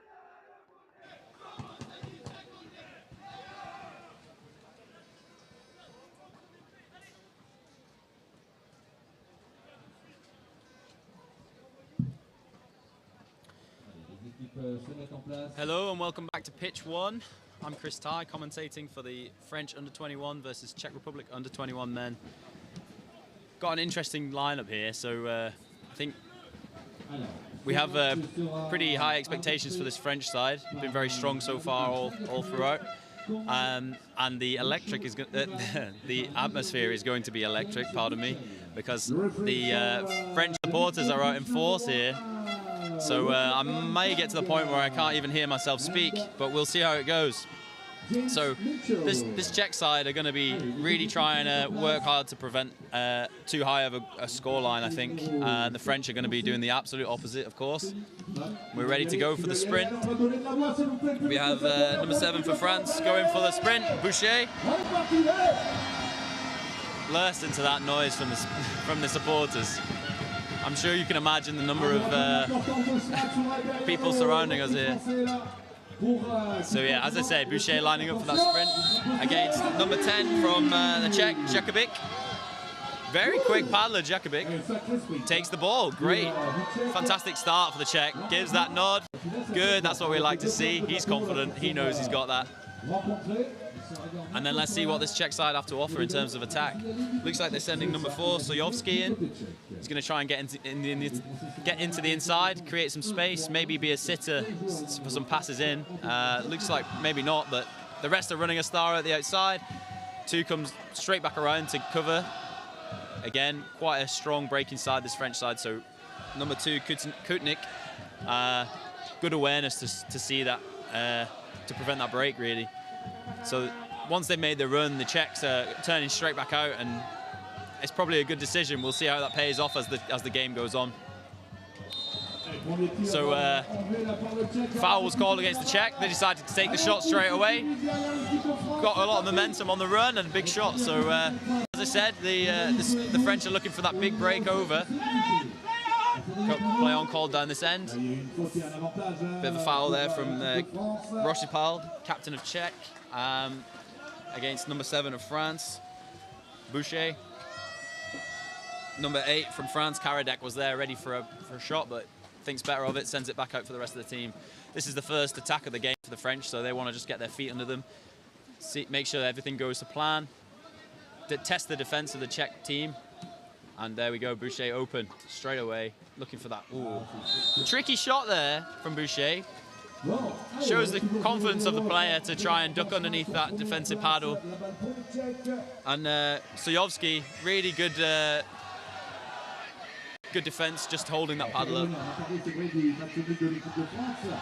Whoa. The atmosphere here is amazing. Czech side making some good runs there. They're not hanging around, they're taking big runs from deep. That's exactly what they need to do. They need as much momentum as possible to carry over these French speed bumps. The French are going to lift their boats, try and prevent the Czech players from getting over the top and going straight into the zone. Number 4 from Czech, Sojovsky, he's going to be trying to prevent them from doing so. So we run that start from the outside again for the Czech side. Ball goes straight over. Ooh. Okay, captain Rochipal, quite confident there. Goes to the paddle flick over the French defender. French paddle gets to it. Very good reactions from the French. And the break is on again. Whoa. First goal to France. Probably not unexpected. Captain Lecor makes that finish. Very loopy pass over the paddle of the defending team. Captain Rochipal may be a little bit frustrated with that, but he's going to be turning to the team, say, that's fine, we can bring this back. And this Czech side really are looking for the win, you can tell. They're not taking the French lightly. I think they must know that they have the ability in their locker. And judging from these runs, these really good runs, good passes to hands, it's possible. Sent a couple players in the inside now, the Czechs. Captain of Czech Republic gets the ball again, sends it on the inside. Are we going to have a shot? Good shot, but goes wide. So number 6, Menchak, inside man, looking for that ball, the pass through. Good defense though from the French. Richard takes him out wide, limits the angle on that shot. So the Czech restart from the shot, the corner. And then Star again from the outside. Ball through again, unfortunately not gathered.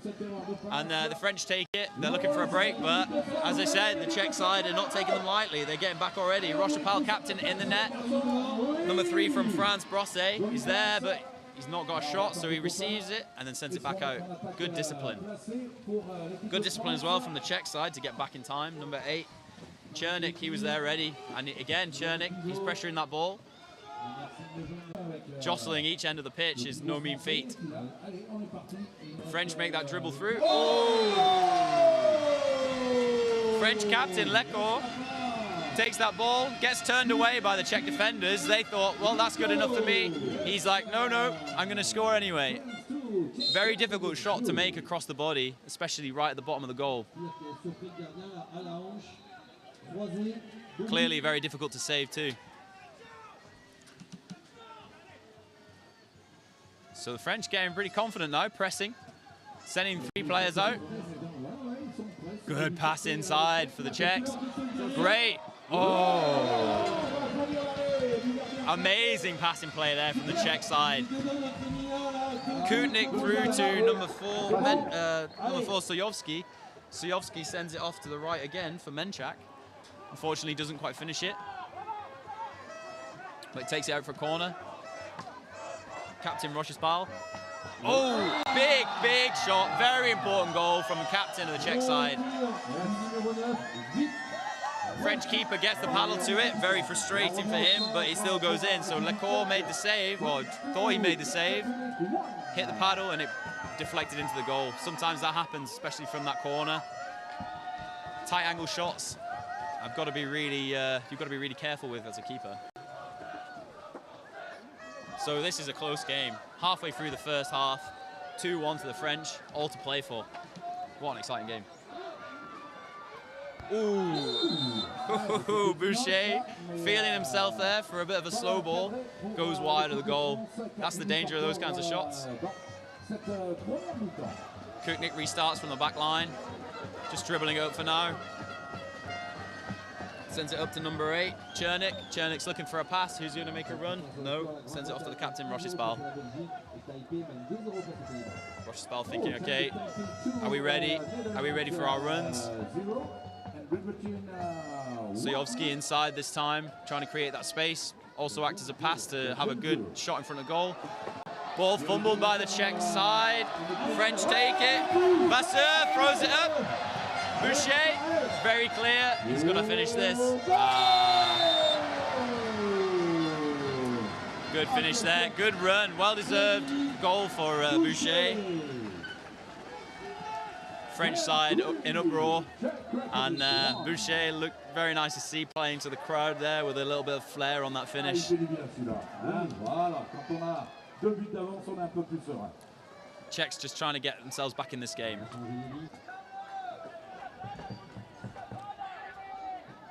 Probably the ideal kind of inside play you want, really. Czechs just waiting for that clock to count down again. 20 seconds on the clock. Ball goes to the inside man for the Czech. Turned away from goal by the French. Foul called. So that's a very, very favourable shooting position for the Czech team. Is Sojovsky going to take this, or is he going to pass it off to another player? He's complaining to the referees there. He's getting pushed out of the zone where the foul took place. He obviously is allowed to take the shot from the foul. Ooh, and he just takes a quick shot. Very good idea, unfortunately. Big, very important block as well by the French. So French break is on again. Not as clean as it was before. We have a player back for the Czech, Jakovic. He's in front of the goal. Is he going to make the save? Great save.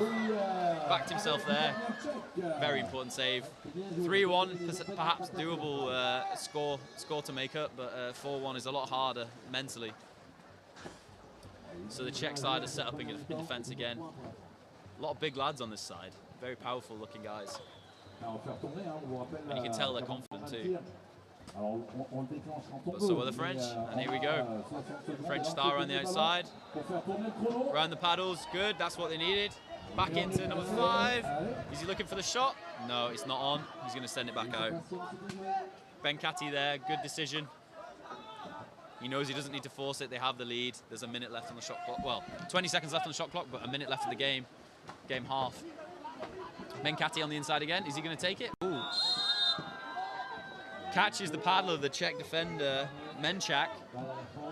I think the referees recognised that that wasn't a deliberate foul. Menchak was making a paddle stroke, but Benkati was moving the ball in the air and obviously accidentally caught the paddle. So they give the foul, but no cards. French send it out. They know they just need to work down this clock. That's enough for them. They've got a shot clock reset. They can just hold this ball until the shot clock's done. Finish this half favourably. Makes the run down the centre. Ooh, big shot. perhaps another pass in there, but who am I to say? Brosse took the shot, went a little bit high. Maybe he's trying to get a goal for this French crowd. Who knows? And there's the end of the half. So clearly, very favourable position for the French. The Czech side are looking really strong though, so it's all to play for. I'm sure they won't mind me saying that. You know, I was quite surprised. You know, pleasantly surprised. Oh, I nearly had my head taken off by a ball there. Definitely, this Czech side has it in them to take the win. I think they just need to be a little bit more clinical on the passing, and then just finish their dinner, as we would say in the UK. So finish the shot into the goal. Donc sur le terrain numéro 3, la Grande-Bretagne met 1-0 face à la Belgique. Et sur le terrain numéro 4, Taipei met 4-1 face aux Pays-Bas. Captain's probably turning to his players at the Czech Republic half. Listen, we know we can do this. We're holding them out when we do. We're preventing the breaks, which they are doing. And we just got to be a little bit more clinical on those passes. Make sure we finish the shots. French side, probably the opposite. Let's carry on as we are. Nous, sur le terrain numéro 1, l'équipe de France, même 3 devant la République tchèque. Pour un gagnant en cette victoire, on serait automatiquement qualifié pour le second tour. C'est ça, puisqu'on sont les 3 meilleures équipes de cette poule. De 4. So apparently a green card is going to be awarded to one of the players here. We'll have to wait for the half to start before we find out. French, France. So number 1, unsportsmanship at the corner at the very last second. Yeah. So as you probably heard, near side referee has given a green card to the French number 1, Richard, for some unsportsmanlike behaviour at the end there. I think perhaps maybe he threw the ball away or some other sort of foul like that. You know, sometimes you got to do these things. That's the game. You got to play the ball away, take the time away from the other team, especially when they have 5 seconds left on the clock. Yeah, Emeric Richard, green card. So don't get me wrong, I think the French side is still going to be looking to win the sprint and then hold that ball, but the Czech Republic side will probably look to capitalise on having that player up. I wouldn't be surprised to see them do a 4-man press and leave a keeper in the goal. So we have a 2-minute sin bin for Emeric Richard. And as this half starts, let's see if the Czech side can capitalise. So we're lining up for the sprint again. Looks like number 4 from France, Vasseur, looking for the sprint. And to me, it looks like number 10 from the Czech Republic, Jakubik, is looking for the sprint as well. Yeah, Jakubik's lining himself up, and so is Vasseur. Odds on, who's going to get it? Oh, this suspense. Are we ready? And we're off. Oh, it's close. It is close. Oh, Vasseur gets the ball. Fortunately for Jakubik, he goes under, goes over, has his hand on the ball, no foul. But yeah, as I said, the Czech side looking to press, 4-man press with a keeper in. Don't think the French will be too concerned about this. They must be practicing this all the time, and that, yeah, as we say, that pass goes up to the anchor on the French side. Number 3, Brosse. Brosse passes it off to 5, Benkati. Benkati needs a pass here. He needs a pass. He's a bit isolated. Takes a dribble instead. Good pressure though from Chernik. Leko, captain, comes and rescues him. Looking for a pass himself. Vasseur. Brosse. Brosse sends it off to Benkati. Benkati opened the side for a pass there to Water. Good play, good 5-out play. And he sends it through to Brosse. Brosse one-on-one with keeper. Important save from Sejovski. Not a good position to be in if you're conceding goals against a 4-man team and you're 5. But that's the risk you take. They're behind, they need to start pressing hard, so they've got to get some goals back somehow. If they carry on as they were playing before, they're just going to get even more of a deficit. So still pressing out for this four-man press. Good decision there, Leko. Passes it out to Benkati. Benkati is there. Leko trying to come around and give him a pass again. Yeah, he's there. Oh, bit of a fumble, unfortunate. But Vasseur is there to pick it up. Very good team play. Leko is on, he's free. He's lost his man, sends it off to the anchor. Leko's coming back in, perhaps for a shot. No. Goes off to Vasseur. Vasseur off to Benkati. Benkati takes the shot. Good save from the Czech side. Czech Stojovski makes the save again, very important. Hits the bar, bounces back out to French side. French are back up to 5. So the press didn't pay off, they held it. Fair play.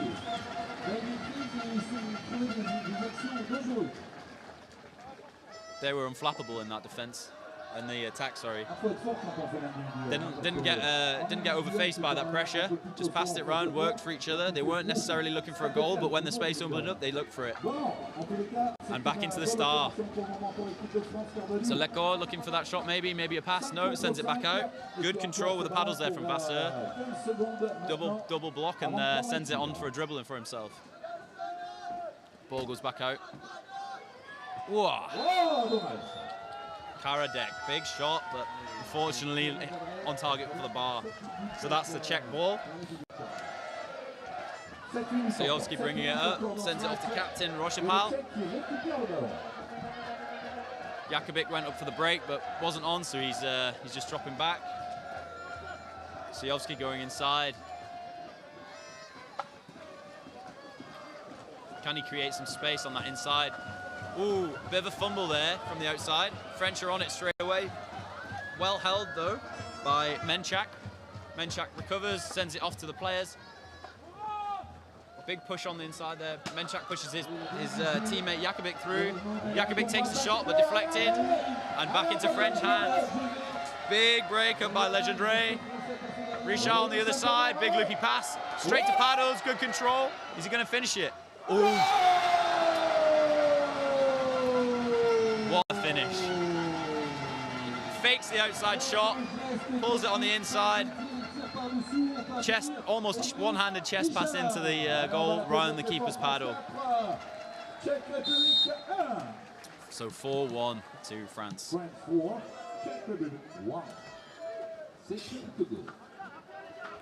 Yeah, the Czech side need to just get their feet under them again here. Make themselves a few runs, test that defence, get passes to hands as well. Jakubik there picks it up after the drop by Rochepal. Chernik bringing it in. Is he going to pass it off? Maybe not the best shot to take. Yeah, so sends it back out. Good decision, Kutnik. Yeah, reset themselves for that star. Get those deep runs. Looks like the French have dropped themselves into a bit of a flat 4 defence. Quite interesting. Must be confident to stop those runners coming down the centre. We've got an inside man from the Czech though. Menchak, who wasn't used. Instead, the captain passes it on the outside, and the Czech players are passing around again. So it looks like the French are making these presses. Big shot though from Kutnik. He fancied his chances there. Leko had to make the save, the captain, and then sent it up to the French players. Benkati takes the shot. Open goal, so, you know, fair play, but if you're going to take those shots, you've got to make sure they go in. Again, I mean, they have a bit of a cushion, the French team, so I don't think they'll be too concerned with that wide shot. If it was a closer game, maybe there'd be a bit of admonishment from the team. I'm sure, I can be sure that my captain would give me that. Ooh, good block on the inside from the French. Karadek gets his paddle to that pass, but recovered by the Czech side. Good paddle flick out by captain, up to Jakubik. Jakubik has the ball. No paddles though, so takes a dribble, hand paddles. Sends it off to captain Rochepal. Rochepal takes a dribble, looking for an opportunity. Sends it in, really good pass in. Bit of a bounce off the water. Is he going to finish this? Ooh, unfortunate.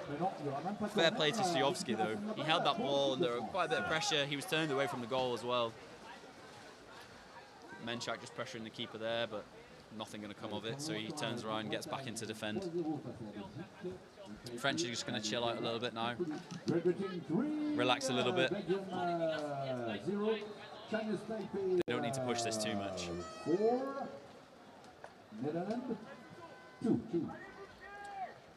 So yeah, starting the run on the widest point possible, trying to draw a player, open up the space on the inside for the rest of the team. 2 men on the inside now for France. 3 men going in, 6 coming back out. Lacour takes a roll, accidentally catches the paddle. Ball goes out to Richard. Big overhand shot from Richard. Very tight angle shot too. Good save. Really good save from Suyovsky. Important save. He's going to keep the Czech Republic side in this game. So it goes off for a corner. French side taking the corner. Leko decides to play out. Gives the corner off to Benkati. Brosset looking to run in the centre. Oh, and the Czech side, they're pushing 5. They know they want to win this game. They know they need to push. But judging how the four-man went, it might not work out very well. Unfortunately, Czech captain loses his paddle there, trying to make a deflection. Didn't touch, but he paddle slipped out of his hands. So what we're seeing is a 5-out play by the Czechs. Oh, well, what we were seeing is a 5-out play. They're dropping back into that 3-1 defence now. I think they felt like they could pressure on the corner. Very risky tactic, but you know, high risk, high reward, as they say. So close ball in by Richard, deflected by the Czech side. They have, oh, unfortunate, not an accurate pass from the Czechs. Okay, holding called against France. So Czechs get the ball. Ball goes up to the, ooh, takes the shot. Jakubik doesn't pay off. Captain Leko makes the save. He'll be happy with that. Subs off, gets one of those other players on. He's like, I'm happy with that sprint back in defence.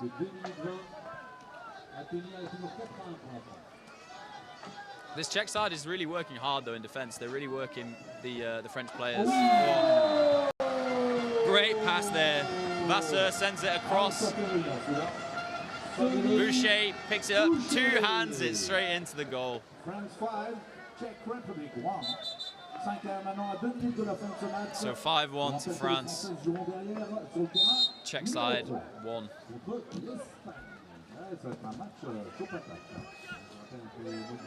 So if they're going to redeem themselves here, I think they're going to have to pull something out of the bag, pull something special out of the bag. Also need to get some good runs going. I think they're having a habit of kind of sitting when they made the run. They're sitting under the French paddles, and what they really need to do is just get straight back out of the zone, pass the ball around again, make another big run. It's a high energy tactic, but that's the way it's got to be. You're playing a high energy team. Big breaking team, there we go. Big block from the French. Vasseur gets a paddle to the pass.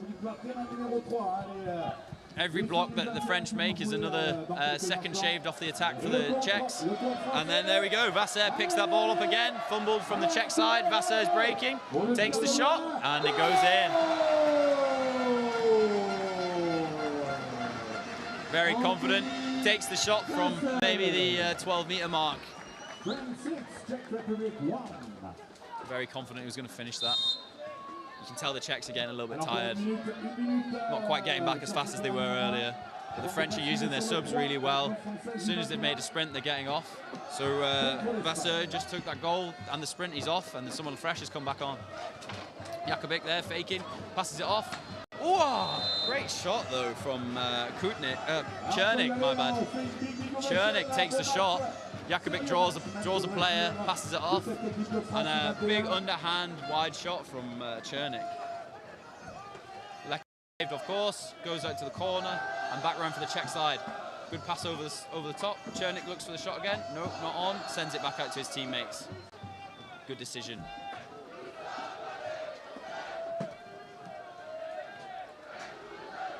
French are looking pretty strong in defence here. After that first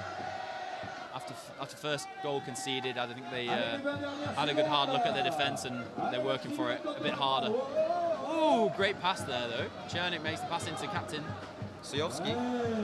Rochester, pardon me. 5 seconds left. Are they going to make a shot? Yeah, he's going for it. Wow.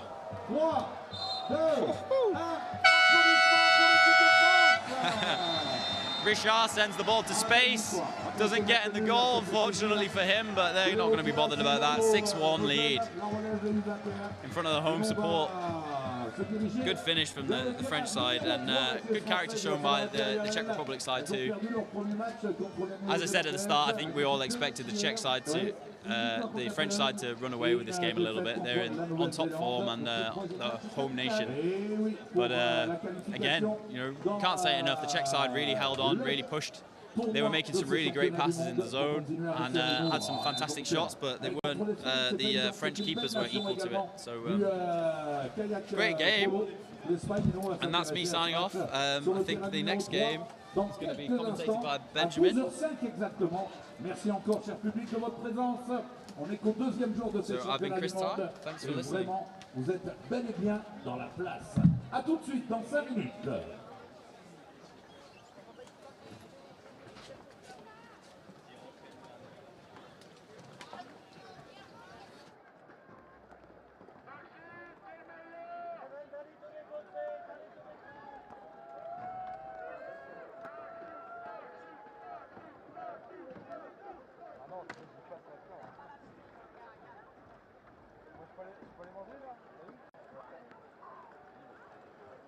Je vous rappelle, pour les supporters français, allez sur le terrain numéro 3 à 12h05, l'équipe de France féminine Espoir rencontrera les Espagnols. Et à 12h40, les seniors dames rencontreront les Japonais sur le terrain numéro 1.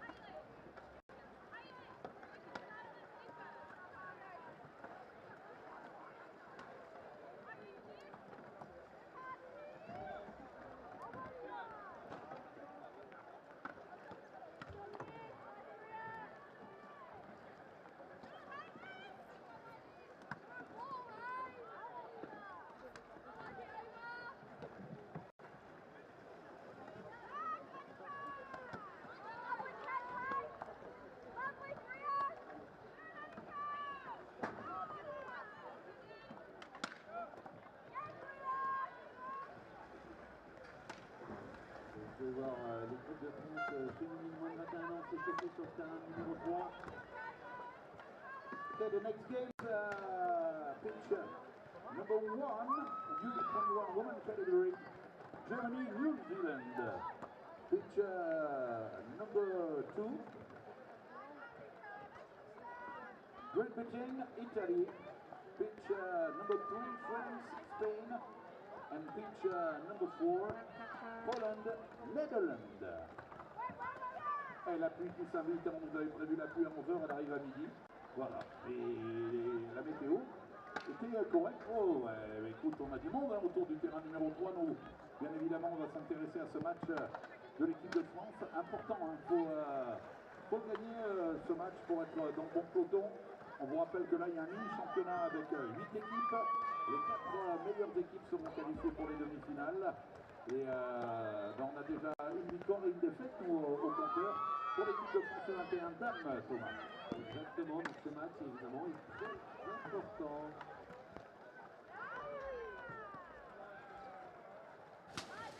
Et puis après, pour être complet sur le programme, on reviendra sur le terrain numéro 1 avec les dames seniors et on aura l'équipe de France contre l'équipe du Japon qui va jouer sur ce terrain numéro 1.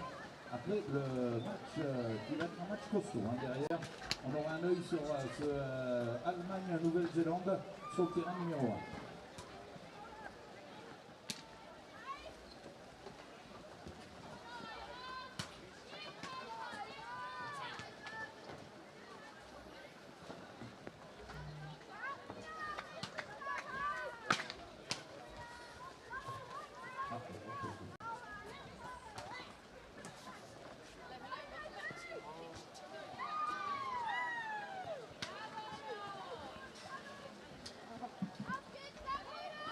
Welcome this afternoon to the game between Germany under-21 women against New Zealand under-21 women. Hopefully it will be a very exciting game, and the game is about to commence in about 1 minute. Avec ses supporters, ils sont là, les oranges sur le terrain numéro 4 face à la Pologne. Je rappelle qu'on est en U21 chez les dames.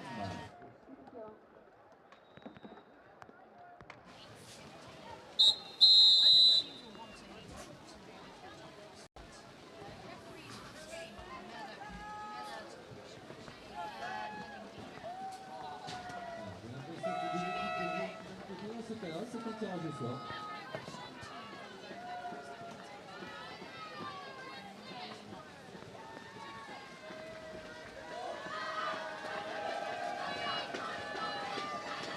Et regarde le ballet des Néo-Zélandais. On the screen you can see the New Zealand girls finishing their warm-up with a couple of turns, get some blood in the muscles, get sharp, and now both teams are lining up for the beginning sprint of this game.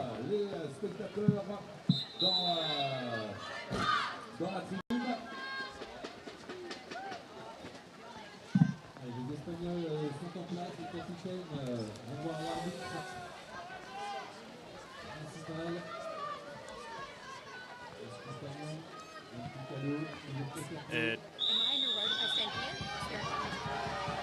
And there we go, the sprint is on the way, balls in the middle, and it looked like number 10 of Germany, Grunewald, was faster at the ball than the number 6 of New Zealand, Eva White. And Germany gets into the zone with 2 women just battling for space, and directly after it is number 6 Köhling. Köhling with a pass to number 9 Hagenburg. And it's out of the zone again with the shot clock winding down at 30 seconds. Past number 4 Koens.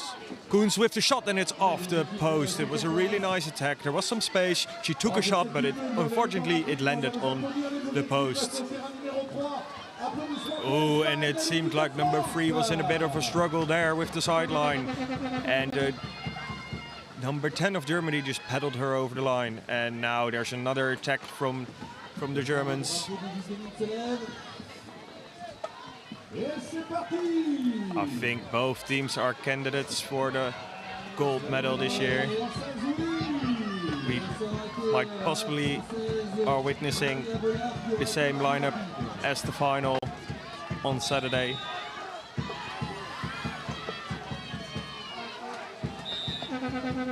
There was a foul by one of the Germans, and now New Zealand is in possession with number 7 on the ball.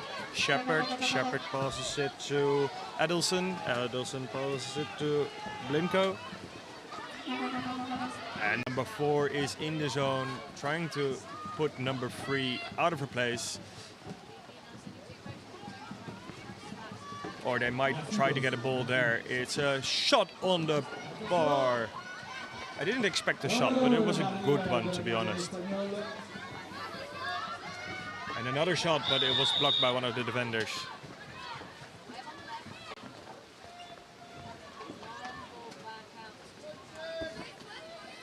I can hear the New Zealanders communicate, trying to get a better attack in. There's a corner. And number 4 trying to make some space for herself or for her teammates, and there is a shot from number 7 Shepherd, but it was blocked by the goalkeeper. And now there is a fast break for the Germans. What are they gonna do?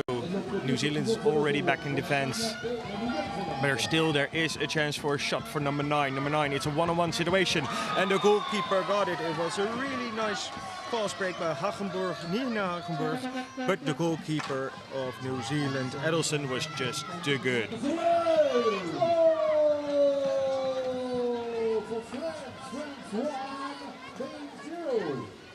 It looks like New Zealand is playing a 1-3-1 defense with 3 defenders and 1 chaser. Chaser going after the ball, and the defenders trying to maintain their own space and blocking the ball in defense. And it seems to work because they have possession now. New Zealand have a fast break. Are they gonna do it better than the Germans did a couple of minutes ago? It seemed a bit slow, but they might just go for a regular attack. And Germany making 2 substitutions. Some fresh muscles in the game, and a really nice save by the goalkeeper Guling from Germany.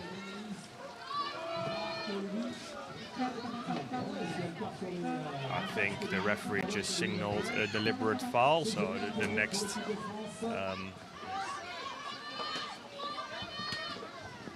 next foul that one of the Germans makes is got to be a green card.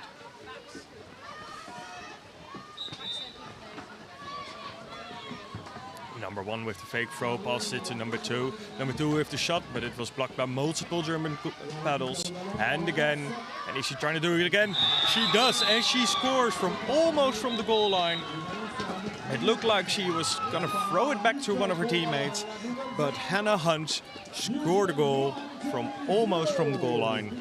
Nice goal for New Zealand, which is now leading with 1 goal over 0 for Germany.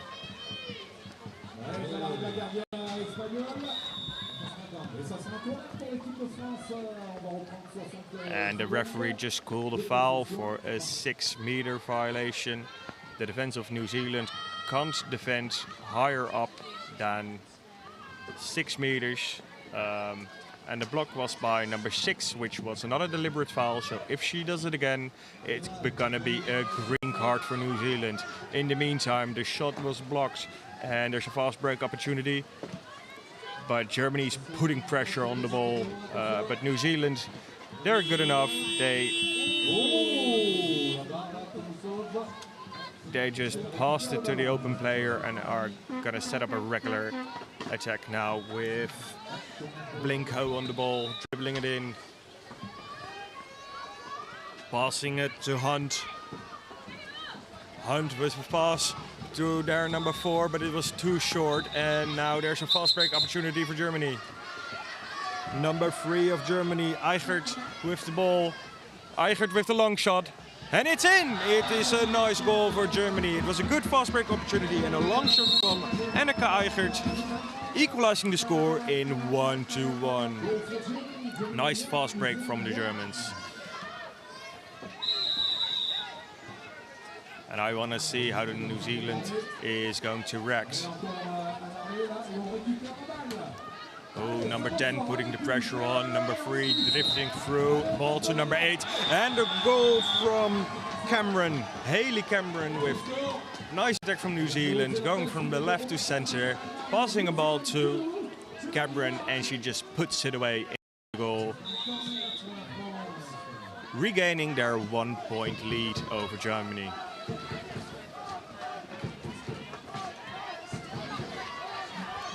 Number 4, Kunz going in, passing it to number 10, Grunewald. Grunewald to Kunz. And number 5, Kramer. Just blocking in their defense, just trying to get some space. Number 10 has seen it, but number 6 dribbles it in herself. Oh, and the ref spotted another foul.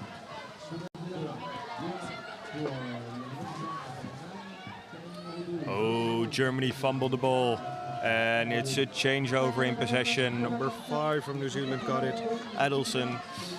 And now they have another chance on an attack and extend their lead to 2 points. Germany goalkeeper's already in place. Pass to number 3.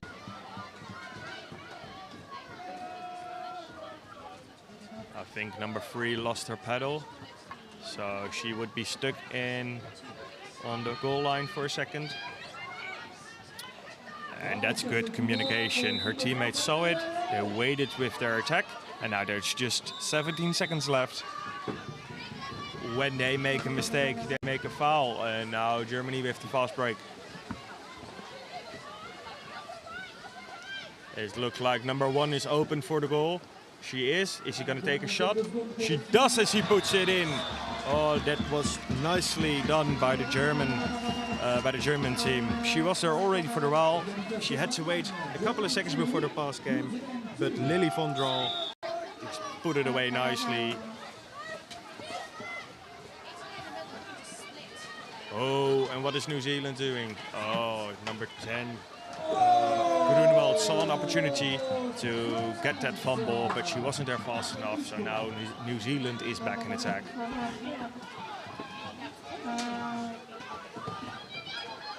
Oh, with a bit of luck. With a bit of luck, New Zealand ended up with the ball. I thought she lost it, but then number 7, she took the ball up, saw an opportunity, and Alyssa Shepherd shot it into the goal.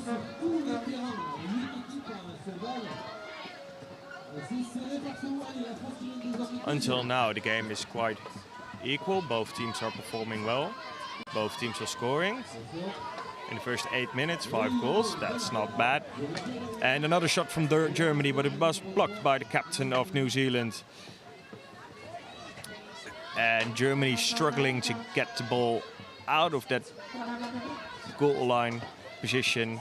Because if you have the ball at the goal line, you're basically stuck. You have to or shoot it on goal, which is really hard because it's a really sharp ankle, or you have to throw to a teammate. Oh, and she fumbled the ball there, but Germany managed to recover the ball immediately. So no new shot clock, which is on 30 seconds.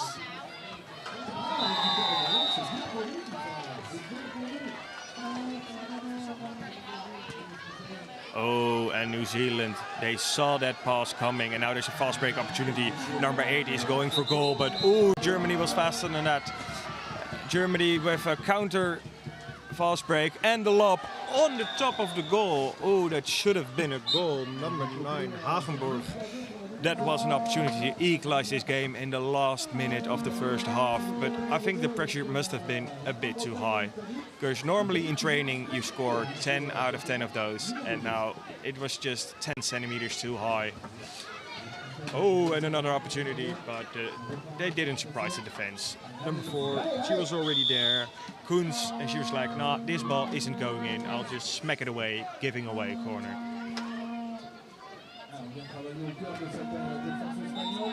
Oh, number 1 was a bit too enthusiastic. And she got a deliberate foul, so next time she does something like that, being on top of another boat, it's gonna be a green card. And that's the end of the first half. It's a really tight game between Germany and New Zealand, with New Zealand getting a lead with 3 points over 2. And let's see what the coaches are about to change and to try and win this game. In the meantime, I want to take the time to thank some sponsors of this event, especially European Sports, which provide the balls from Wisely and goals on the training pitches, Eiffage and Brasserie La Goudal, which is a beer company providing all the beer on this tournament.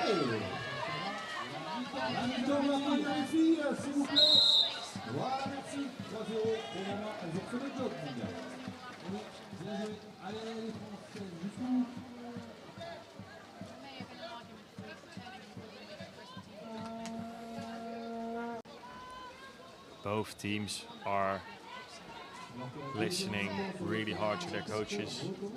No distractions, all looking at the coach, taking a sip of water, enjoying that rest in between, getting refreshed so they can go at it again when the second half starts.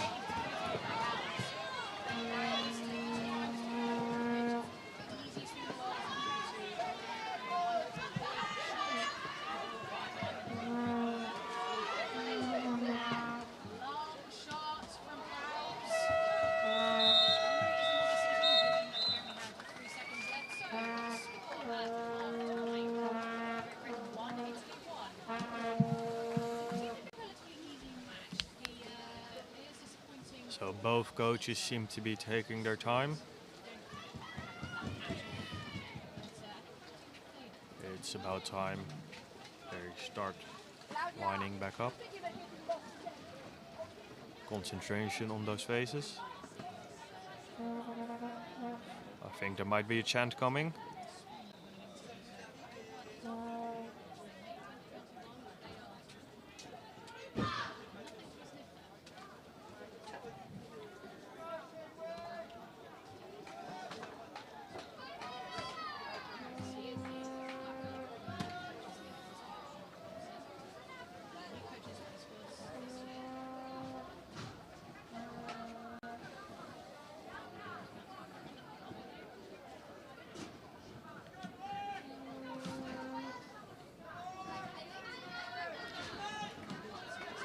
So the second half is about to start. Both teams are lining up.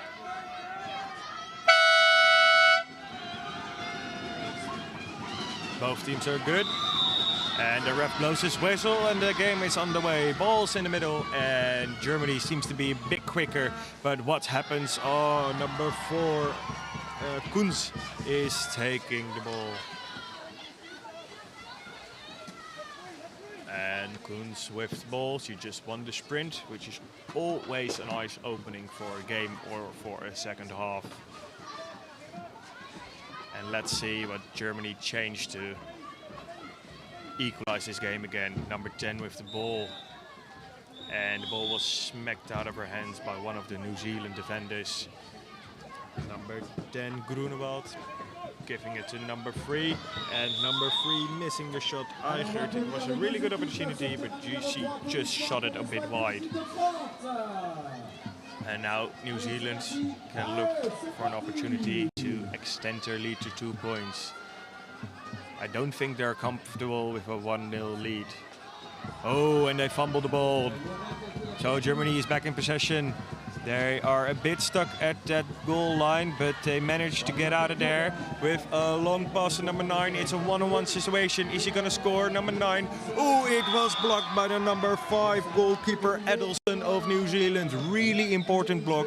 Still maintaining that 1-point lead.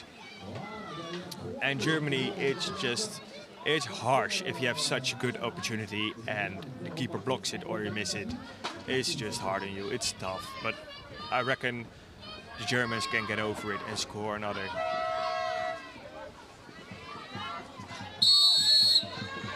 Oh, pass it on through the middle of the zone, but they decide that's not the way to go for now. So the ball is outside of the zone with the shot clock on about 35 seconds. Oh, number 3, Eichert, what's she gonna do? Passing it outside to Groenewald.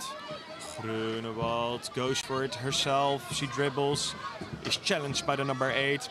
She passed it on outside of the zone and now there's 15 seconds, so there is a shot coming. Number 4, Kunz, is she gonna take the shot? There's not much time left and blocked again by Edelson. She's a really good goalkeeper. She just leaves the ball there, sprints in front, and they're looking for a fast break opportunity. And Germany's putting pressure on that. It worked. Now Germany have a little bit of time extra to get back in their defense. The defense of Germany is extra important now because if they score a goal, they can equalize. But if New Zealand scores a goal right now, the difference is 2, which is way harder to come back from. Nice shot from Edelson, the goalkeeper, but it was just a bit too high. Coming back into the field in her hands again. And now number 8 with the shot. Number 8, Cameron. But the shot was just not quite good enough. Number 9, Hagenburg from Germany. She blocked it quite easily. And number 8, Cameron with the corner. Over the top of the zone, high ball to number 7, Shepard. Shepard with the pass to Edelson. And let's see what they're gonna do in attack. Oh, pass was too high, pressure from Germany. Groenewald goes after, Hagenburg goes after it. But it was not too hard for New Zealand until now, where Edelson. Oh, that was a tight battle. That could have gone either way for Groenewald or for Adelson. It was really close. At one point I think Germany had the ball. At one point I thought New Zealand had the ball. In the end, New Zealand had it, tried to score a goal, and now there's another fast break opportunity for Germany. Are they going to equalize this game? It's number 9. She's going to pass to number 10, or is she going to shoot it herself? Oh, the pass was a bit too high on the goal line. Is she going to take a shot? Oh, number 7. That was really good from Shepherd. She saw that pass coming from a mile away, and she just intercepted it with her paddle. I think if the pass from Germany would have been a little bit better, then this goal score opportunity would be immensely greater. But sometimes things don't pan out like the way you want them to. Oh, and a shot from the number 3, Blinko from New Zealand. But it was not hard enough, not sharp enough, not precise enough, and it was easily blocked. They managed to get a corner though, which Blinko is taking at the moment. And also Germany is playing with that 1-3-1 defense, making a paddle foul in the meantime. Adelson with the shot, and Adelson with the goal! What a nice shot. I didn't expect it, keeper didn't expect it. And a really nice surprise goal for New Zealand, extending their lead with 1 point to 2 points. Adelson Greer Adelson, really nice goal. And now it must be a bit more comfortable for New Zealand, being in a 2-point lead with just about 5 minutes left to play in this match.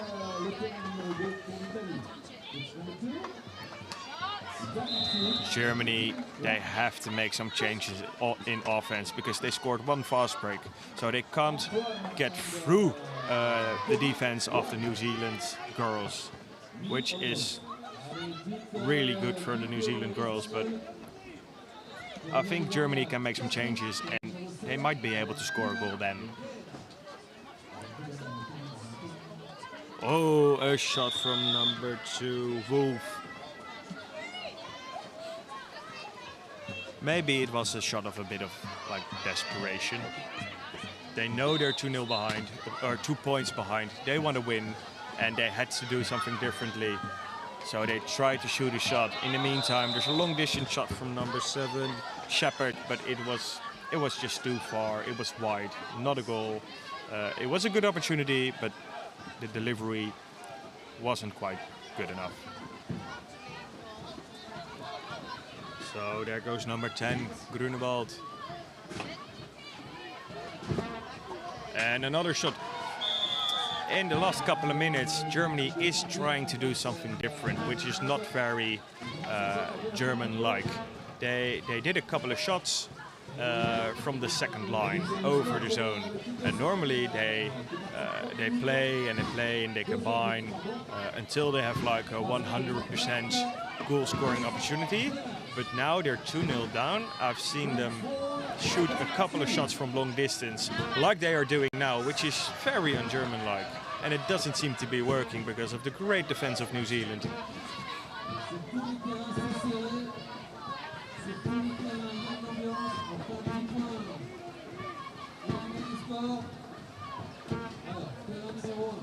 New Zealand seem to be in control of this match. 2 minutes 30 left to play, 40 seconds on the shot clock.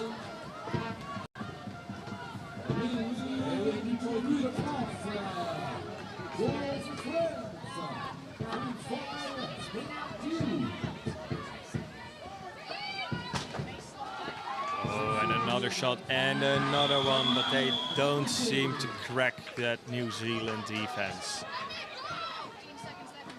Both teams have a target set for gold this year, and it looks like at the moment New Zealand is the better team between the two. There's 2 minutes left for Germany to prove that they can win from New Zealand. But by the looks of it, New Zealand have this game in control comfortably.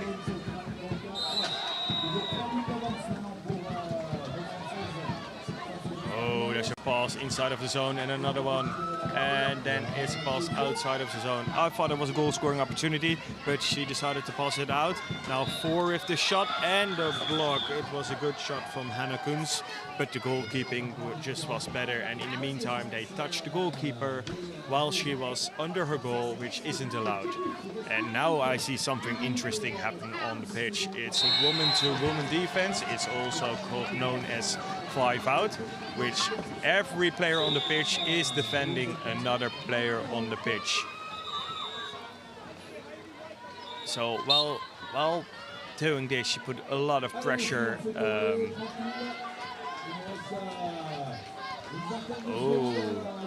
While trying to do 5 out, she committed a foul, and now she has a green card. So New Zealand is in favor of a power play at the moment. They are with 5 and Germany is with 4, reducing the chances of equalizing this game. So I think New Zealand will try to survive this minute in possession, which they don't, because they made the same keeper fault mistake as the Germans just did. But New Zealand is not in need for a 5 out system, because they're up in goal scoring. So there's no need for another goal, and their defense is pretty good. Oh, I just said the defense was really good, but New Zealand is with 5 players, Germany is with 4, and Germany just scored quite an easy goal. Number 3, Annika Eigert with a really nice goal, bringing the score back. 4 for New Zealand and 3 for Germany. It's just a matter of possession. If they keep the ball for 20 seconds, New Zealand wins with 1 point goal difference. Let's see if they can maintain possession for the rest of the game. It's 10 seconds left. I don't see Germany winning this game.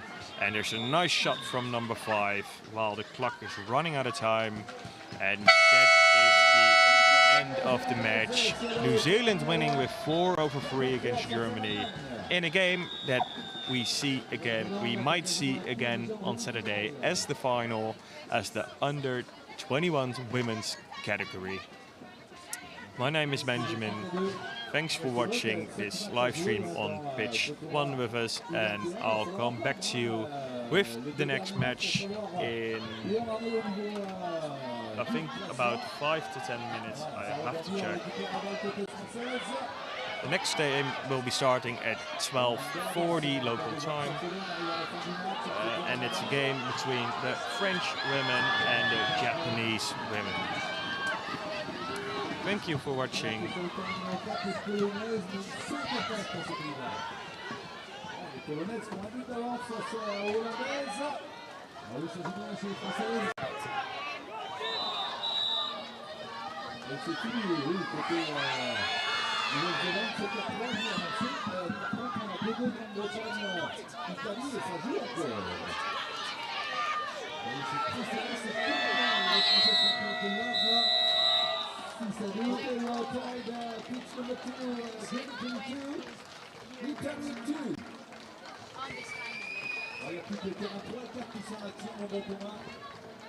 Et il y a la petite seconde d'écart entre la Pologne et la Hollande est à l'attaque, les Françaises. Oh,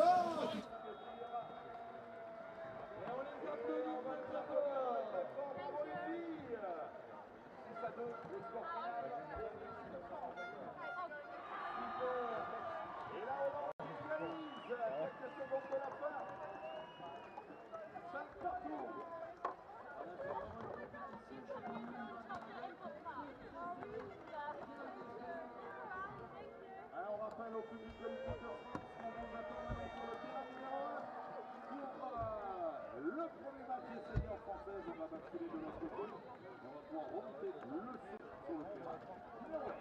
Et les Canadiens vont rencontrer le Japon.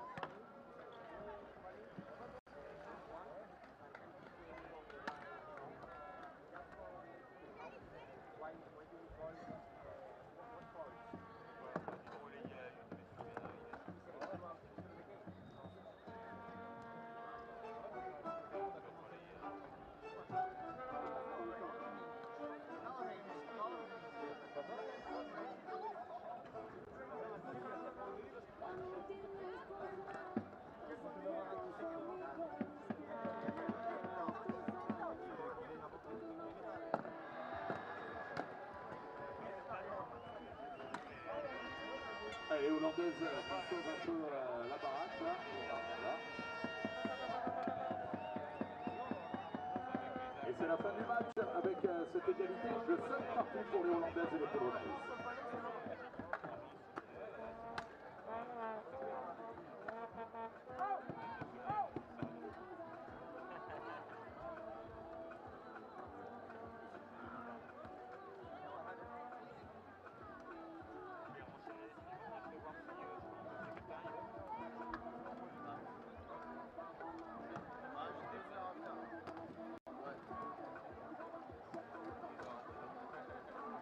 On vous rappelle le prochain match sur le terrain numéro 1, le Japon contre l'équipe de France. L'entrée en lice donc des joueuses françaises chez les seniors. Alors on a vu une belle victoire des U21 chez les filles et les garçons. On va voir ce que ça donne dans quelques instants pour nos Françaises. Salut Luc!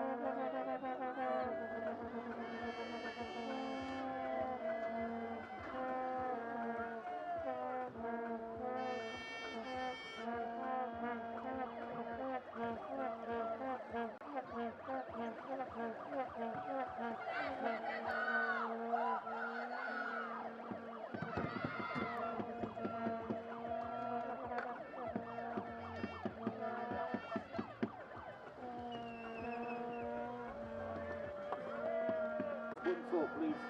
Keep the flag with you. Thank you very much.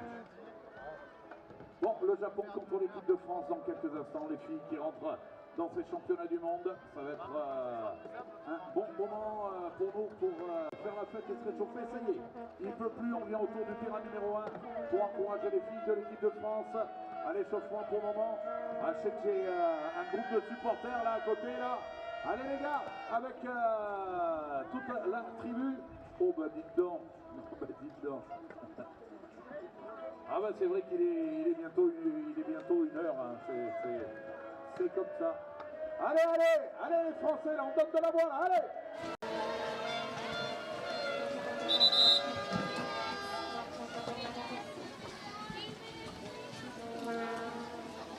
Hello and welcome back in this afternoon on the 2022 World Championships in Saint-Omer, France. You can see the French supporters do a good chant.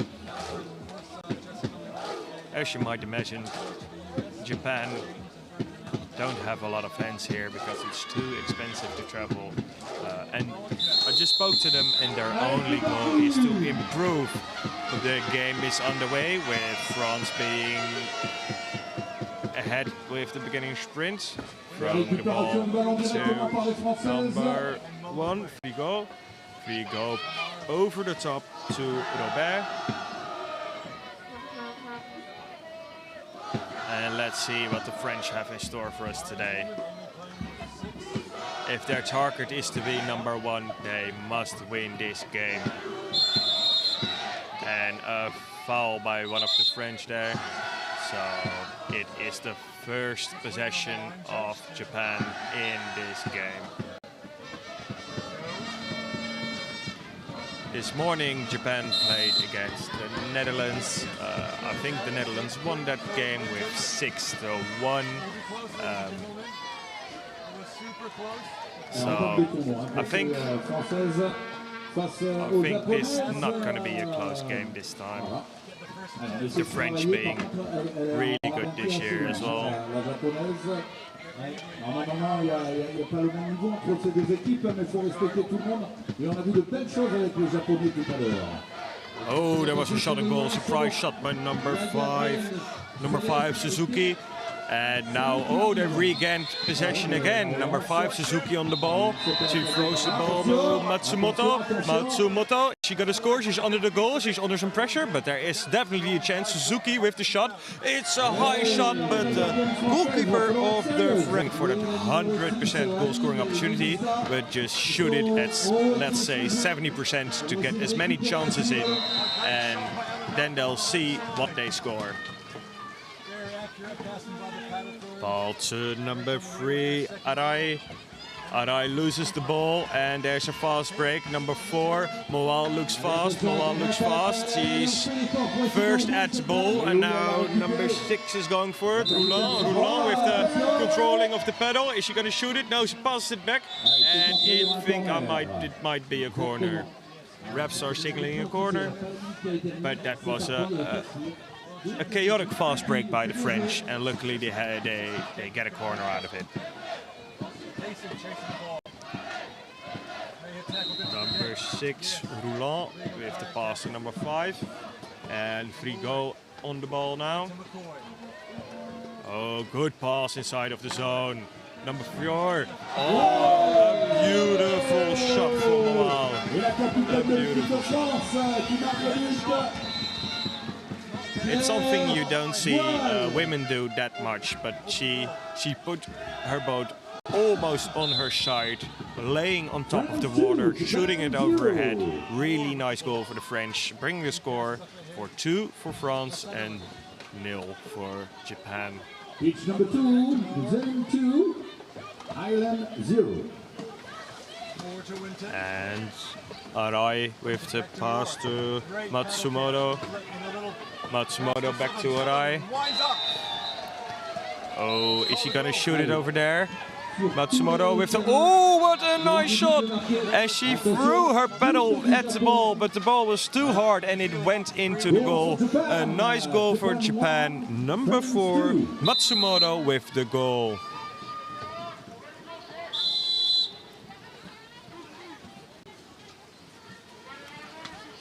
Excuse me, it was not Matsumoto, it was Arai with the goal. Attention, attention, un petit but là.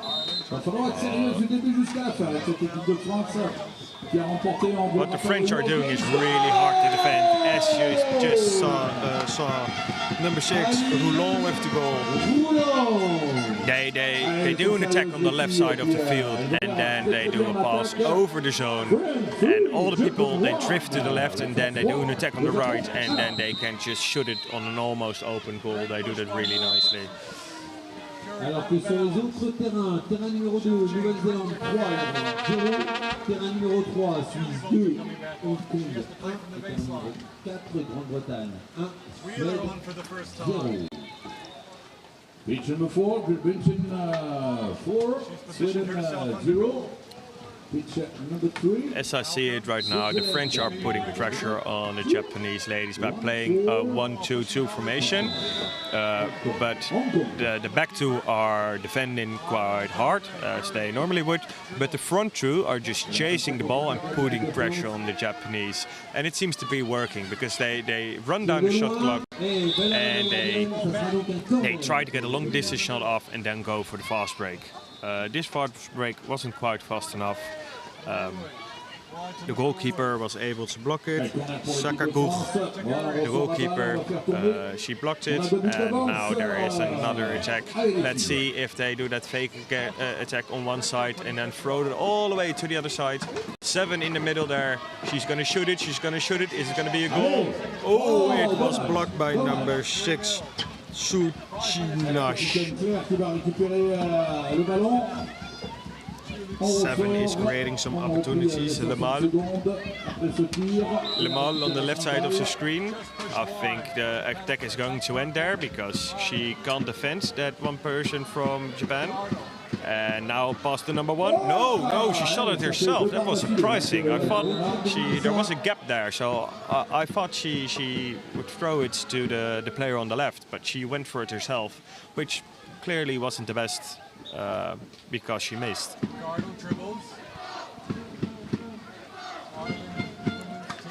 And Matsumoto is going to set up the attack again. There in the middle, the Japanese number 4. She's back on the drive, she'll get the ball back, crashes into the defense. The ball's moved through the hands. Number 6 trying to open that defense, and you can see, like I just said, it's a 1-2-2, but the front 2 really active. And now number 4 is joining, and she's not able to go through that number 1 of Japan. Number 1, Horie, she secured the ball, still has it. But the shot clock is running down. It's at 20 seconds and the ball isn't even at the middle line of the field. So what is Japan going to do? It is 2-4 for a long distance shot. And there's quite a bit of pressure on the French. 8 is joining now as well, leaving their defense. Going to number 2. 6 seconds left in the shot clock. 5 seconds left in the shot clock. Shot clock is running out. And it is a 5-second rule violation. And the France are going on a fast break. Number 7 is under the goal. Are they going to pass it to her? Yes, number 7 throws it to number 2. Number 2 is alone under the goal. But it was blocked. Keeper number 1, Horie, she did that really nicely. She thought, I don't know where my teammates are. I'm going to lay under this goal and I'm going to block all the balls, which she did. Really nice.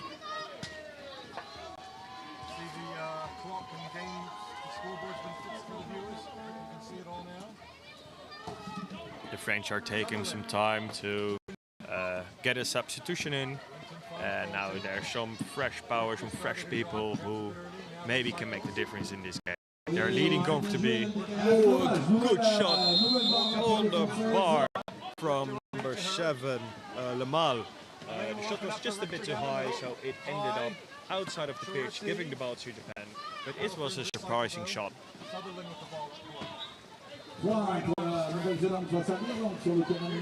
And again, I think that the French are going for the really dynamic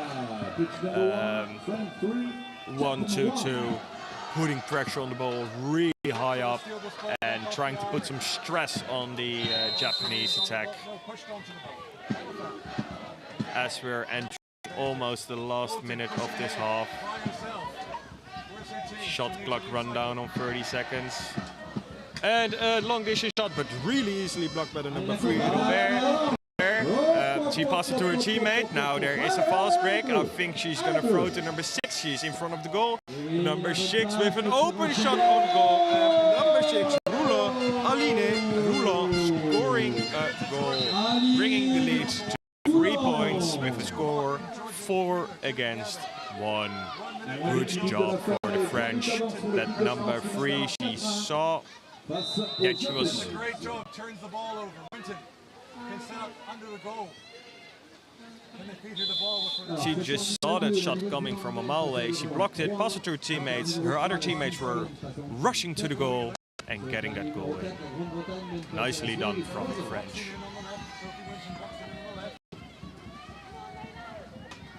Now comes the Wheeler.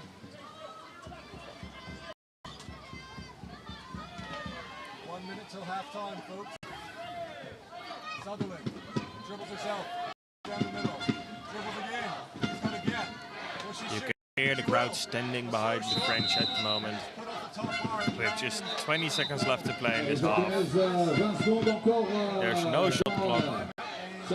Oh, and another shot from Matsumoto. But just not quite threatening enough, that shot. It was easily blocked. With 8 seconds left to play, they're going to put pressure on the ball.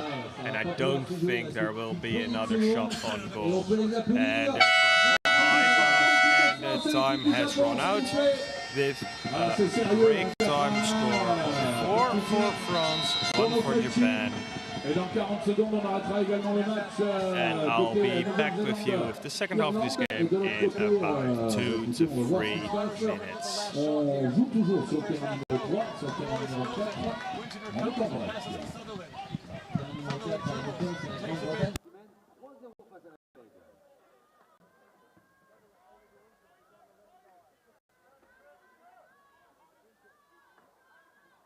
Alors que sur le terrain numéro 3, la Suisse mène 5-1 face à Hong Kong.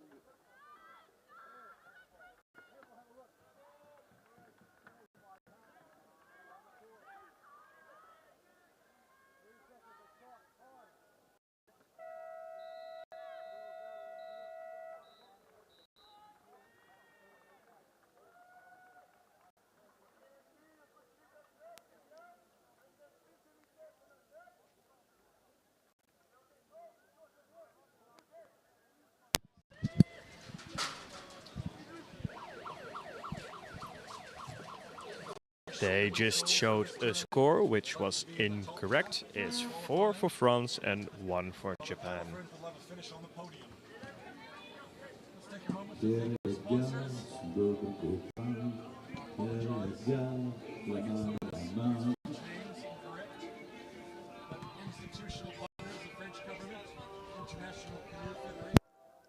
Ah, vous êtes raccord tous les deux avec vos vêtements. Vous êtes bien bleu, blanc, rouge aussi, c'est bien. C'est bien. Un petit moment de calme, ça fait du bien. Voilà, musique.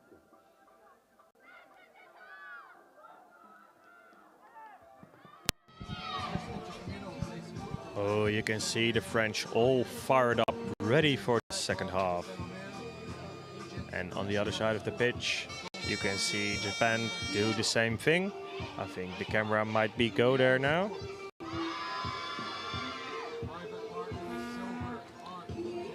As both teams are lining up for the second half of this match now.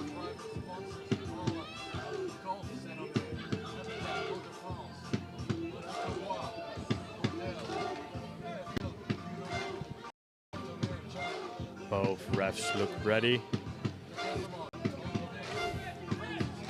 Oh, the correct score is back again on screen.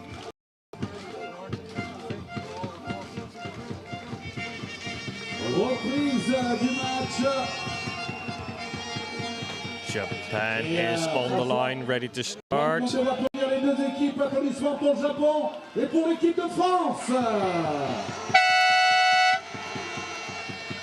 I think they're off the table. It's fixed now, and there they go. Number 2 for the French, Omer against number 1 of Japan, Poirier.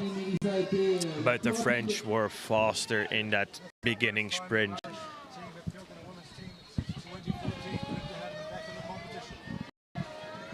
Oh, and the shot from number 4, Moa, with another great goal for the French, extending their lead to 4 points now.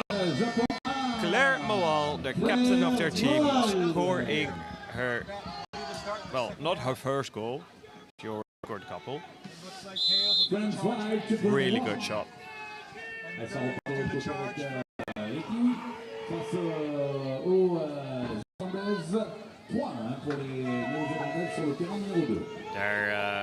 They're putting pressure again with that very high up 1-2-2, and it seems to be working because the Japanese are now on the middle line, but they're trying something different now.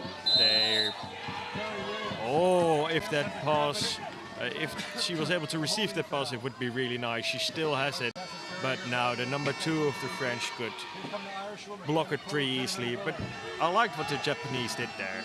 But in the meantime, there's a fast break to number 8, but the keeper Matsumoto is already there. She shoots it. Oh, I thought she blocked it, but apparently it was a goal.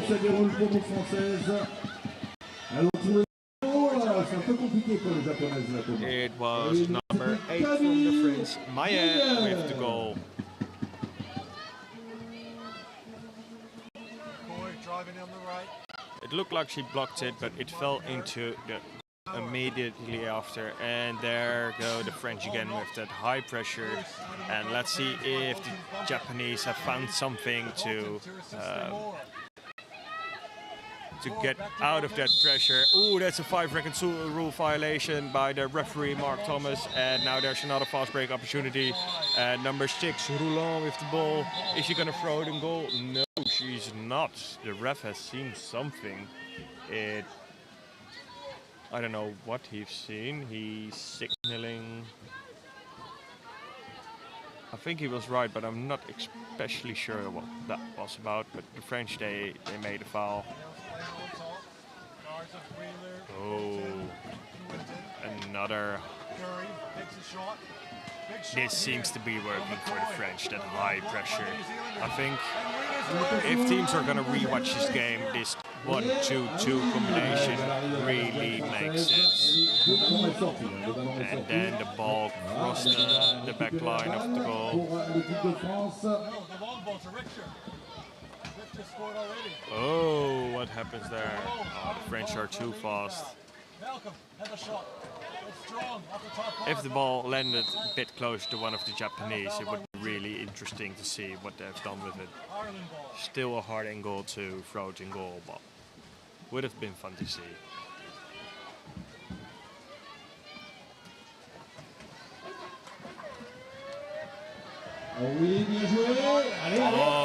Oh, that was a beautiful attack by the French, ending with number 7, Le Mal.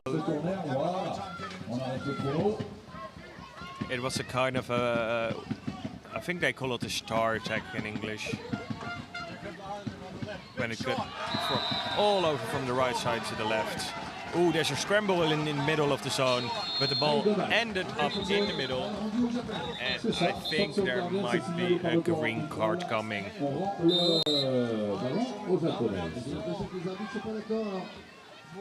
Yeah, the referee, Sean, he gives a green card to... A green card to number 6 of the Japanese because she pushed someone with a paddle, which obviously isn't allowed. You can't touch someone else with your paddle. Number 6, Tsuchihashi, Kiho Tsuchihashi. So it's 4 against 5 right now.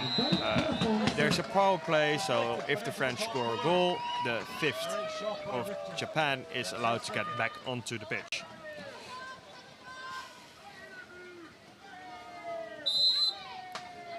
But I think that the French, if they're going to defend in those 2 minutes, they're not going to play that 1-2-2 pressure defense, but I think they will go 4 out. But let's see how they do in offense first before we talk defense. Oh, the ball was just a bit too high. She wasn't able to catch it, but Japan is just with 4 players now.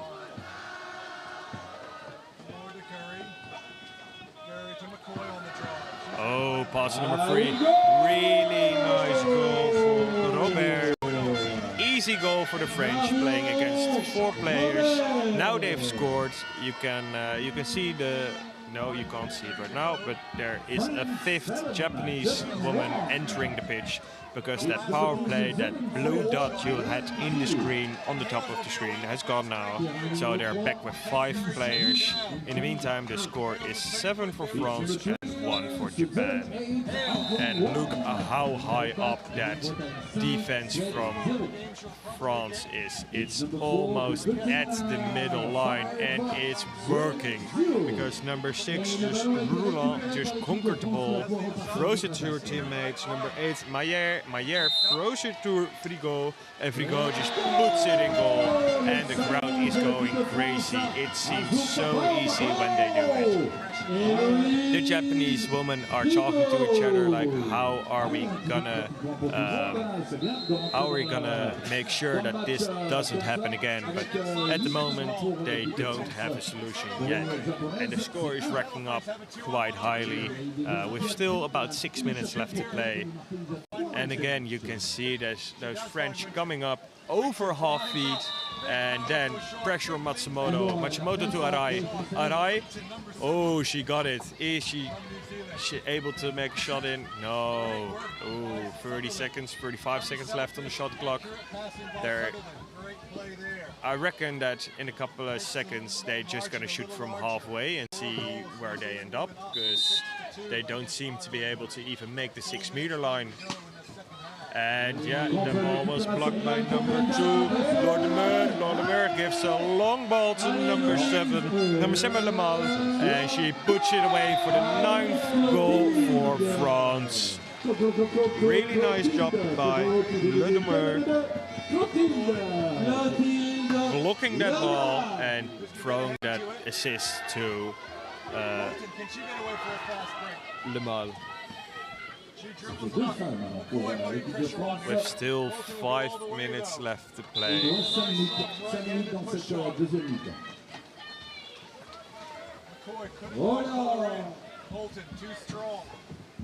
The Japanese just have to find a way to cross to the goal. Oh, maybe that was better, to be honest. They did a 1-2 combination to get through to the next line of defense. Can they get another score on the board? There's still plenty of time. And let's see what Sakaguchi is going to make from that corner. Boy, the last goal scorer. Without her paddle. Hales, great sportsmanship. Oh, it was a faulty pass, and again, number 4, the captain, with an immediate long ball. And it seems to be that number 6 is scoring. Number 6, Roulant, with the 10th goal of France today. I really hope Japan would come back stronger. But unfortunately, the French, they made their decision. We're going to put pressure, we're going to build onto our goal difference. It might be important later in this group stage. So they just going for the highest score possible. We may have a card coming out here. We do. That was well after the shot clock. Malloy will take a 2-minute sin bin. Oh, a surprise shot, and it surprised the French goalkeeper because she almost lost her paddle. Celeste Louis on goal. It was good because she blocked it, but it didn't seem like she had that much time left to block that ball. And now Japan from the corner, throwing it to Matsumoto. Throwing it to Horie. Is he going to throw the goal? Oh no, there's a number 2 catching up there, Sakaguchi. Sakaguchi, she's not able to throw the goal. Where are her teammates? Oh, that's a foul by one of the French.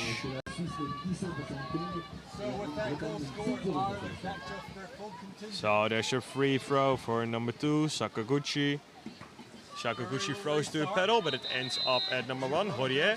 Horie throws it to Matsumoto. Matsumoto to Horie. And now back at Matsumoto to Arai. Oh, good pass to Matsumoto and a good pass to Sakaguchi. Sakaguchi, is he gonna take a shot? No, back to Matsumoto. Matsumoto, the captain, with the shot, but easily blocked by Roulant. Throwing it to Lordemer. Throwing it to Frigo. Frigo with the long shot. Oh, it's off the bar. Oh, not an 11th goal just yet. And I can actually see the French laughing about it. I don't know what happened.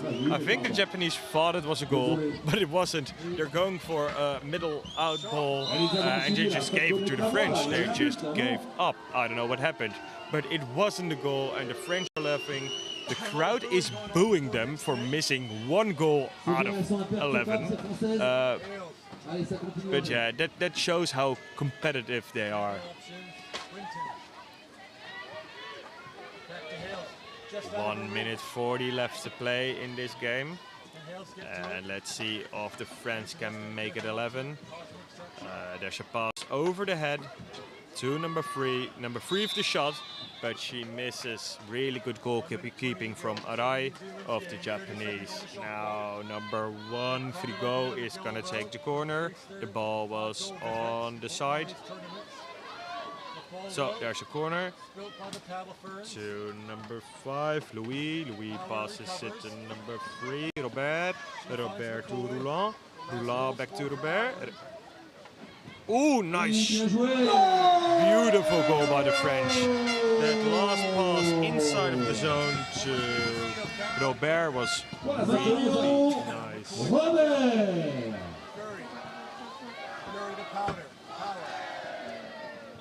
So there's 1 minute left. I don't think any of the teams will score, and if they do, it will probably be the French.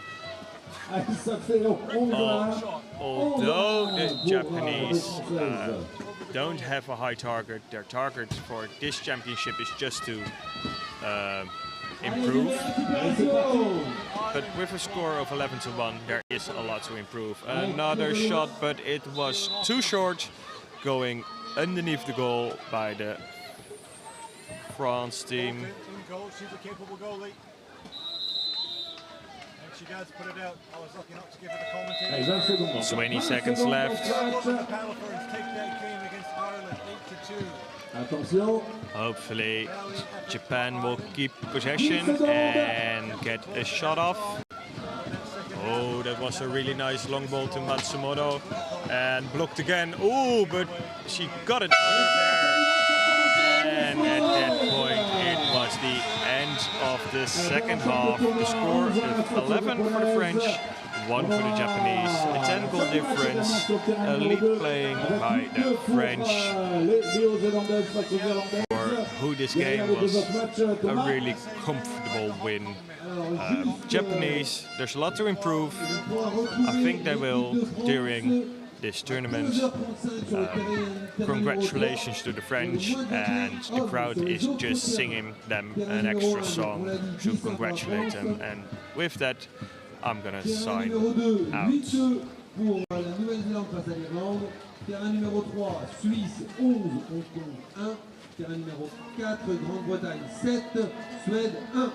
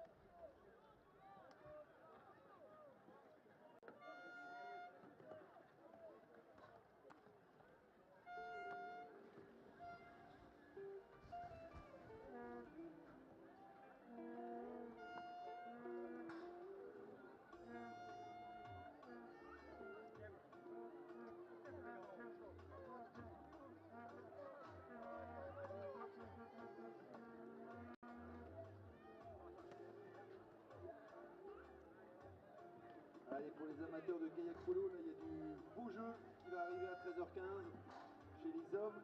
L'Italie contre la Suisse. Ce sera un gros match sur ce terrain numéro 1. Sur le terrain numéro 3, les Allemands vont jouer contre les Portugais. Et sur le terrain numéro 4, le Japon rencontrera l'Ukraine.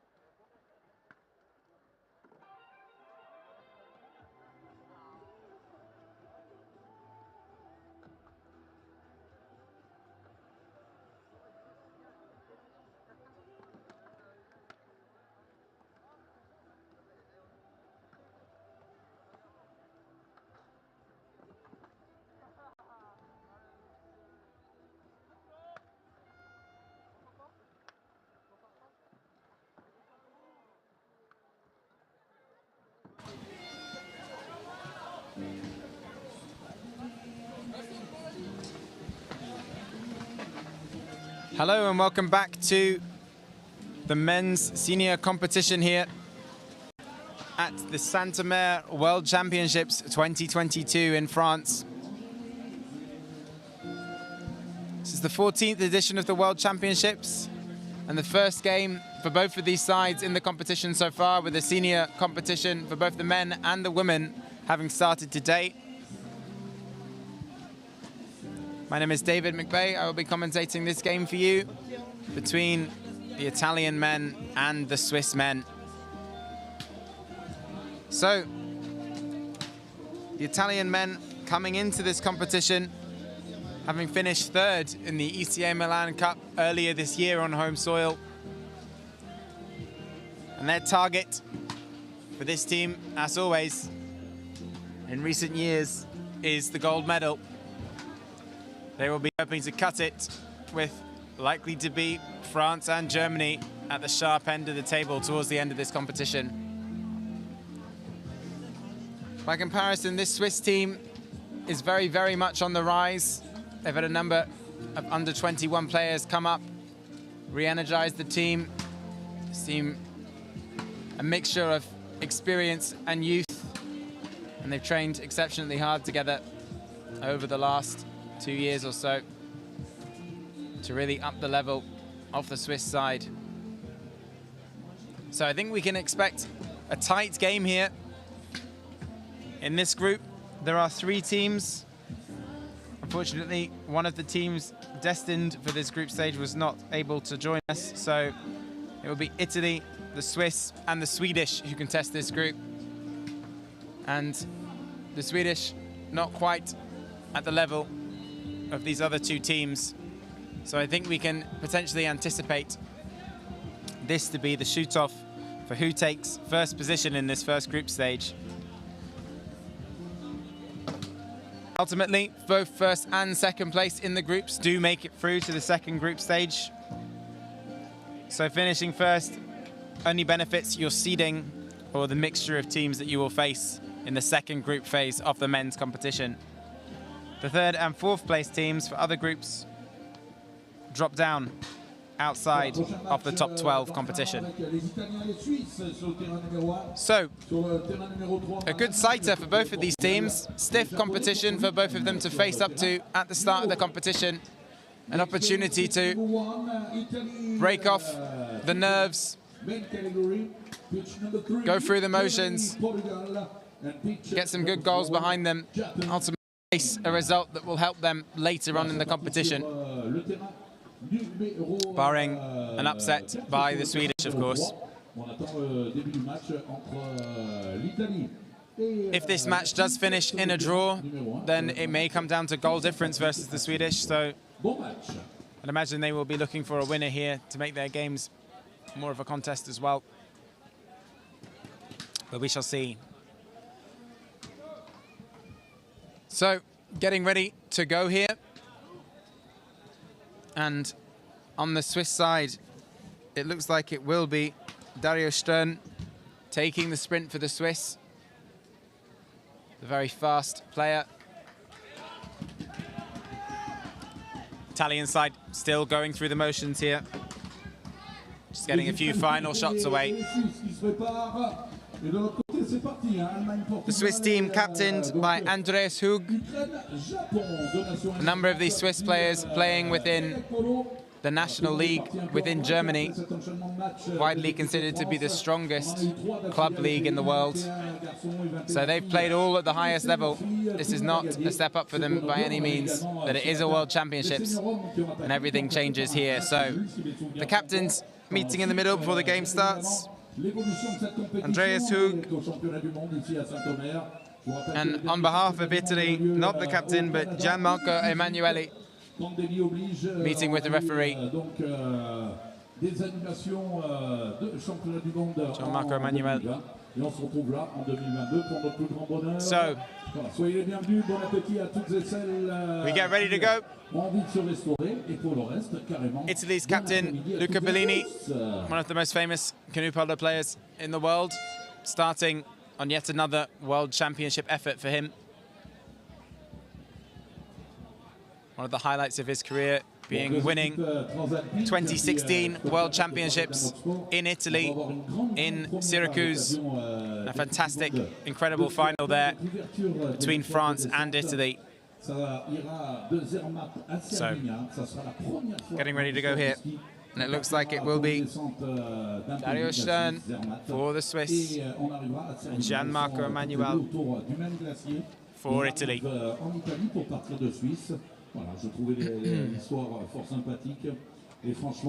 So we've had a little bit of rain this morning. It's been incredibly hot the other days so far, but it looks like it's clearing up for this game.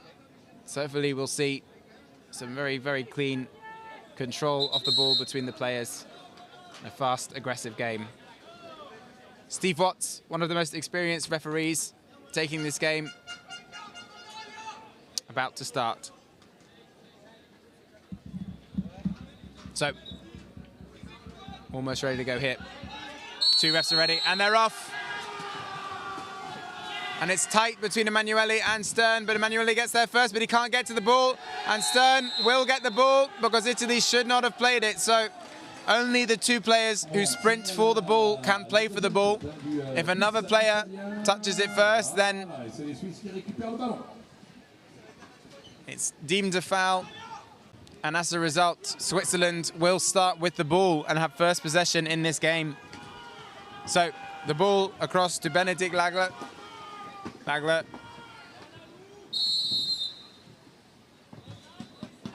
Foul on the inside there against Andreas Hug. Hug, the captain.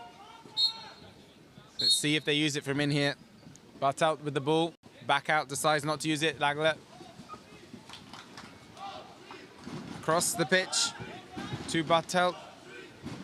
Bartelt back out to Nusler. They reset up the play, the Swiss. Dario Stern looking threatening on this left-hand side, and good work by the Swiss on the inside. They've managed to pin Gianmarco Emanuele, and there is a gap here. Oh, but shame, poor handling from the Swiss. And they didn't see that opportunity, and now Gianmarco Emanuele is back on the outside of the Swiss defender. So Stern doesn't have the opportunity. Forced to pop it over the top to Lagler. Shot clock running down here. 21 seconds left. Stern with the ball. Likely to shoot unless he can find an offload. Nicely passed. Shot coming. Oh, and off the bottom bar. Bartelt with no option but to shoot there. Corner is given. I think that came off the bar, off the paddle and out. So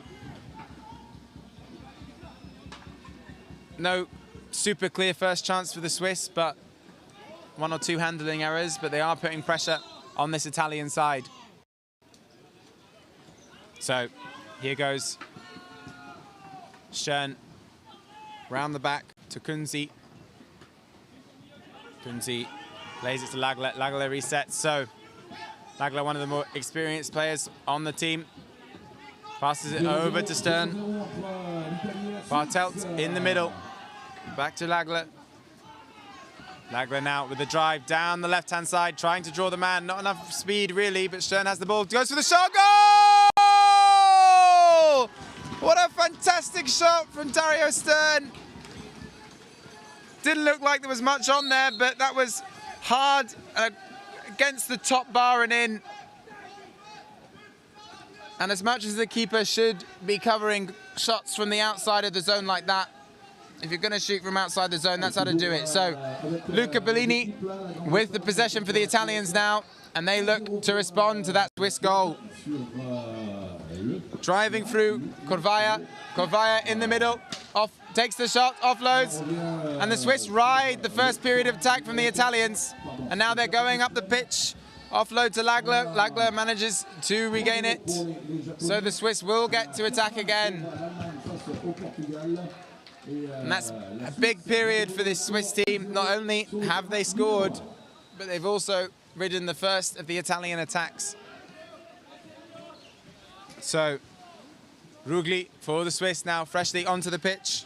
And Nusler getting aggressive with his fake, but ultimately lost the ball, just slipped out of his hands. So Italy look to break up the pitch. And they go to Nobara. Nobara looking for the pass across the pitch to Emanuele. Emanuele has no option for the shot, so now he drives in, back to Nobara. There is Romano on the right. Nobara takes it himself though. Oh, another breaking opportunity is on for the Swiss, and Kubler has it. Does he drop it out in front? He does drop it right over the other side to Nusler. Nusler, the goal is marked, but it comes back over. Nice pass into the middle for, oh, great save for Corvaya. Corvaya, not their usual goalkeeper, just the fastest man back there, so an important block from him. And a great opportunity for Andreas Hug, the Swiss captain, that was very well worked by this Swiss team. So the Swiss starting a lot brighter here than the Italians. Confidence riding high after that first goal. Clear block there as well, so it will go out for a corner. Ball is going to come over to this left-hand side to Lagler. Lagler, oh, timeout here. Just waiting to see what this is for. I think it might be the positioning of where the corner was taken. So Swiss player being asked to take the corner again, which he has. So Lagler offloads to Rugli. Rugli to Kubler. Kubler back to Nusler. A little calmer this time. Lagler. And now with Kubler again, driving forward. But the Swiss will reset. They still have 40 seconds available of their 60-second shot clock. You have to shoot the ball within 60 seconds. That's a loose pass there from Rugli. So still time, still 25 seconds, but they need to start setting something up now. Nusler will try and play this ball through, which he does get through to Kubler. Kubler offloads. There is an opportunity on the right for Lagler, but he doesn't want it, and it's also miscontrolled by Rugli. So Lagler goes again, but we're down to 10 seconds on the clock. Space on the left here for Nusler if they feed it across to him. Poor pass, though. He does regather. He's going to have to shoot. Does shoot. And that goes wide. So Italy will regain possession, and the Swiss there not managing to ramp up the pressure. Luca Bellini on the pitch, goes for the quick breakdown to Corvaya. Corvaya, one-on-one with the keeper. Defender coming on. Well blocked by Stern, arriving onto the scene from the subs bench. I think the Swiss will have a conversation about when and who to switch players there, because that was dangerous. But well seen by Luca Bellini. So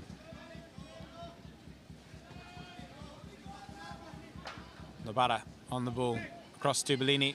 Corvaya on the left. Offload can't. Back to Nobara. Nobara shapes for the shot. Thinks better of it. Over to Corvaya on the left. On the inside at the moment, John-Eric Hack and Gianmarco Emanuele working as hard as they can to try and make space. And I think they've made a space for Corvaya here. But it went quickly. And now Luca Bellini looking threatening, but Nobara mishandles the ball. And we're down to 25 seconds now for the Italians. Emanuele trying to make a pocket for Luca Bellini. Bellini looking to pass it to the inside. Hasn't got the shot. 12 seconds left. Corvaya is going to have to shoot. Does shoot. Blocked by Lagler. So the Swiss will be really pleased. No opportunities really made there for this Italian side. And the Swiss playing a 3-in-1 defensive style. That means that they've got 3 players playing tight to the goalkeeper and 1 player sitting on top of them.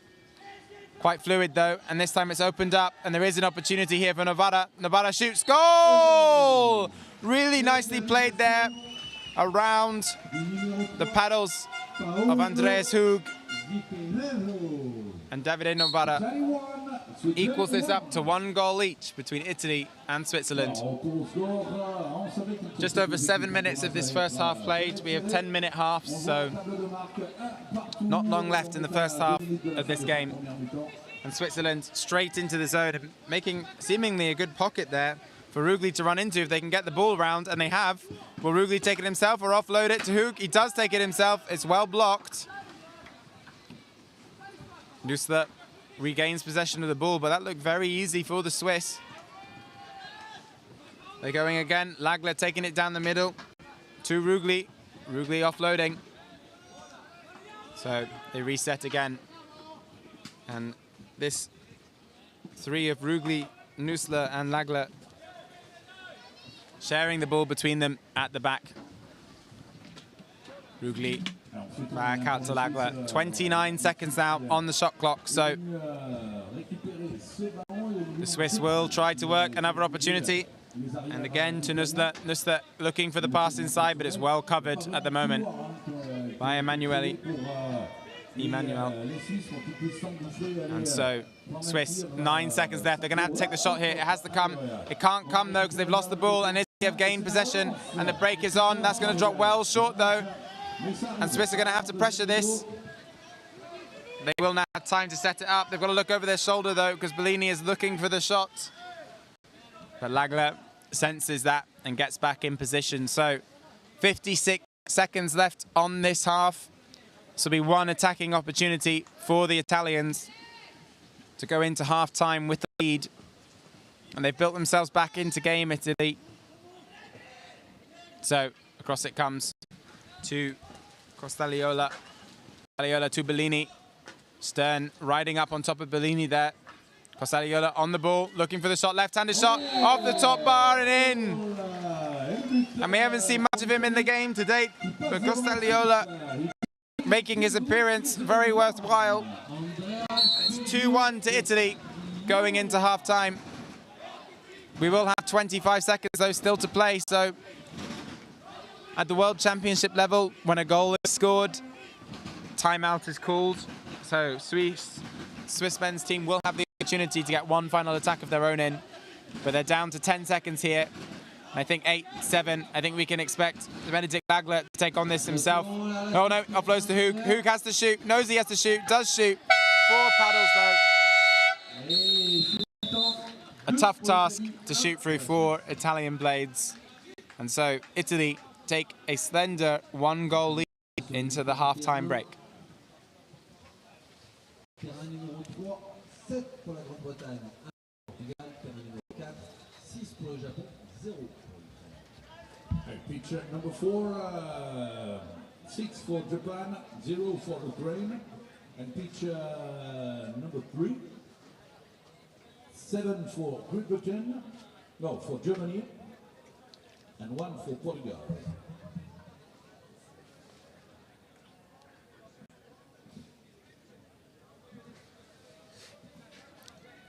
So the Italian coach, Rodolfo Vastola, just getting some notes across to the team from what he's seen so far. I think these will be some defensive concerns, considering how easily the Swiss were able to get a decent shooting opportunity made. Maybe just to up the level of their play. By comparison, one of the Swiss men, Lagler, getting out of his boat just to stretch his legs. These boats can be incredibly tight to try and gain as much control out of the boat as possible, so sometimes your legs can go a bit numb. Just trying to get the circulation going again.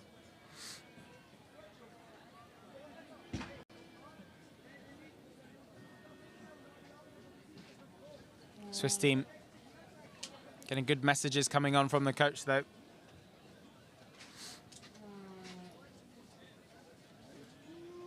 And I think they're unfortunate to go into the second half a goal down at the moment. But to be fair, that was a special shot from Stern. And although they've made 1 or 2 other opportunities, Italy have been clinical. Start the game, goes off, and we're ready to go. So Costagliola versus Stern. Again, not much between them. I think Stern just has it. Oh, does get the ball, commits to getting on top of the ball. And well done. It's a great sprint between both of the players there. Full commitment from both of them, but Stern comes away with it. Maybe only 5-6 centimeters difference between them getting to the ball. So the Swiss have the first opportunity, and much like the first half, let's see if they can build a lead as a result. Or tie it back up again at the very least.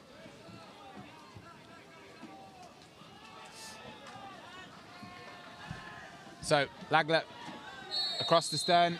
Foul is called on the inside. One of the attacking, stronger players trying to make space for their team must have hit the goalkeeper or made a foul. And Italy are quick to capitalize here. Kovaya, they have a 2-on-2. Beautiful pass across. Well saved though by Lagler. Shot came from Massa. Kovaya there with a really, really nice pass. over the top of the head. Defender knew that he only had the option to shoot or pass, but still couldn't prevent that pass from coming through. So Italy go again. Provaya across to Romano. Romano settling things down. Costagliola looks for the ball, but it does come back to Romano. Careful play from all of this Italy team.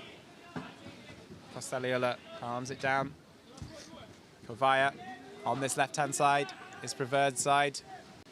Costagliola, the left-hander. Back to Romano, and here comes the attack now. Corvaya driving in. He will look for this ball inside, surely, to lay it off to Hack, but he can't find him.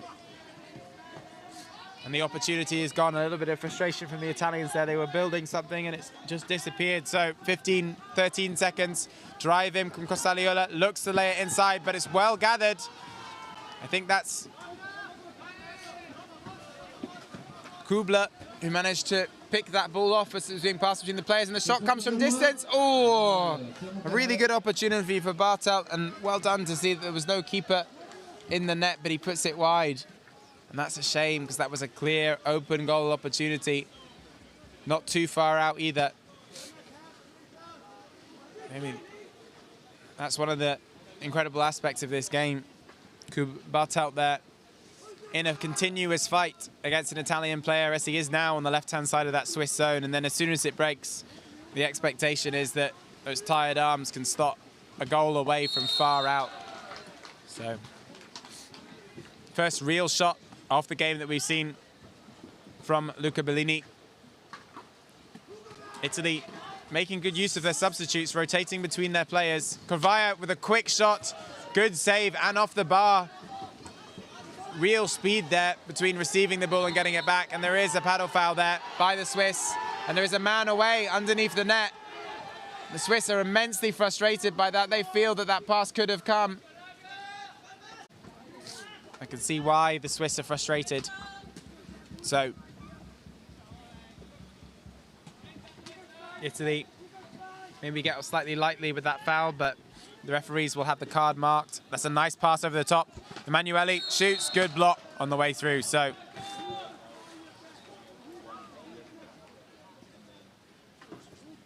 Italy still building more pressure here. The Swiss will want to remain in touch by a goal to keep this really alive. If the Italians go up by another one, it's going to be so hard for them to build back into this game. The Italian game management will be very strong. Bellini gets the opportunity here. Blocked, though. Blocked. Bellini from the corner. Passes it to Romano. Romano over to Corvaya. Bellini on the ball now. Bellini looking to shoot, does shoot. And he's so good in those positions. And get a shot away whilst the rest of the defence is still reacting. So the Swiss do go down by 2. So 3 minutes, 40 seconds left. Stern with the ball. Shot looks to be coming, pops it off to Hug. Hug looking for a pass. He does get one from Lagler, driving in. There's no inside pass for Lagler, though. He's going to be forced to shoot. Is shoot. That goes through several paddles, and Lagler calling for a foul, but it wasn't given. So Italy had the opportunity to break. Stern putting pressure on Emanuele. Emanuele lays off nicely to Hack. Hack will gather this ball, does gather. They know that they're ahead, though, with just over 3 minutes left. So Italy slowing the play down. And now they ask the question of the Swiss, are you willing to chase this game or not? They will just take 40 seconds out of their shot clock period. Still another 30 seconds left of the period. They don't need to shoot. But that's nicely passed on the inside anyway. And Emanuele does get the shot away. So the Swiss trying to decide whether to pay the press. They are going to pay the press, so they're putting pressure on the corner here. Dario Stern playing a trap. This in theory force Italy to put the long ball over the top, but no one else from the Swiss team chasing that down, so they fall back to a 3-1 structure. And now they seek to play for the win and for the game. Bellini calming it down, telling the rest of the team, let's just see this through now. He knows how much time's on the clock. So Romano to Bellini. Bellini not looking interested in anything else at the moment, but time running down. Back to Romano. Looks for the pass inside. Back to Bellini. 28 seconds on the clock. This will come back again. Yeah, Castagniola happy to calm it down. Over to Romano. And now the Swiss have pressed. They've had to press.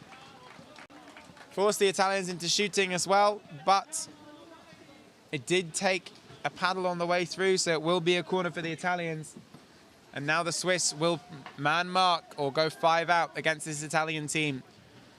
Very little to lose here for the Swiss. They will anticipate for them hopefully beating Sweden to go through the group. Timeout's been called. Referee is, I believe there's an element of time wasting to how the Italians are playing through. So Stern putting pressure on the corner here. Castagniola takes it. And the Swiss are 5 out against this entire Italian team. That ball drops over the top. And they've opened up space for Bellini to take the shot, but he doesn't want it. Happy to use the time. Good game control there from the Italian captain. Ball comes over the top. Castagniola regains the left-hander. Stern trying to still put pressure on him. Hug now on to Hack. Romano over the top to Emanuele, well played, and there is a free ball through for Bellini, and he will shoot here surely, and it will be a goal. Luca Bellini, and that takes it to 4-1, and very calm, controlled play from the Italians to make that happen. So the Swiss will have one more opportunity, 40 seconds left on the game here, to try and get another goal in it. A little bit of game management, the difference between these two teams, you feel. The Swiss are not far off the quality of this Italian team, but Italy are just far more controlled in the way that they've played. The Swiss having to force their shots a little bit more by comparison. So 13 seconds. Ball comes in. Can they? You make the most of this time. Get the shot away. Goes for a corner from Rugli. I think that's how we'll see the game pan out. So final score on pitch 1 here in this first senior men's team for both sides finishes 4-1 to Italy versus Switzerland. And we will see whether Sweden could cause an upset elsewhere in the group for these two teams going through the next stage. Some intense conversation between some of the Italian players, I think, about how to close out the game. But all good for Italy, a sound win against stiff competition. And they will move forward with their eyes set on the top step of the podium. L'Espagne rencontrera Taipei. Terrain numéro 2, l'USA rencontrera Hong Kong. Terrain numéro 3. Next game on pitch 1 will be Spain versus Chinese Taipei.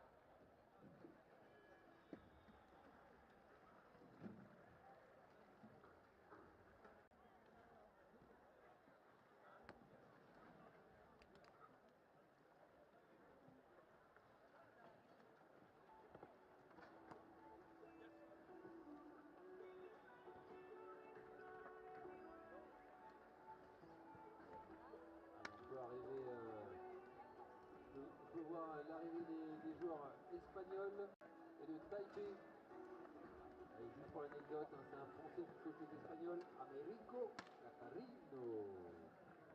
Next game is pitch number 1, Great Britain, Denmark.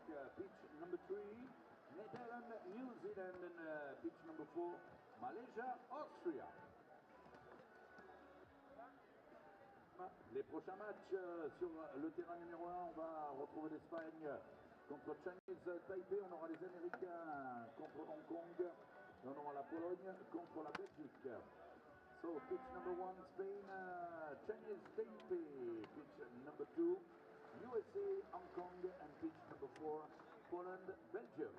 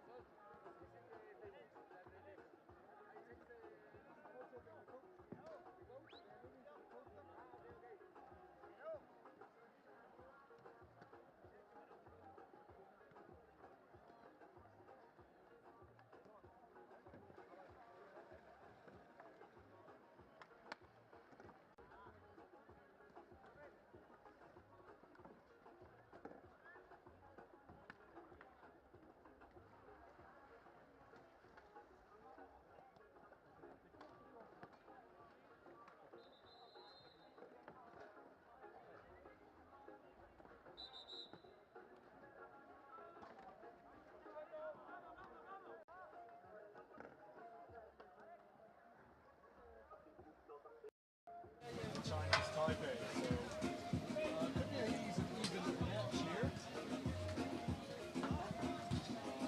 These teams are both looking to get that first win on the board.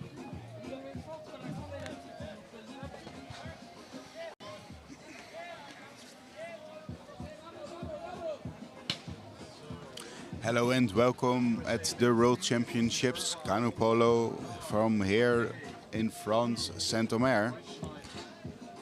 We're going to be watching Espanyol men versus Chinese Taipei men.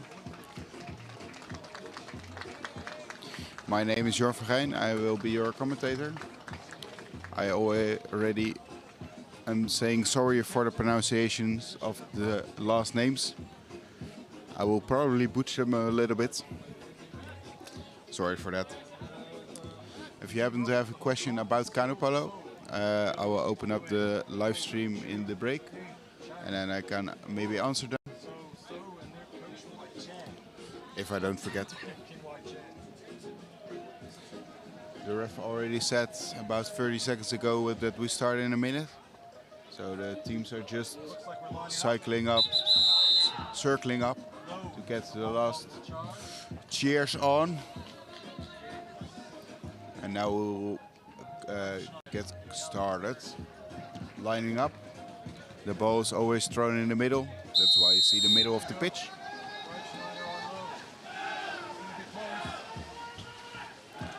The Spanish men are on the left. The Chinese Taipei men are on the right. I'll just send a chat that I still see the Italian versus the Swiss. Might be different for you guys at home.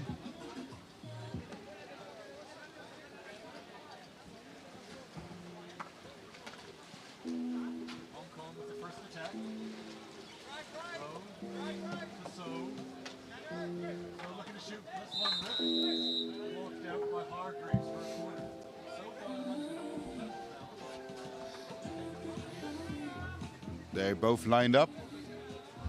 Looks like it will be number 3 from Espanyol, Corvetta, versus the number 1, I guess, from Taipei, from Chinese Taipei.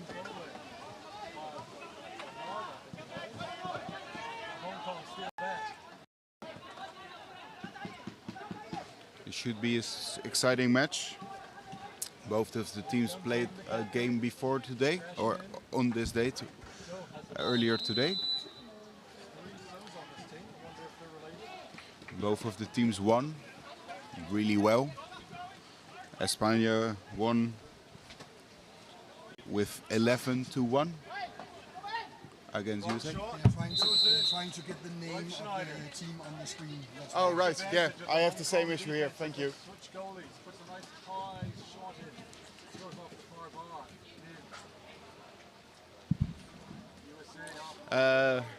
The ref just told me that they're trying to get the correct names on the screen. Oh, we start quickly. Number 3 against number 1. Big bonk.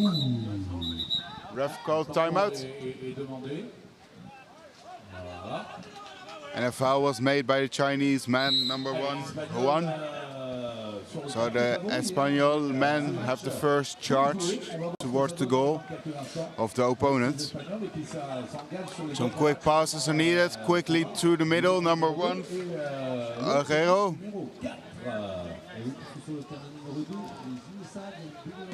Number 9 from Espanyol on the right side, or sorry, number 10, Valls, Weiss. Going from the right to the left now. Quite quickly throwing around to try to get in the zone, but the second line shot was deflected by the keeper of the Chinese men, and now we have a fast break opportunity to the left. Bit of miscommunications between them. Ball still inbounds. Ooh, just now net. What you can't see is that it's really close to the edge, the line. It's about 2 meters, but that 2 meters, half of that is being used by some gravel,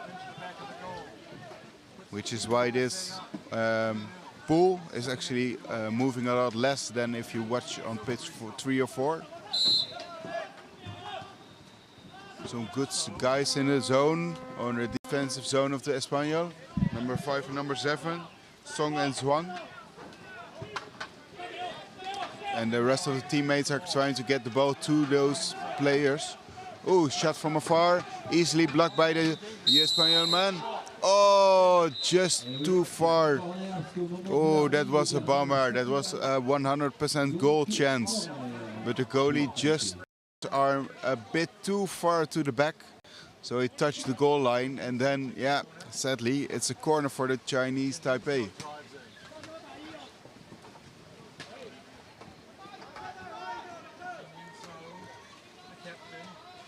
Corner from the left here.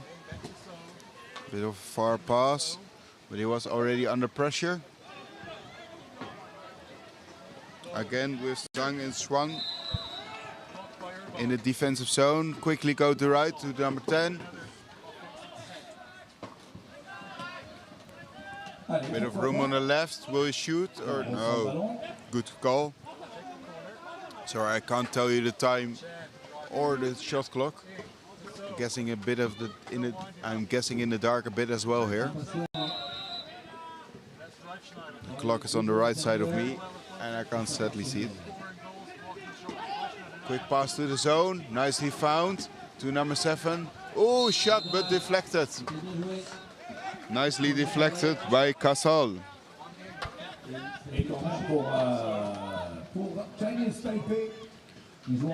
This should be an exciting match altogether, but because Chinese Taipei actually won their first match of the day as well. And they also won with a big score, 12-2 against Hong Kong. Quick passes going to the right and left. A bit of room to the left here. He's getting in the zone. Just not right. Okay, choose to go outside of the defensive zone of the Espanyol, which is a good call. Try to ensure that their man in the middle gets the ball.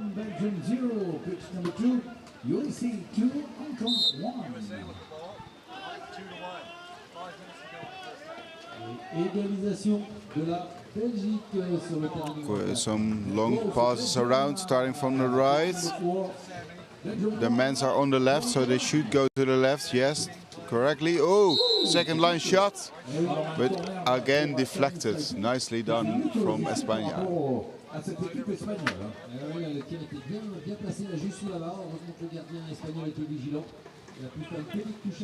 The corner has been taken, so we have a new 60 seconds of shot clock. Every time you do a shot and you get a corner or you get a foul against you, then you get a new 60 seconds. A foul is also an advantage given by the ref. And they will wave their arm around in a circle. We'll probably see that somewhere during this match. You can spot the ref quite easily on the other side. He's all in black with a white cap. And he's the only one standing on the wooden floor between the goal lines. Nice second highest shot from 1, but stopped again by the Spanish goalie. That's a signal for advantage. But it's been going on for a bit too long, so they get the foul anyway. Chinese Taipei quickly back under their goal.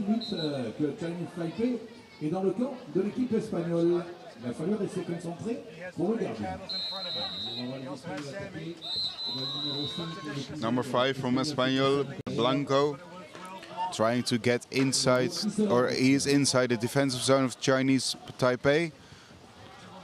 The rest of the teammates are or trying to reach him, that he can try to shoot on goal, or he should make a little bit more room so that the other team players can actually shoot on goal.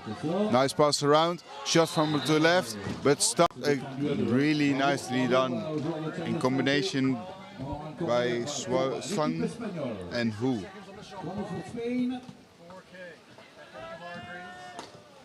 The goal line is an obstacle for Goretto. Now we're back at play, going from the left. Probably some passes. Oh, nicely deflected to the middle. Oh, but just thrown over the match, over the goal.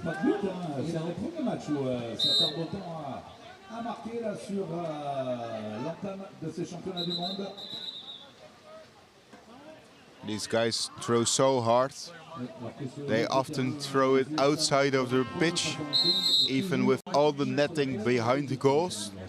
These guys still throw so hard that it will still leave the pitch. Luckily, we have some extra balls at the sidelines, at the referees there, at the sideline referees. And they help to ensure that we can continue watching this sport as fast as possible. Beautifully set up. Can he reach his middleman? Not right, not really. A bit of close to the defense in my opinion. If you keep a few meters further, then you have a bit more speed. And with speed comes a little bit of extra power, and that's sometimes just what you need. Nicely done by Swao. And shots, but just missed the goal. Opportunity for the other side. Long pass to the right, but blocked. Still in Espanya possession. Can he get to his scoring position? No, they play it safe, which is a good call, because a lot of players of Chinese Taipei were facing the other way already. Passes through the middle, quick shot, but again nicely blocked by Hu. Beautifully saved by the number 2 of the Chinese Taipei man.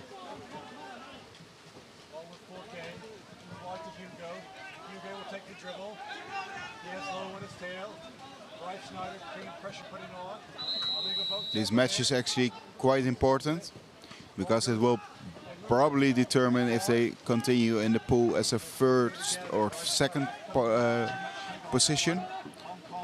And in theory, if you are first in the pool, in this pool, you'll probably meet up with a bit of an easier matchup. But nothing is for certain, of course. Nice pass to the middle. Oh, chooses to shoot, but takes a bounce off the bar. Now this is a really good fast break opportunity for the Spanish man. Passing to number 2. Shoots. Oh, shoots against the pedal of the defending Chinese Taipei man. That was really a bummer for Puerto.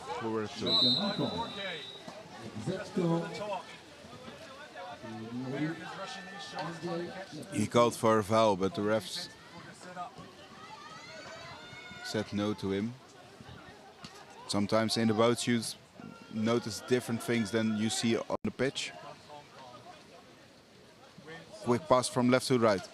Beautifully thrown. Can he reach number 4? Yes. Can he shoot? Oh, deflected again by the combination of Song and Swa. Pass around just a bit far. Narrow edge. Again blocked by Hu. Chinese Taipei men are now back in ball possession. Oh. Trying to pedal. Continue to.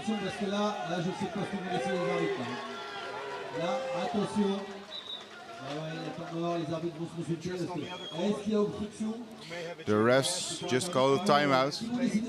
They're gonna talk to each other to assess the situation.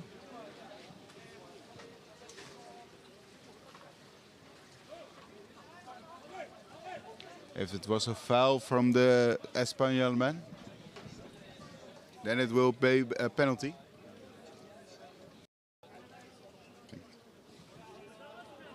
There are 19 seconds left in this match. We'll see what the result will be from the refs. They did meet up. We'll wait for the signal and they say, it was a foul from the Chinese Taipei. Number 3, Sual.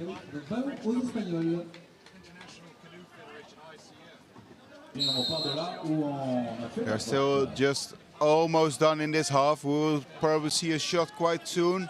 Some quick passes around. In front of Puerto. Will he shoot? Yes, but deflected by the Chinese Taipei man. Pushed to a corner. Oh, that was a quick, smart play. And that way too loud horn you hear was the end of this half. Nicely played out by the Chinese Taipei man.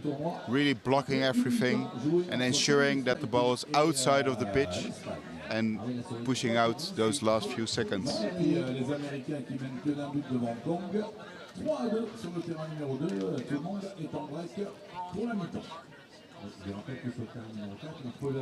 It's half time now. We have a small 3-minute break. After that we will continue. This time I can thank the sponsors. Half time. Brasserie La Goulale, FH, Pin Sports, Arc, Connect, Vortex, Group Lempeler. The teams are getting some quick refreshments and some last minute details from the coaches.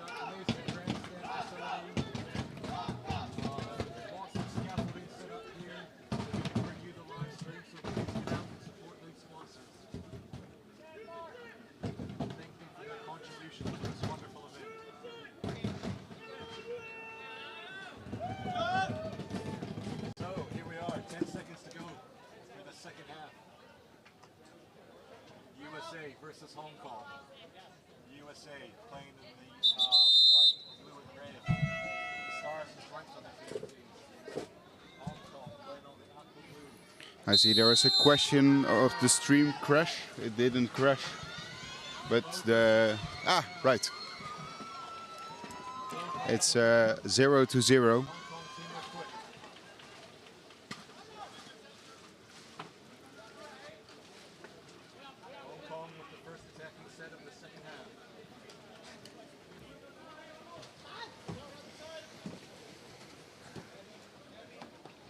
Luckily, our technical issues seems to be over, so we can check out the score and time a little bit easier. Voilà, on va applaudir quelques instants le retour sur le terrain pour les Espagnols, Chinese Taipei. Give a big applause for Spain and Chinese Taipei. We're almost ready for the sprint here again.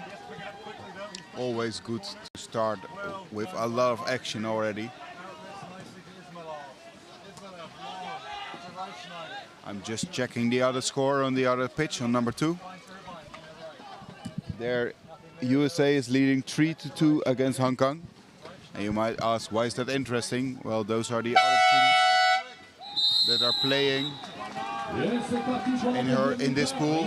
Beautiful and quickly done by the Spaniel, number 7, Huerto Ribeiro. Oh, just some faulty passes means that Chinese Taipei are now back in possession. Only 20 seconds in this half. That's really quickly. Oh no, faulty pass means almost 100% shot possibility. Foul made by the Chinese Taipei men. If that's a foul, then it's a penalty. The refs are now walking towards each other again, just to make ensure to talk about the situation, what just happened, and to ensure that they saw both the same things.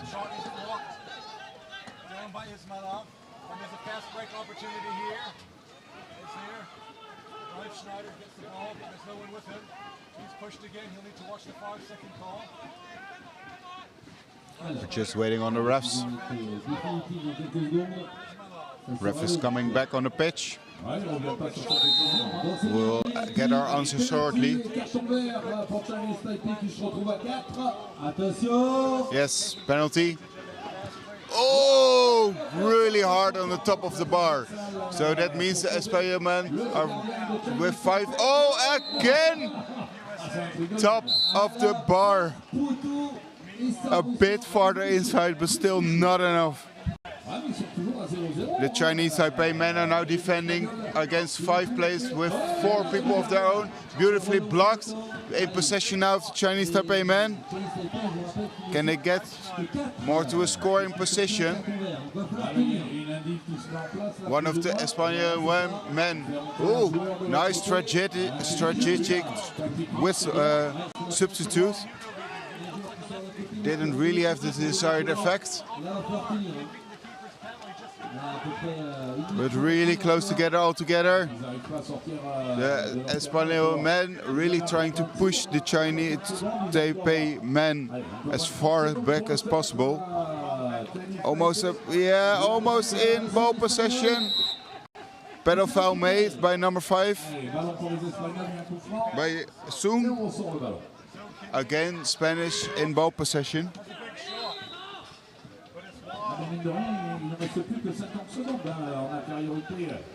Some quick passes, shots. Oh, and again deflected.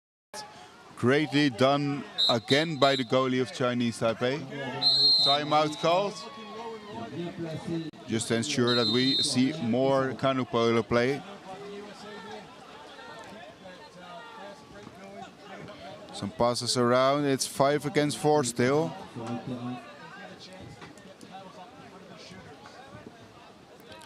So the Espanyol men do have more room. Dude, that was a really hard shot. Beautifully thrown in by Gordo Hego. Guerrero. But that does mean we got another timeout.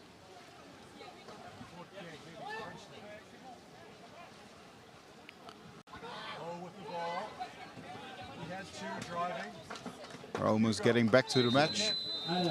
Because it was a score for the Espanyol men, the power play for the Chinese is over. Or the power play against them, so they can start with 5 players again. Well done by the captain, showing strength. Tackle by Hugo.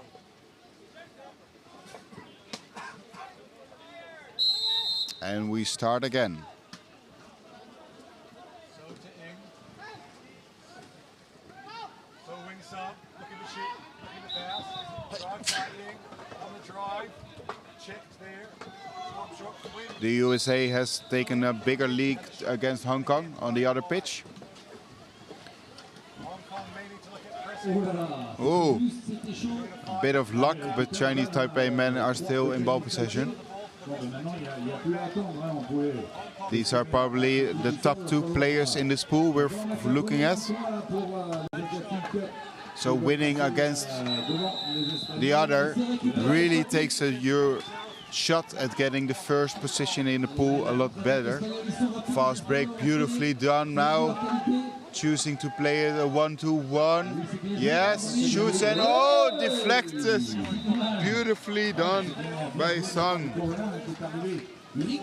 And it again left the pitch.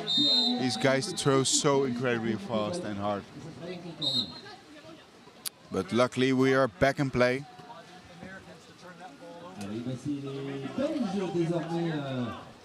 Casal is now Casal joined up with Blanco in the defense of the Chinese Taipei men. Bit of a long ball, but it's perfectly done. That is just what he needed.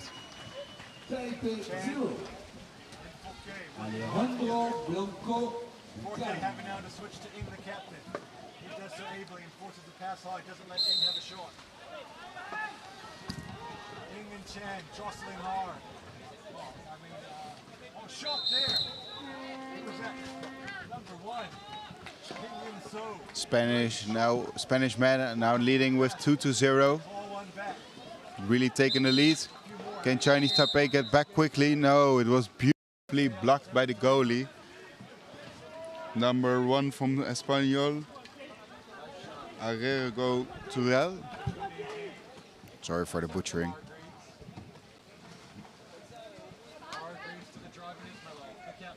Long passes.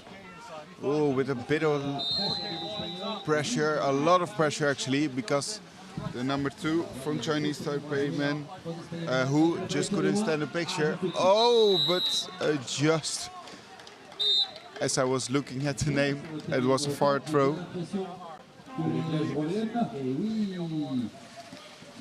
But luckily for the Chinese Taipei men, it hit the top bar and it went outside, and it's their ball position again. Starting on the right side, can't really reach the man in the middle. The man in the defense of the other, of the Spanish defense.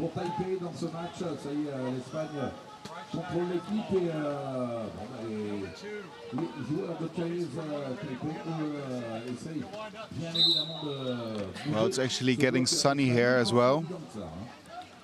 That's new for today. It did rain already, and it was second line shot, really nicely saved again by the goalie, Arrego Turel.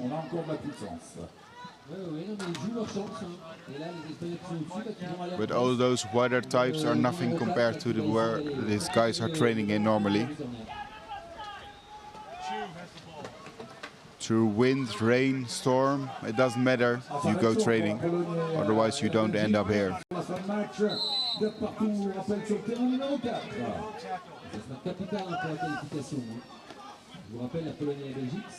On the other pitch, USA has really taken advantage, 8 against 3. So they are probably the winners from that match. So for Espana to win against Chinese Taipei here would be really nice for them to ensure the first play in the pool. 1 against 1, a lot of action, just a foul, fast break opportunity still.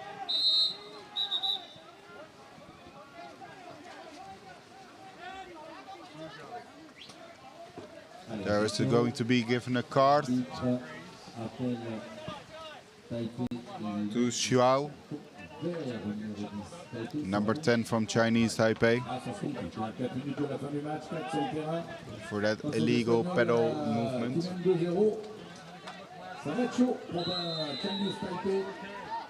That means another power play for the Espanyol men.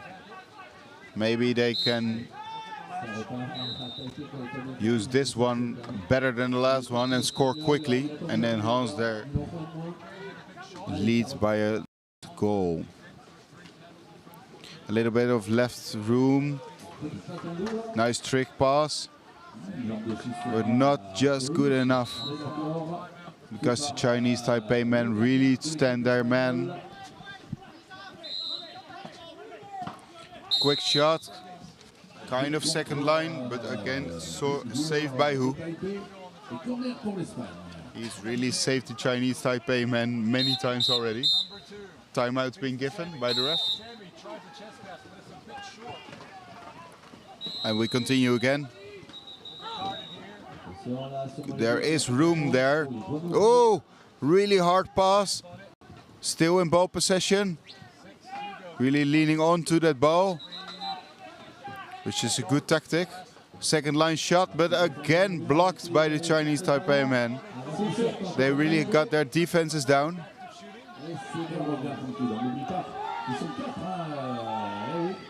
The Espanyol men now choosing to go a man-on-man defense, or 5 out, which is also called. Nice tactical whistle, referee substitution.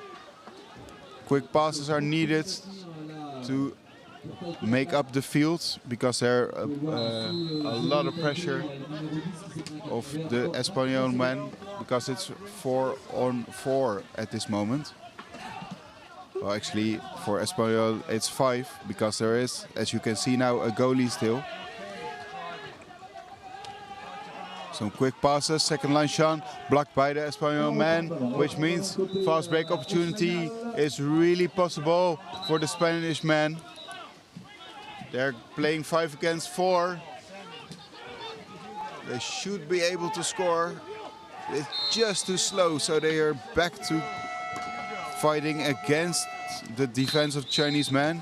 Again blocked by Yu. Again blocked by the Chinese Taipei man. It was either Yu or number 7, Sang. They really kept up their defenses. It's really impressive to see. They already got a lot of bombardment from the Spanish man. But like that one was now blocked by Song, number 10 from Chinese Taipei. Fast break opportunity now the other way around. Long way, oh, just a bit too far for number 8, Xin. It was a good call to shoot from afar. Sadly, it didn't happen for them. Pitch number 4, new goal for Poland. Poland 5, Belgium 4. Quick passes now from the Espanyol man.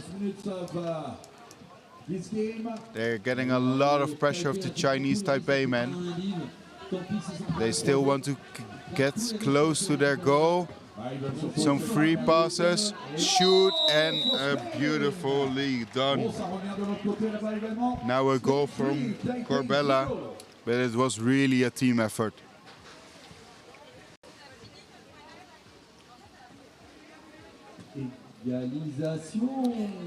Now Espanyol leading with 3 points to 0. with 30 seconds left, that means they do win this game. Would be good for the Espanyol men if they can keep the 0. Oy, and beautifully blocked by the Spanish defense. Means that they have only 10 seconds remaining for a corner. They will get a lot of pressure. Maybe they can shoot one more time. 2, 1. No, this is too slow. That's the end of this match. Allez, bravo, beau match des deux côtés. Bon, bah, écoute, ça fait 3-0 pour les Espagnols. Match nul entre la Pologne et l'équipe de Belgique.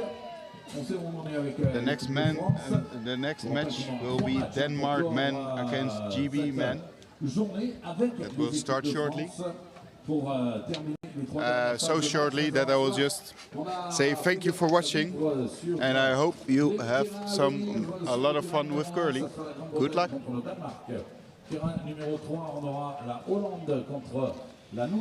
Thank you, Jorn. So now we're running so tight to time. The next game will be coming with us as soon as the referees can switch the teams over. This will be the 14-25 game between Great Britain men and the Danish men, which is in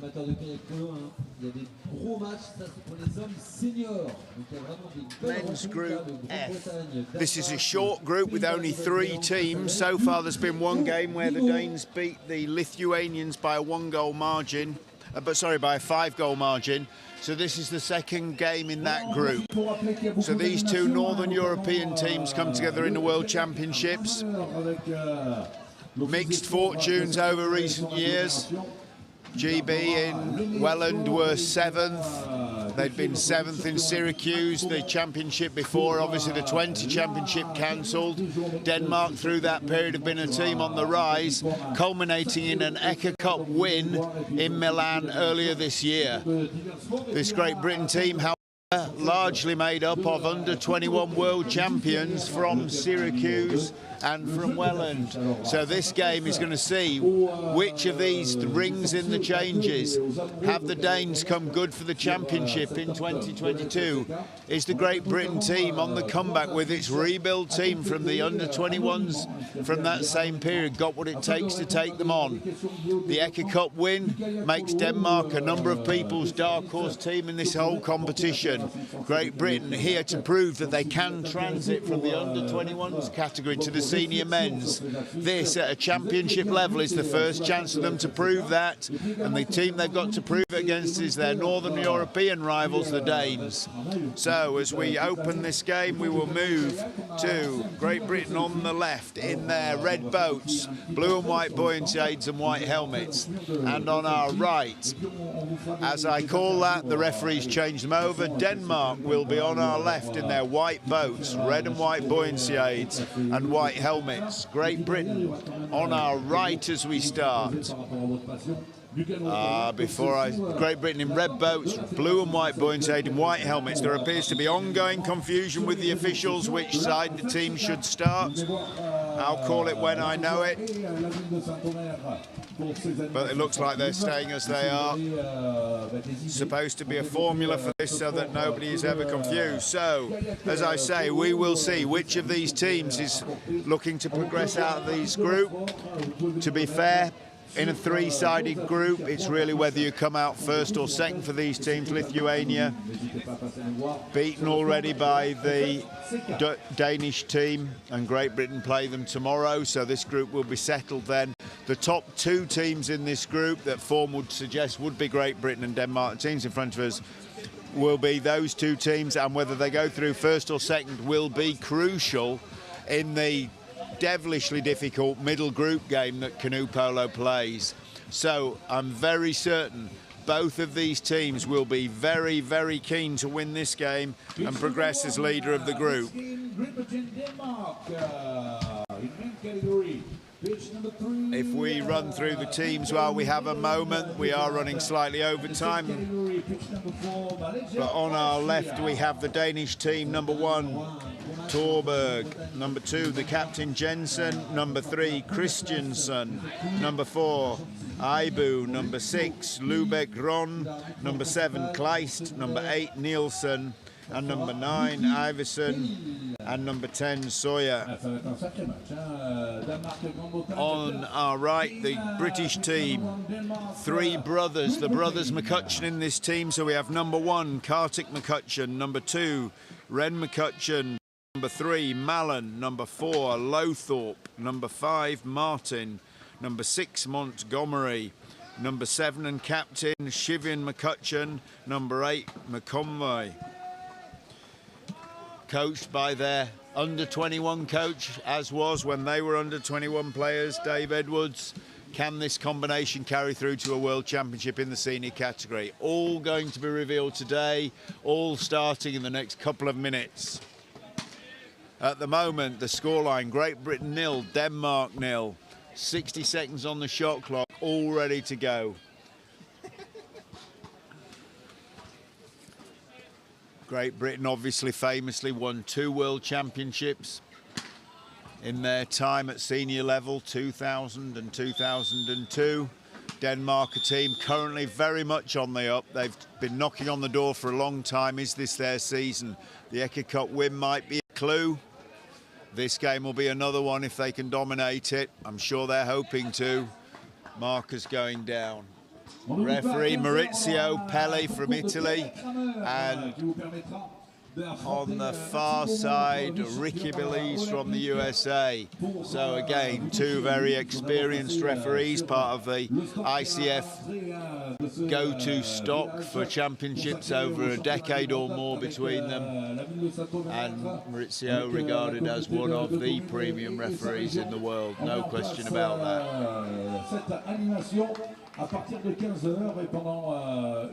Everything appears to be in order. Not sure why we're not started. Teams are on the water. We've got the traditional handshake and exchange of gifts between the 2 captains, Jensen and Shiv McCutcheon for Great Britain. The McCutcheon 3 brothers in this team from the McCutcheon family. Mirth pointing out, perhaps in passing, that their younger brother, Tanner McCutcheon, is the captain of the Great Britain under-21 men's team, so certain polo pedigree in the McCutcheon family. You'll have to forgive me if I identify them by first name also. It's not a bias, it's just otherwise it will just be McCutcheon, McCutcheon, McCutcheon, McCutcheon. So we'll break that up for you. And here we go, and we have the captain Jensen matched up against Ren McCutcheon. Ball's loose, who's going to take it? Ren McCutcheon finally picks up the untidy play, and an illegal tackle called against Mallon for Great Britain. That's a bit of a waste of a potential first possession. Nice bit of skill, but all goes to waste. That was quite a charge. There'll be the next one, I'm sure, will be no different in the second half. So now, Danes get the first attack. Very, very strong physically. They like a physical game. Happy to take a team on physically, and that is good commitment. That's Kleist. Happy to go in as long as he comes up with the ball, and he does. Ball comes wide to Ibu.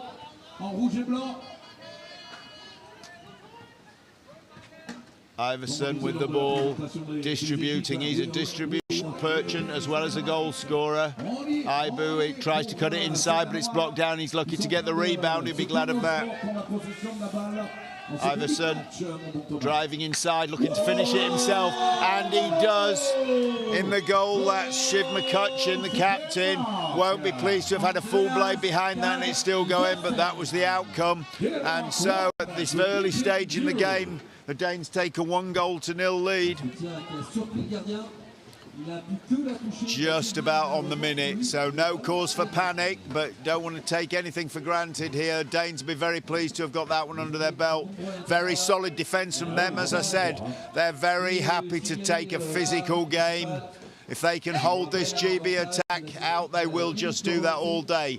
They've got great fitness, the Danes, something they pride themselves on. Their engines will just keep going the whole game. Great Britain trying to find a way inside. So far, not so much. Rem McCutcheon now looking for something. Nothing doing, recycles it. No, nothing there. Shot clock on 43, no need for anything silly. Great Britain reset. Back out, little nod of communication between the brothers, and again.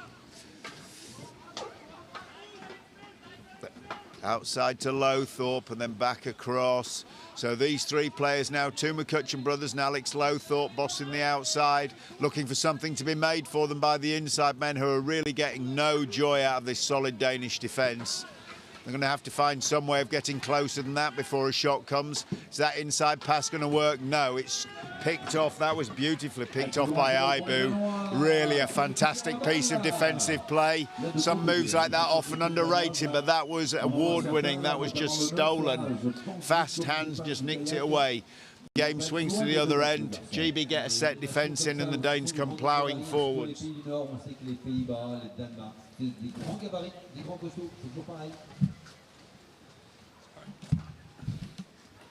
Ibu, Iverson.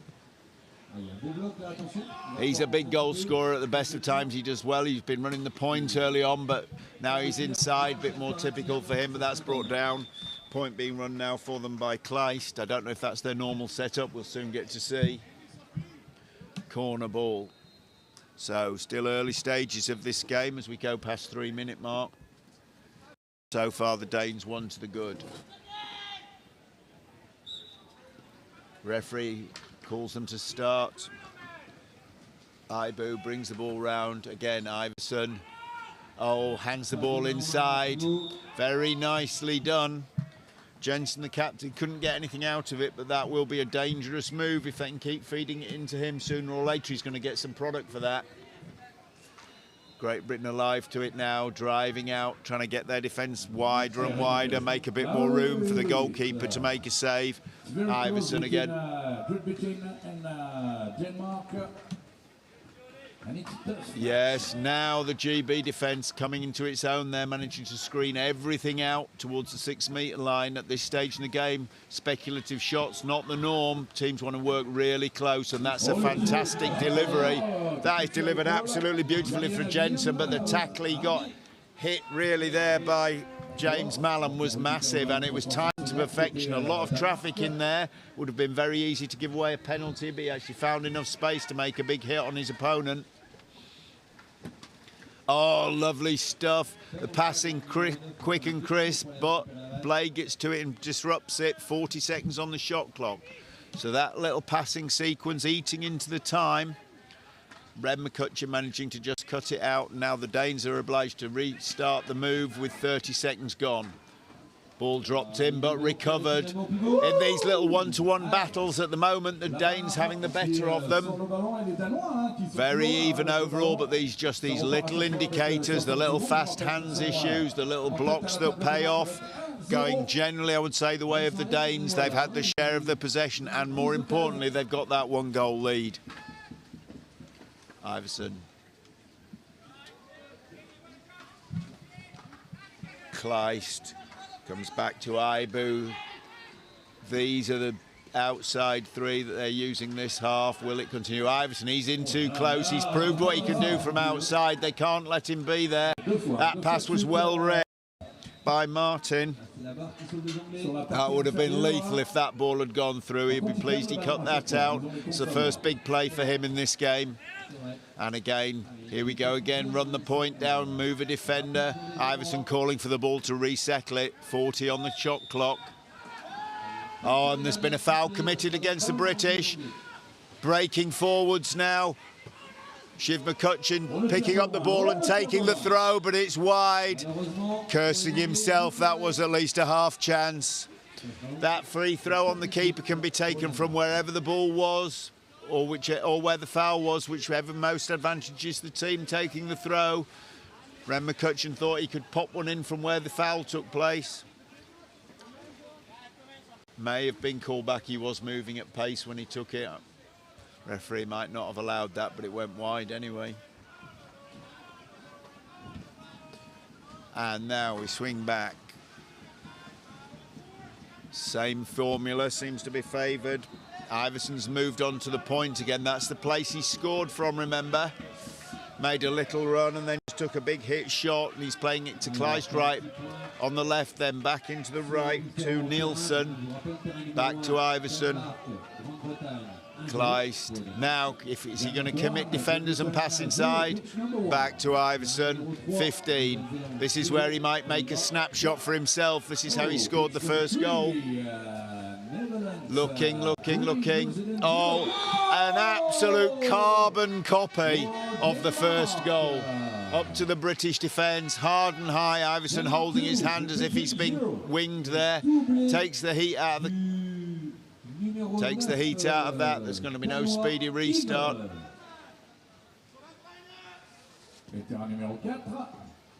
eBay taking the time to substitute.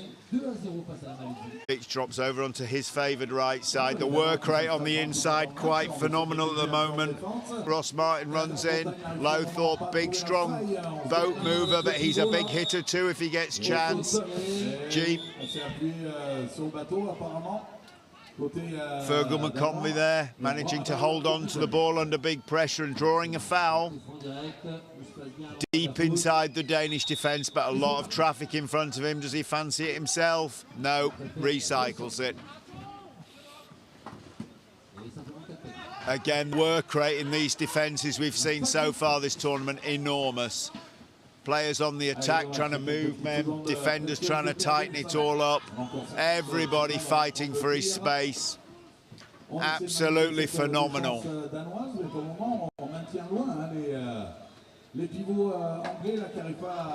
This is Ross Martin ducking in. Lowthorpe, Red McCutcheon, Montgomery. Just building something as the shot clock comes down to the 20s. Can they find an inside pass? Trying to hand it through, trying to draw a foul. That's Red McCutcheon, nothing happening. Referee's calling a corner, players not looking for more.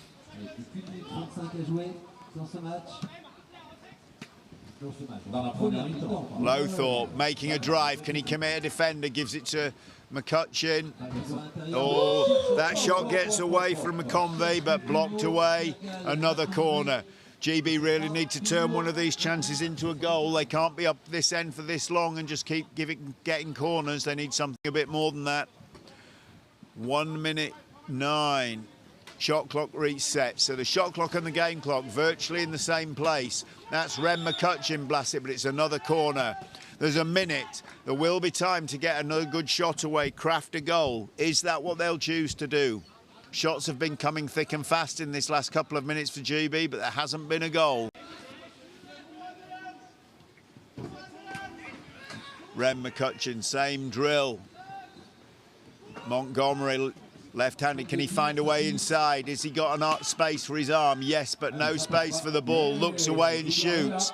No product once again. Iverson, big player for the Danes in every sense. Tall, strong, and a crucial player in terms of what they do next.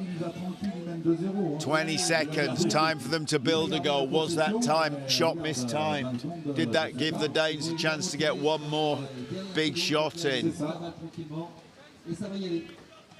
Moving it forwards, Nielsen, Iverson, absolutely talismanic for them. That shot, though, not close enough, a bit wild. And we go into half-time. Men's Group F, Denmark 2, Great Britain 0. Story of the half, 2 relatively long-range goals from Iverson. Both with blade on them before they go in the net, but both still in the net. Other than that, evenly matched, strong defences, players trying to drive room for their respective shooters. Nothing much doing, but those 2 well-timed, well-taken, long shots from Iverson are the difference between those 2 teams. So here we are in Saint-Omer with the dark horse team for the tournament for many people, Denmark, putting their marker down. Great Britain transition to the Senior League, haven't played since 2019 in Coimbra in a championship. Oh, sorry, forgive me, that's an error because they played Catania. They need to bring together a World Championship at senior level. They haven't played since Welland. Here we are at the 14th World Championship, the second in France, the first one way back in 1994 in Sheffield. Since then, we've had championships across the continents. The only continent so far we've not to grace with our presence as an ICF Championship is Africa. I'm sure that will only be a matter of time. We are truly a global sport now, and now as we look at the Danish side, I'm sure 2-0 up in this game. Danish coaching staff will be happy. The fact they've had to resort to an outside long shot from the talismanic Iverson, I don't think they will care at this point. The scoreline is all that matters. In a three-team league, if they come top, then they get the relatively, and I say it cautiously, relatively easier middle group. The middle groups in men's polo can be a filthy place to have to ply your trade. If the wrong team loses a game or the seedings go slightly adrift, it can be tough in any of them. But if for a choice, if you can win this group, you win this group, and the Danes are going for that right now. On the other hand, the coaching staff of the Great Britain team, talking them through it, 2 goals is not a lot. They've played well, they've made chances, but they have to get that ball cleanly inside, or they have to find a way of beating the keeper from the outside. Neither of those things is easy to do as they are to say. Great Britain coming back out to line up, keen to get started.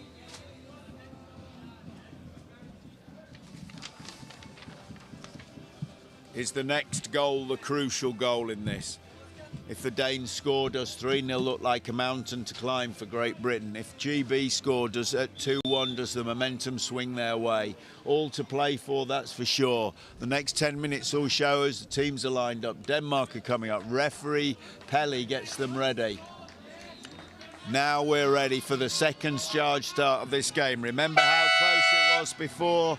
The hoot who are letting the refs know it's ready to start has gone. And the ball is in. Jensen, McCutcheon, did he get a lucky start?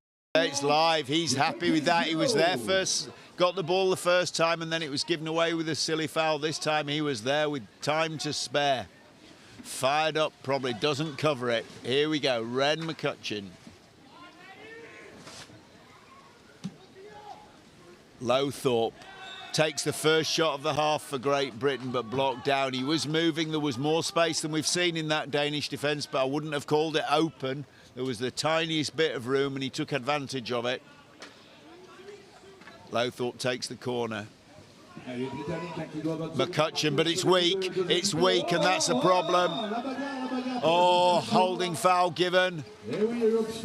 Now Danish ball, not sure where that was, but clearly given by referee Pelly as a holding offence on Great Britain.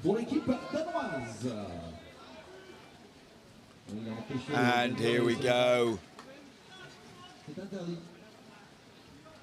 Danes looking strong and confident. They almost look as if they're plotting something here. Definitely not in a rush, definitely not in a panic. But I'm sure they'd be desperate to score this goal that could finish this game off.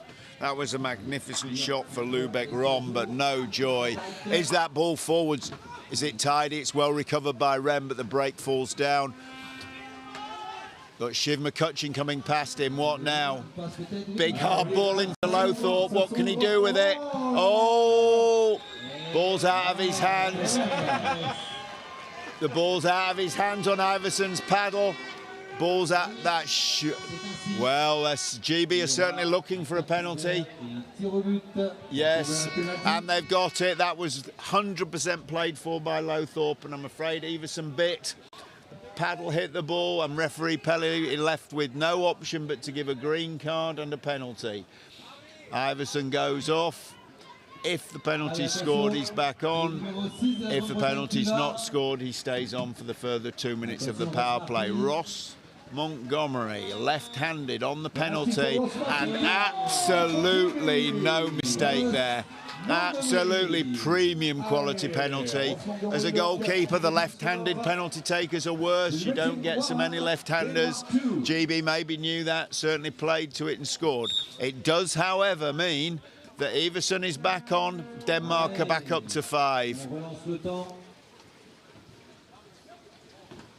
So that is the first goal of this half. Is that where the momentum swings? Have the Danes got what it takes to settle themselves and score? Wait and see. Here we go. Now we've got the game we wanted, a 1-goal game coming down the second half. Kleist just wondering where to pass. That goes outside to Nielsen, who can't get anything out of his left-handed shot, and he's just taking a little admonishment for Iversen there. Didn't think the percentages were high enough for that to be taken.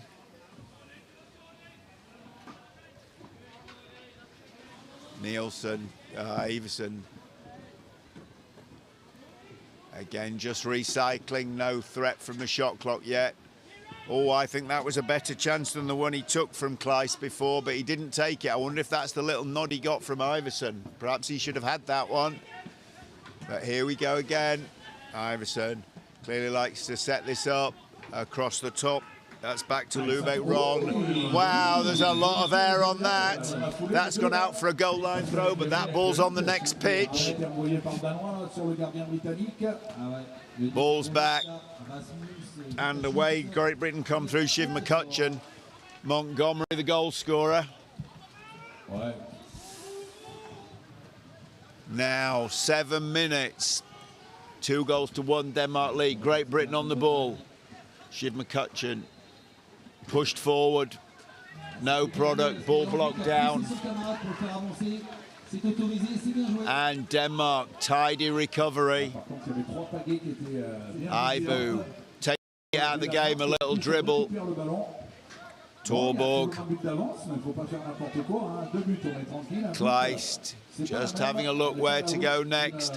The truth of this situation is that the Danes don't need another goal. They will be going to bed happy if they win this game. However, at 2 goals to 1 with 6.5 minutes to go, they're a long way from the finish line. They mustn't get too casual and they mustn't kill this too early. As I say, a win's a win, but they would love a bit of air between them and Great Britain.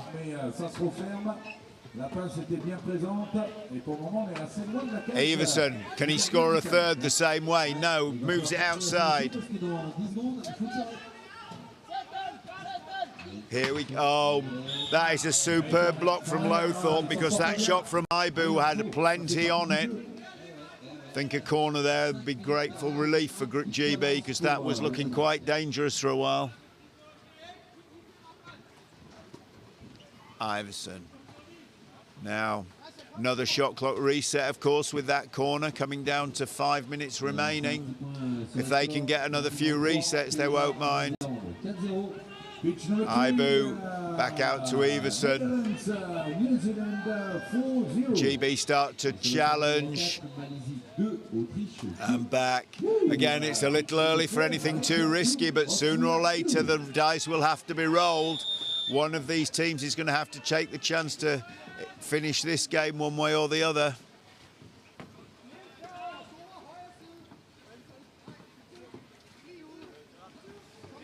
Iversen bossing the play here completely. I don't pretend to speak Danish, but you can just tell he's telling them exactly what he expects them to do.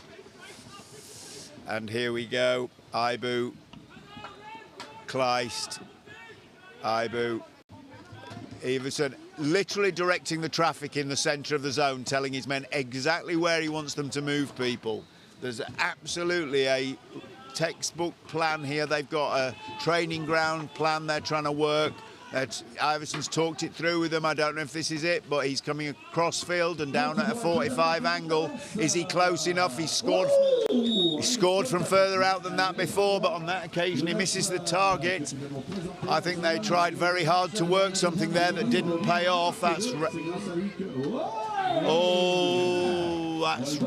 Ren McCutcheon took a pop shot there on an open goal. I don't actually think it would have gone in, but it's been blocked out for a corner.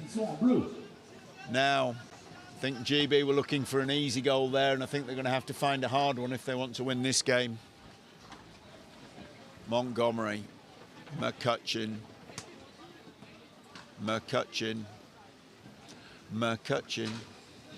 Montgomery.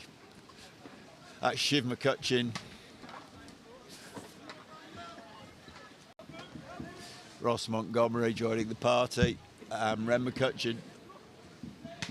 Is there a pass inside? Brother Kartik McCutcheon was looking there. That's Ross Montgomery, left-handed. Nice save that, because that was going firm to the bottom corner. Little bit of fun going on the right-hand side of that defence, battling for position. Jensen being forced to work. Ross Montgomery trying to get past him. Can he cut a pass back inside? Angles for a shot have disappeared. He has to recycle it to Ren McCutcheon, who plays it to Shiv. This Danish defensive line is doing a great job here, all on the quiet, just holding everything out, making it very, very hard for Great Britain to see a chance that they might be able to score from. And that is no coincidence or accident. They're just holding it out so that they can deal with the shots as they come. Danish ball. 2.5 minutes. They've gone 5. Great Britain are pressing man for man here. Calls from the coaches, communicated down, but now there's a man away. This is messy. Anything could happen.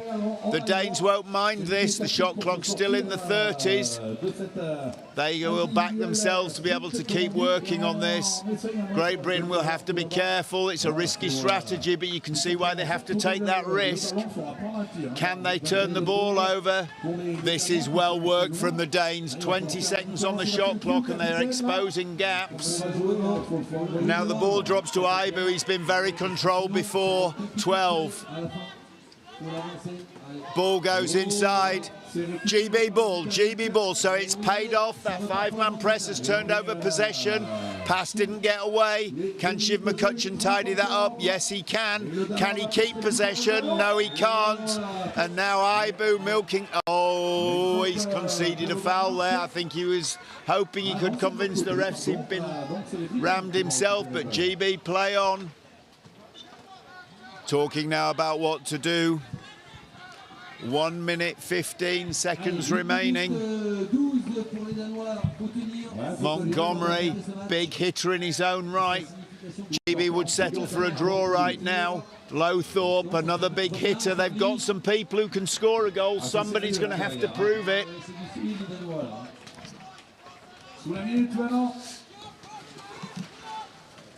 50 seconds, 50 seconds. Montgomery takes yet another corner. It's been a few from there, lost count.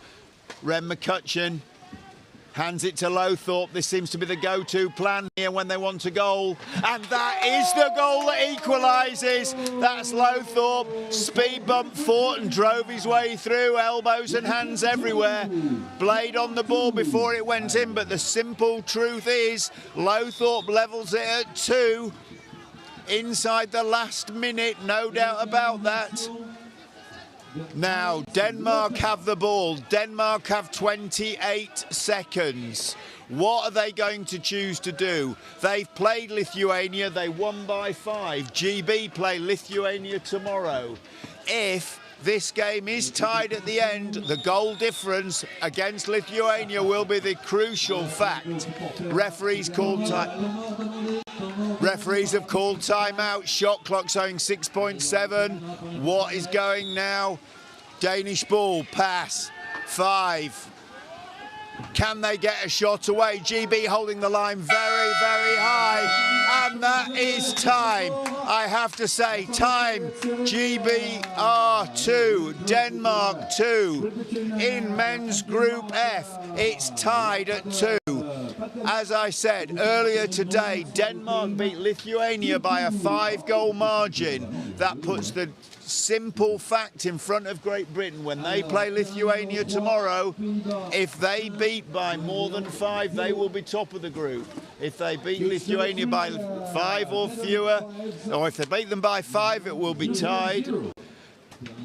As goals scored, it will then go on to goals scored. I think it was 7-2. I'd have to look that up. It was definitely a 5-goal margin, but this will all be played out tomorrow. Do not miss that game. It will be absolutely crucial to see who goes through top. Players sportingly shaking hands. I'm sure there's a little bit of disappointment on both sides. But given the way the game played out, I'm kind of guessing the team that's frustrated is Denmark and the team that's relieved is Great Britain, because they have kept themselves alive. Here we go. It's very, very sporting, both teams clearing the page. And the next game on this pitch will be between Germany under-21 men and the Japanese under-21 men. And that game scheduled to start at local time, 3 p.m. So we'll be handing you over then, and thank you for that.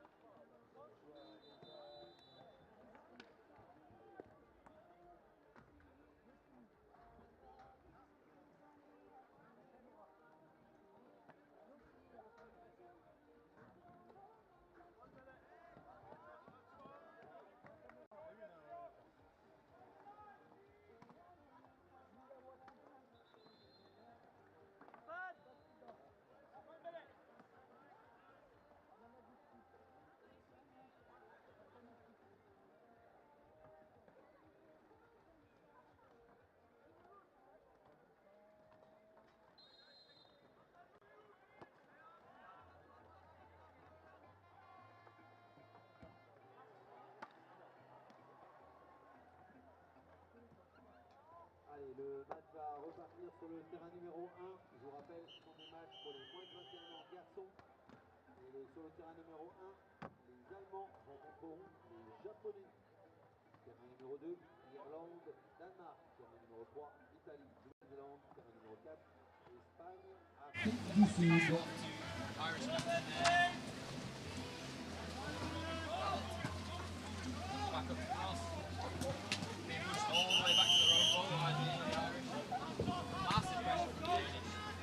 Welcome back to pitch one. After that senior men's game between Denmark and GB, we now have back to the under-21s for a game between Germany and Japan. Japan with a massive uphill battle in their group if they want to make it through. The top 3 teams from the group stage of the under-21 men will go through to the top 12 positions. And at the moment, Japan have lost already 2 of their games to opposition within their group. And arguably, no, this is the hardest of the groups to come. So a false start there by Germany. So Japan will get first possession of the ball. So Japan yet to score in this competition from their 2 games, and now they need to go and try and beat one of the top 3 teams in the world in this German under-21 team. So a massive ask for this young Japanese side. So Yoshimi with the ball to Miyawaki. Miyawaki over to the right-hand side, and the shot's coming from Nakamura, the captain. Blocked, though, by the Germans. So it will be a corner for Suzuki, and the Germans instantly pushing out to a 5-man press. And if the Japanese thought they were going to be allowed to make their way into this game, then they've quickly found out they won't be. But the ball will come back for Japan. Ends up in the water, trying to come back up now with the ball. Does still have the ball, but he's had it for 5 seconds. So Germany retain possession, and the ball comes up across the pitch, and a first goal for Olli Schroers. An easy goal for this German side. I don't believe this German side really needs any kind of goal difference. They've got the results that they needed so far in this group. But we will see results so far for Germany in this group. 3-2 against the Danish under-21 men.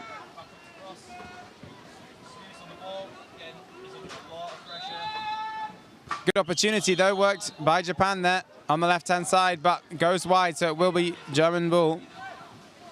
And 11-0 versus Ireland for Germany, so they're sitting well at the top of this group. They'll have this game and the game versus Portugal to come in the group.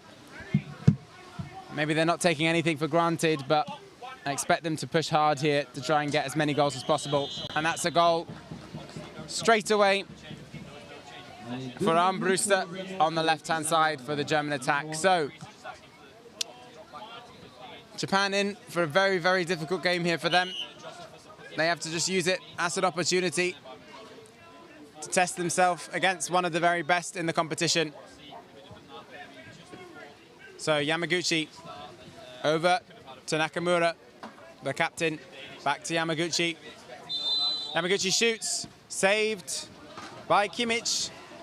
And the Germans sprinting down the pitch. Good cover from the Japanese, though, has to be said. They've managed to get 3 back. But now the Germans have the opportunity down the middle, and they do outnumber the rest of the side. So, and their shot comes from Henning Mai. So 3-0 to Germany.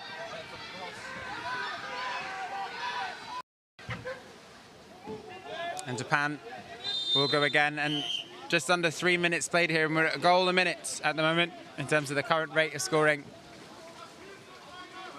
So let's see if Japan can make something with the possession here, even if just to make the most of the ball. Yamaguchi dribbles it in, comes back to Miyawaki. Miyawaki to Yoshimi. Yoshimi looking for Nakamura on the left. He's had his own opportunity, decides to dribble. It's good vision by the Japanese side, but the German team now pushing 5 out. Considering the shot here, the captain. Pressure is on against the Japanese side. Well blocked, though, down by Kimmich. Kimmich looking for the long pass up the pitch to Balkenbush. Balkenbush may have kept that in, as he has.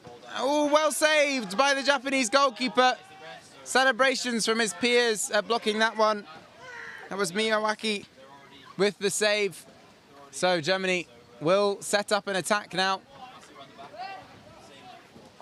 And Japan not able to compete one-on-one. It's very easy for the German players to get under and around them. But they still have to make the most of these opportunities that they make. And Hackenberg taking it in on that left-hand side. Back out to Kimmich. Kimmich across to Mai. Mai considers the shot. Kimmich down the middle. Back to Mai. Oh, beautiful pass. Mai just couldn't quite take it, but he will finish this into the left-hand side of the net. Slightly slower ball to deceive the goalkeeper. And it's easy pickings for the German team just to slot it around. But the first block by the Japanese in the game so far, so small steps for them to grow into. So the Germans starting with 3-1.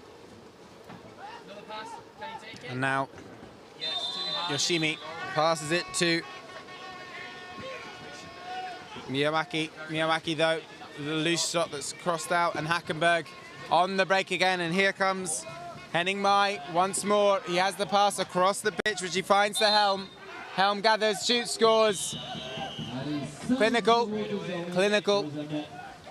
merciless as well. But this is the World Championship, and you can't leave anything up for doubt. So 5-0 to Germany. Less than 5 minutes played. So Miyawaki dribbles out to the left-hand side to Yoshimi. Yoshimi to Miyawaki. Miyawaki back to Yoshimi. Yoshimi shoots, blocked on the way through. He does get the corner.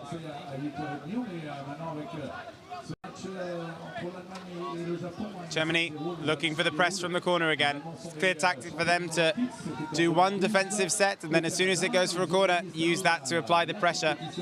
Good practice for them as well, if they have to do this for later on in the competition, just to get that set up. So, ball long over the top, and that's going to drop easily for Kimmich to gather. And the long pass up the pitch now. Beautiful pass, truly beautiful pass. Has that ball gone in? Yep, being called by the referee. So, Ollie Schroers, goal given. So, Sakida on the ball now. Across to Yoshimi. And maybe Japan should just suck up some of this time from the clock. Limit the damage. If Japan have the ball, then Germany can't have the ball. They are here to play at the end of the day, and they're seeking to now. So, looking for the opportunity for the shot. Well blocked. Will it be regathered? It is regathered by Miyawaki. Miyawaki back to Nakamura. Using the time. 23 seconds left on this shot clock now. Germany beginning to look for the hunt. That's a nice ball. Trying to get the pass on the inside there. Japan are going through the motions nicely here, but 10 seconds left on the clock. I think they're aware that they need to shoot. I think Nakamura there was heading back to net, not getting prepared to shoot. He's going to have to shoot now. He does shoot now. Easily saved by Kimmich. And now the Germans are looking for that break up the pitch. Good pressure, though. Good pressure by Yoshimi. And he's managed to prevent that break from coming to fruition. So he will be pleased with that. That's step one for this Japanese side, and now they will try to hold off this German attack. So you can see the German team trying to widen out the zone. They've got a man either side trying to open up a space in the middle and look for that pass inside, just like that. And the ball comes easily into Schroers, who scores again. And I think that Schroers, at least his third in the game. An easy way for this German team to rack up their scoring statistics across the team as well. So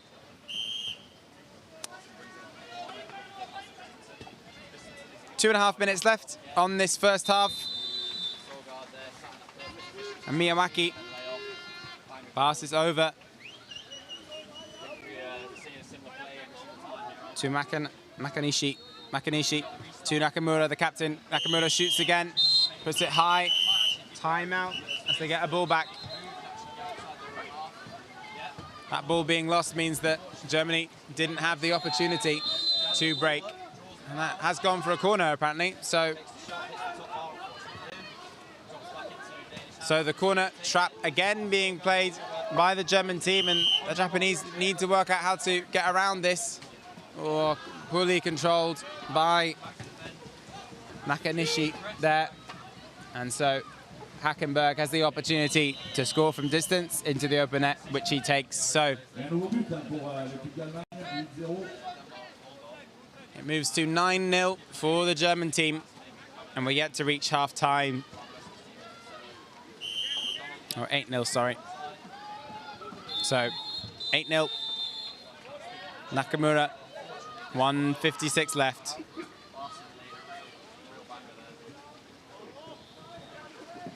Miyawaki drives down through the middle. I think he's going to... Oh, that's unfortunate. Blind pass off to Nakanishi, but he wasn't looking for it. And now Germany are away again. Nice long ball. It's good practice for these long shots as well for the Germans. These long passes, they're falling into hands nicely. We saw in their first game, they weren't falling as well as they are at the moment. So obviously less pressure against this developing Japanese side, but nonetheless, impressive control and passing ability. So, Mai comes across to Helm. Helm straight into the water. Back out from Helm. Over his head. It comes to Kimmich. Kimmich. Out to Mai. Mai back to Kimmich. Plenty of options for this German side on the inside. Mai's looking. Becker is looking very available. The 10. He's searching everywhere for the ball. He wants this ball. It's not coming to him. There you go. Can I have the ball, please? Says Becker. No. Maybe he's yet to get on the score sheet himself in this game. So, blocked. And Balkenbush is denied.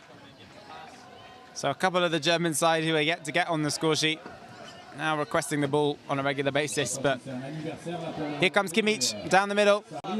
Over the top to Helm. Helm shaping to shoot. Does shoot, scores, and that's a nice finish, has to be said. Round the player in the paddle into the top right-hand corner of the net. And another goal for the captain. And that will be half-time. Very shortly. No, 10 seconds left, so half-time to come. Japan, I think, will just see this ball through. Looks for the ball over the top. 3 seconds, 2 seconds, 1 second. Long shot off the bar.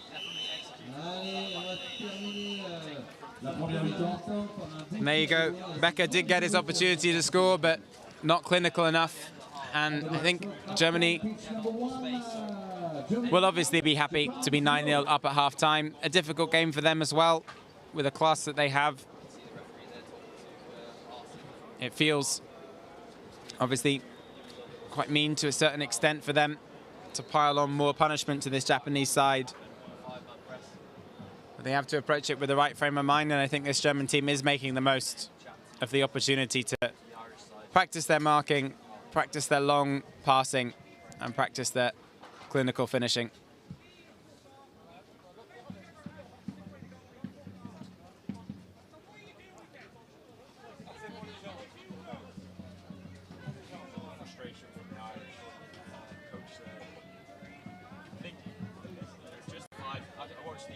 So whilst the Germans are comfortable, the Japanese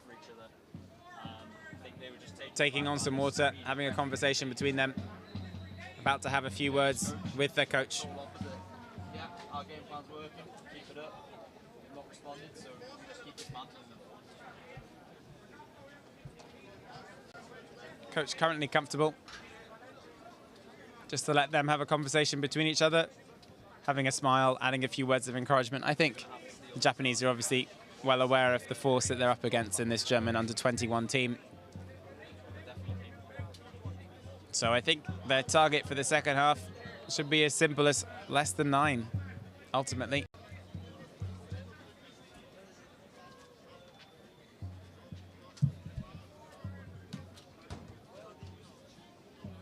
Can they limit the damage?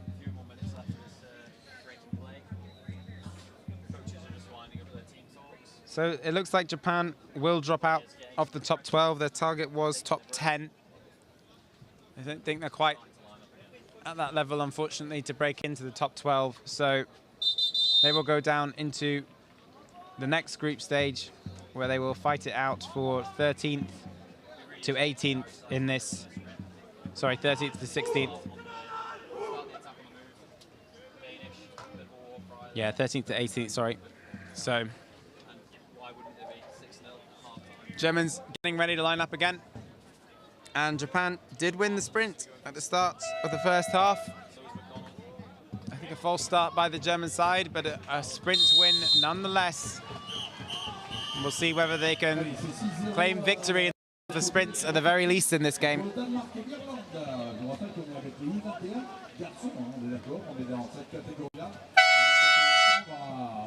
So, pitch one, ready to go again for the second half of this under-21 men's game between Germany and Japan. Ready to go here, it will be Yoshimi up against Armbruster. It's a good start from the Japanese. Oh, close to claiming that ball, but it will be Armbruster who takes it. But a good sprint there from Yoshimi to be in contention against this rapid German side. Faked pass there, and then nicely laid off, beautifully laid off by Hackenberg to Schroers. And Schroers with yet another goal. I think he might be aiming towards the top of the goal scoring list off the back of this game. Be very thankful to the rest of his team. Selflessness between the German players, always choosing the best opportunity for the shot or pass. So Japan resetting themselves again, taking a little bit of time off the clock. And there we go. Miyawaki with the ball. Well blocked. Yoshimi's shot there. Yoshimi leaving his paddle behind, so he's going back to claim that, and it will be a corner for Japan. And predictably, the Germans are out and on to the Japanese players on a 5-man press, so just making it almost impossible for the man from the corner to get a clean pass. He's looking desperately for a clean pass, can't find one. Forced into a pass that they can't get back, and there are 2 German players free all the way down the pitch, and that's a fantastic ball. Fantastic ball from Kimmich. And it's Schroers again. I don't know if his team realised that he is getting all the finishing polish on all of these. That was a full pitch pass there by Kimmich that looked like it was floated until only 6 meters before the net. Really nice skill on show here from the Germans. Effortless, I think, is the best way to describe it at times. So Suzuki drives in, and now Miyawaki with the ball again. Miyawaki back out to Yoshimi. Yoshimi over to the right-hand side to Nakamura. Nakamura back to Suzuki. Suzuki with the opportunity to shoot. Will he? Lays it inside. That's nicely worked. Oh, almost for Japan. Sakida with the shot away. But it was saved, so it will be a a Japanese corner. And again, the press comes on, and we will see if Japan can find an answer. They go for the long pass, but Mai, very comfortable just to win that ball back from Nakamura by comparison, and up the pitch, and an easy finish for Balkenbush.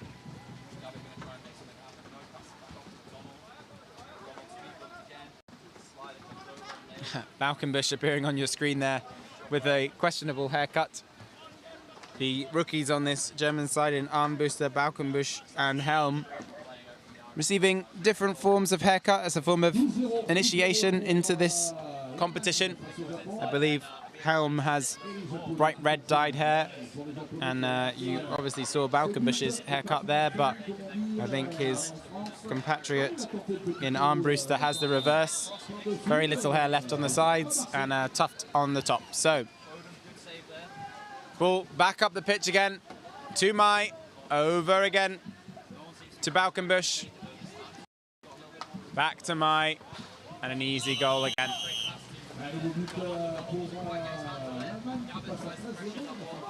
So, Henning Mai with the goal.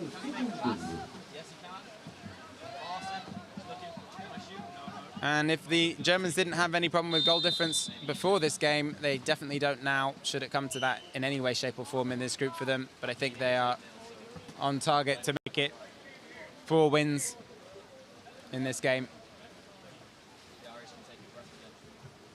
Germans are allowing themselves to enjoy it though. Not just the scoring, obviously, but having a relaxed World Championship game. There'll be plenty of games later on that will not be the relaxed, enjoyable nature of this one for them. So Germany will set up an attack now, and Japan are coming back to set up their defense. So easy work for Schroers to get the pressure on Nakamura.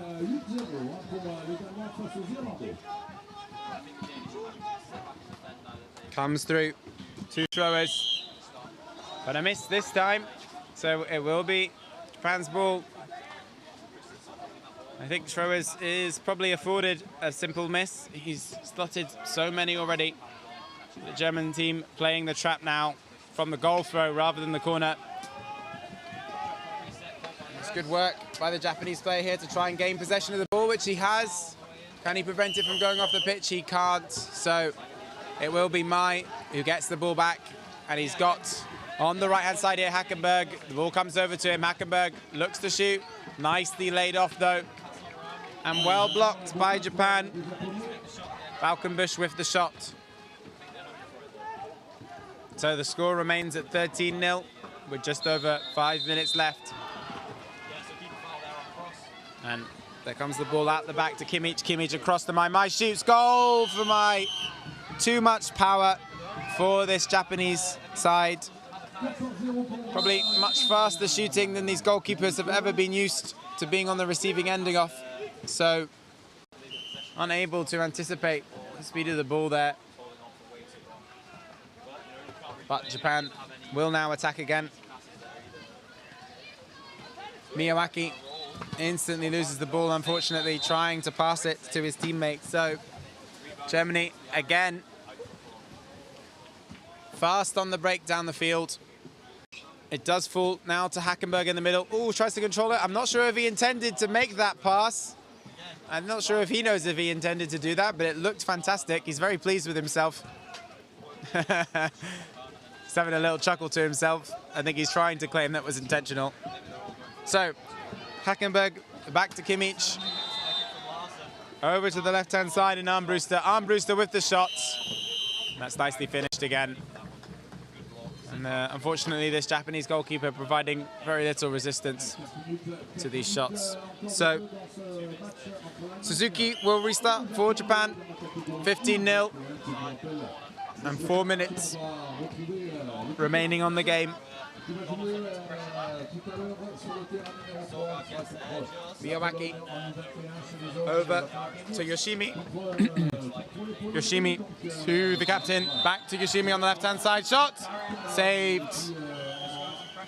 I think there would be a fair amount of support from the crowd if Japan were able to get 1 goal in and break that current duck that they're on. But yet again, Germany playing the trap. Ball does come through to Japan, but Yoshimi couldn't gather it. It's a nice pass though by Nakamura. Anyway, Kimmich up the pitch, and again it's with Falkenbush. Falkenbush with the shot and a goal.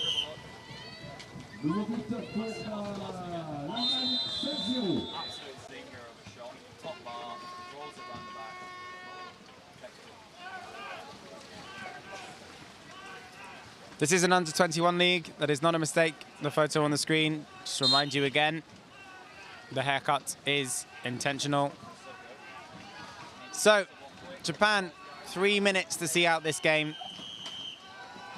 3 minutes to avoid a potential 20-0 scoreline. But they've let up a foul in the middle, and down the pitch comes Hackenberg again. Nice control off the paddles. He's going to pop it back over the top immediate shots coming from Becker. And Becker scores again to take it to 17. And now, with 3 minutes left, I wonder if Germany will sense the opportunity to reach that 20 figure. Very rarely see that in any canoe polo game. Sometimes a 10, but never a 20. Such is the difference between these two sides, at completely ends of the spectrum. A complete German team that's been building for a number of years against a Japanese side that's had very little practice in the way of competitions because of, obviously, the pandemic over the last couple of years and how that's kind of made the world so much smaller for traveling for competition, and a young Japanese side as well. So, not unexpected, this size of result. So, ball comes through to Becker. 2 minutes and 15 left. Becker drives himself. He's going to have the opportunity to shoot. Does shoot. I believe that was just missed off the top bar. So ball will come to Japan, and they're going to have the opportunity to attack.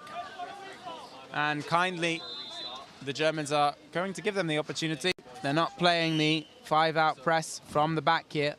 So Japan will be able to play this down the pitch, use up some of the time, and it looks like they will be able to escape the indignity of a 20-0 potential loss. So 17-0, the goal score still stands, 1.5 minutes left. Over the top. Shot comes from Miyawaki, regathered by Germany. Kimmich has it. Nobody currently free. They've got options left and right though, Germany, if he wants to use it. He looks to the right-hand side. Goes a bit long though. Too long for Schroers. Schroers does regather, but forced off the pitch. Does manage to keep it in though. And Mai has the ball, and Germany have one opportunity here. 1 minute left, maybe one or two opportunities to score another goal. So it sits with Kimmich. Kimmich back to Becker. Becker shaping for the shot, scores! And that's a goal again for Becker, just through the zone, through the keeper. A loose shot really, not much worked. I think Mai is telling him that was too easy. But Japan, 44 seconds left. One last opportunity for them to get on the scoreboard. And we'll see if they can capitalize. So it falls to Miyawaki, back to Yoshimi. Shot come blocked for the corner. 27 seconds left. And Germany yet again go out for the block. Ruthless from this German side. 16 seconds on the clock and they're still playing the trap. Oh, and unfortunately Nakamura has given up the ball there at the end. So potentially 7 seconds, 6 seconds, 4 seconds, 3 seconds, 2 seconds, 1 second for Hackenberg. And that will be the game for Germany. Germany 19, Japan 0. And a hard game for Japan. It's nice to see the admiration of the Japanese players at the end here. They know the quality they were up against. And the Germans giving them an honest handshake and a thank you for meeting on the world stage, coming across the world, Japan, to play in this competition and take on the Germans in this fixture. And they will have learnt a lot from having done so. So the final score on pitch one between Germany and Japan, and a 19-0 victory for Germany. 1 goal away from that mystical 20. Thank you for watching. David McBay commentating here. The next game on pitch one will be coming shortly.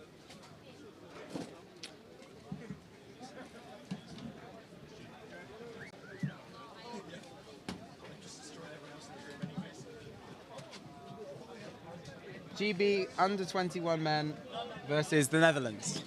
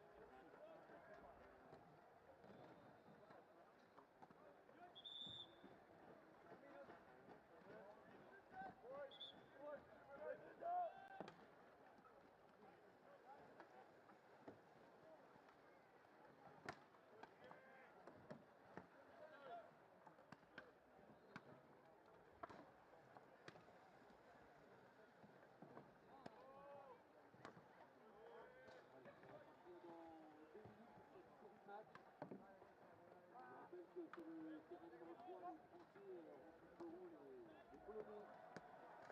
En cas de victoire, les Français seront produits du groupe.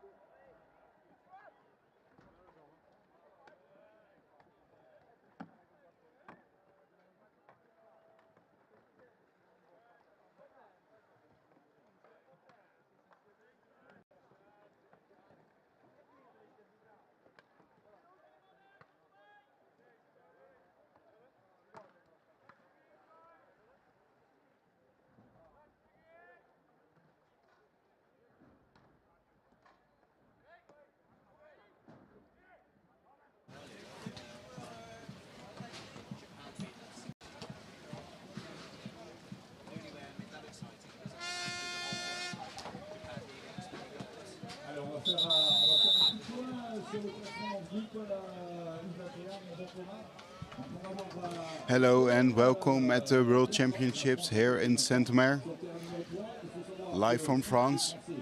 My name is Jorn Vergeijn and I will be your commentator for this match. We're going to be watching the Netherlands under 21 men against GB under 21 men. This is still in the first pool, but this will be the last match of this pool.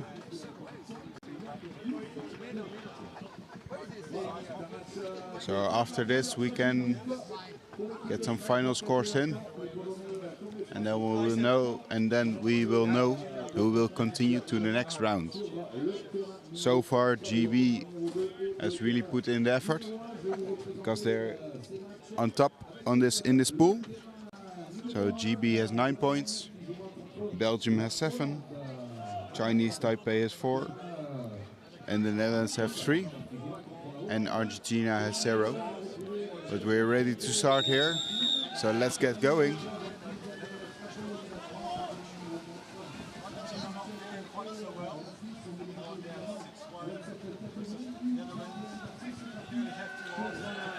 Eventually won by Brits, by GB. Nicely done from Mikovi. He had to touch the ball as well, otherwise it would have been an obstruction. The Dutch again defending a 1-4. GB now using 3 players, back to 2 players, to make the most room as possible in the defense. Quick passes, trying to reach. Oh, just on the inside of the top bar, but not enough. That was a scary moment for the Dutch.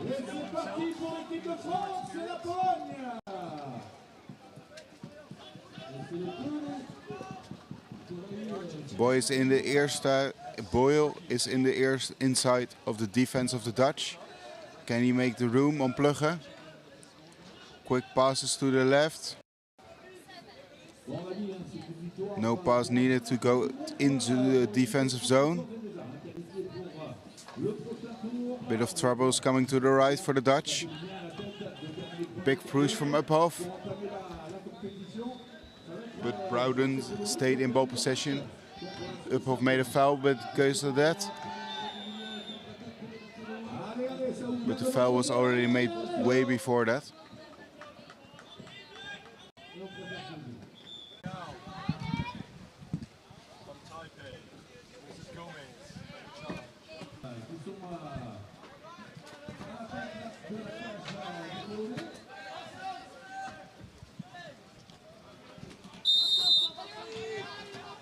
The Dutch now setting up their offensive side, trying to kind of 1-2 defense of the Brits. Quick pass to the side. Can he score? Another pass. Oh, just that's a bummer for the Dutch. Possible faraway shot. And just besides the goal.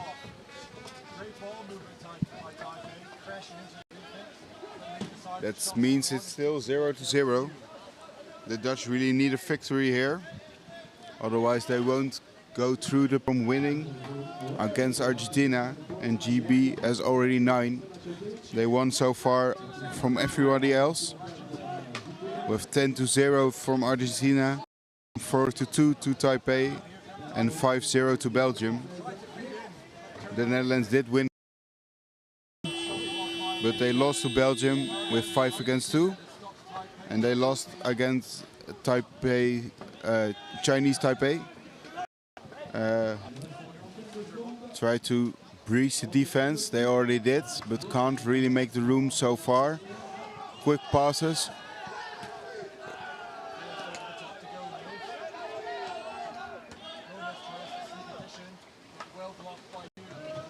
Manders, it looked like he got a boat in his mouth. It's not really good for lunch. It looked like he's up and running again. Far away shot from Bowden, but beautifully blocked by Plugge.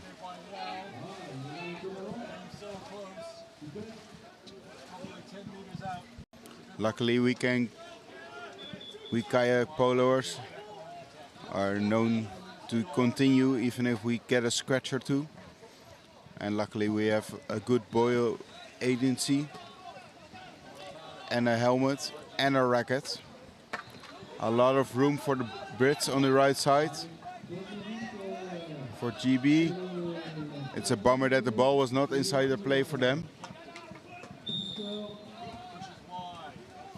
A lot of speed is going to be picked up by Kofi, but he was stopped by the Dutch defense. Far away shot from Sherrill, and he finds the back of the net. Nicely done. GB now leading 1-0.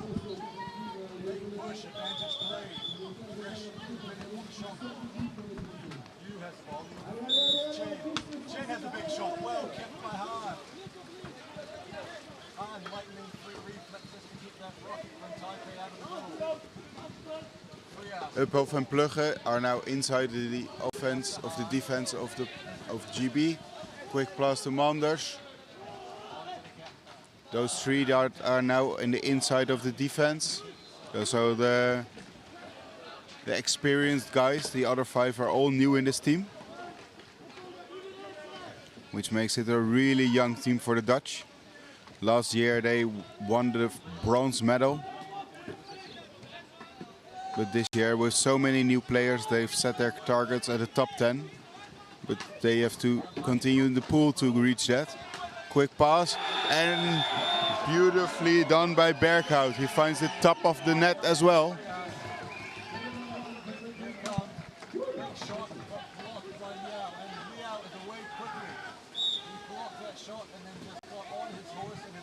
For the Deventer watchers under us, I was at Helmond, and when Guido scored, both sharing his name, he was really the rookie of the team back then. He's the rookie here as well. Here he's only one of the 5. There he was the only one. But now with 1-1, a lot of room is created in the defense of the Dutch. Can Manders get this ball? No. Mkoichen, he keeps possession of the ball. Quick pass to the left, loses the pedal. Merlo, sorry. Sorry, I'm butchering all the surnames from everybody.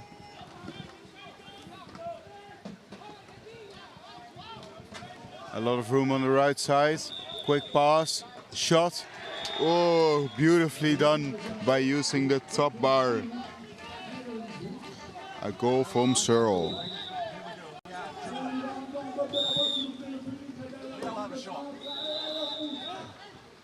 Quick continues. Ball all the way to the side. Brugging trying to create some room in the defense.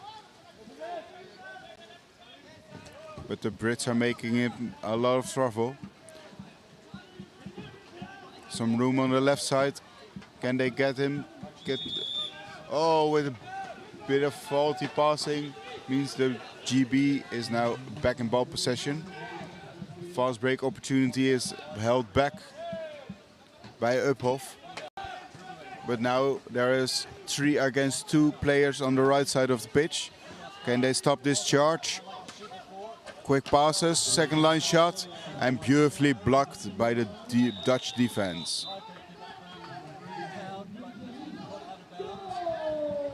The Dutch defense are now with 5 players again. Or actually with 4, because you always need a goalie. Quick paces from number 8, McCoygan. Quick shot from Merlo, but he finds the goalie's pedal just too big from Silkeros. Long pass, oh, just a bit too short for Verkooyen. But now the Brits can go again with a fast break of their own. Goal is still empty. He chooses to go at it a little bit slower. Quick pass, oh, just not caught by Boyle.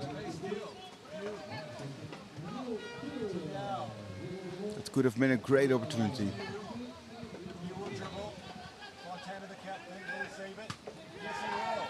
With 45 seconds left in this half and 30 seconds on the shot clock, the GB under 21 men really need to shoot at least one time between 20 seconds and now. A lot of passing around. A foul has been made by Verkooyen. Verkooyen is awarded, is penalized with 2 minutes.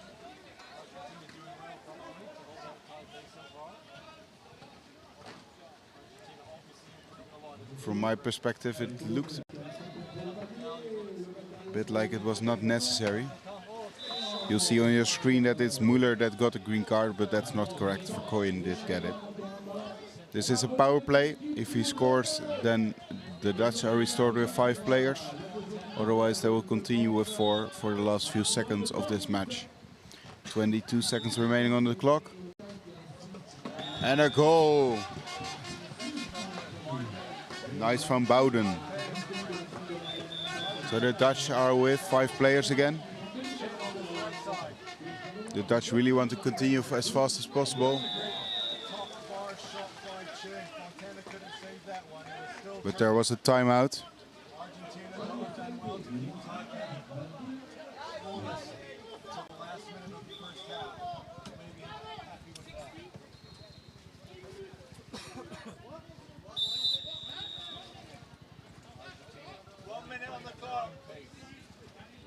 There's been made a mistake with the clock. We're waiting the result of the referees. There might have been forgotten to press a timeout somewhere. That would explain the difference in seconds.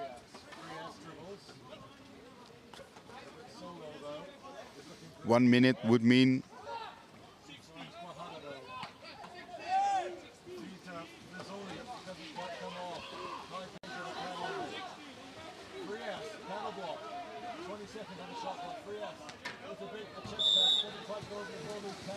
looks like it was still right, so 16 seconds. A lot of passes. Oh, just a short one, but that means GB has now the possibility for a shot. Zikaros versus Boyle.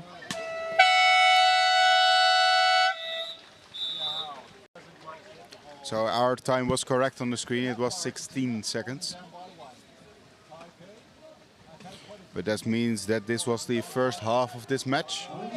GB leading with 3 against 1. The ball's been returned to the referee in the middle. He will throw it again in about 2.5 minutes. So the GB men and the Netherlands men are now getting some refreshment, some water, some quick updates, maybe a change in strategy. Try to ensure their victory.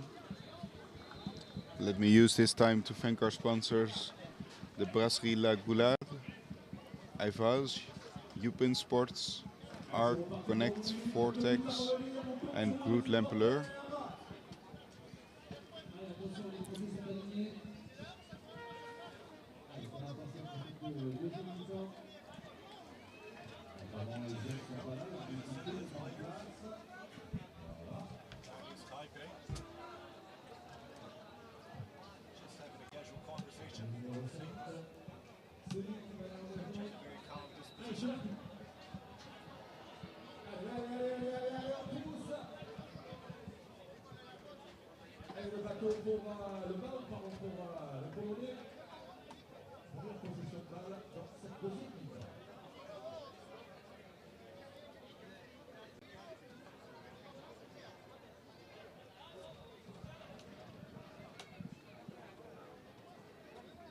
Indeed, Lala Soren. Joost is #1 at the Netherlands.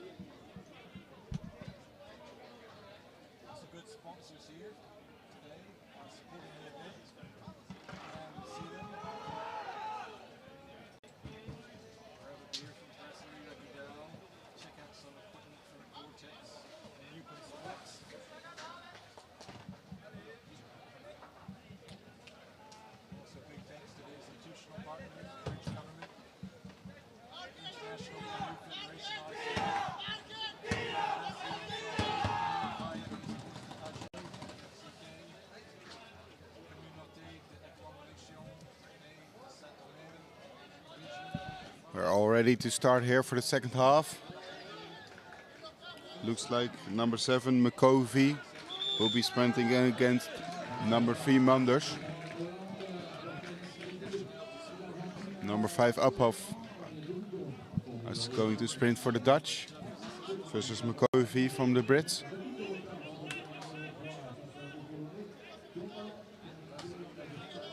The Brits are good to go. Big horn shouts. It's way too loud in real life, I can tell you that. And we're off. McCovey wins this sprint. And they are with 4 players against 4, trying to get a quick goal in the second half of this match.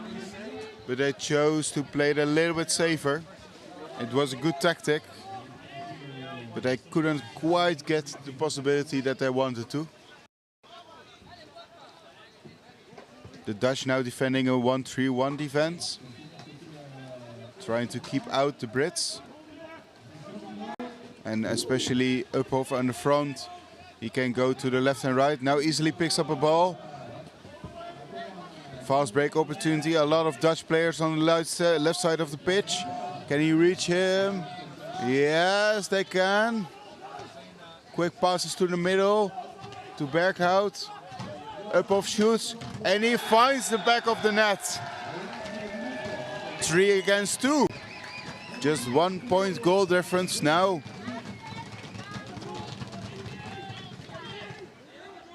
The Dutch again defending 1-2-1. 3-1.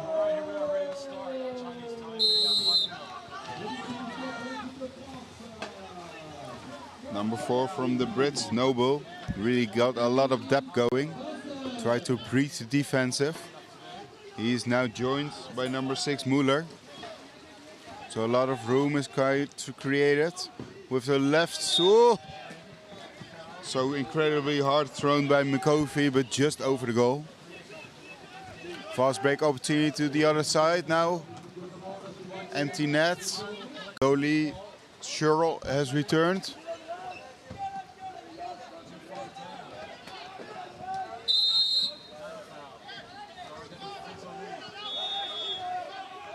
Offensive foul made.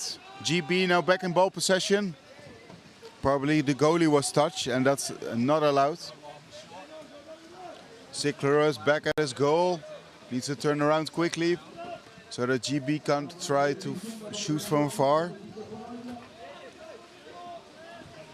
Again the Dutch with a 3-1, 1-3-1 defense.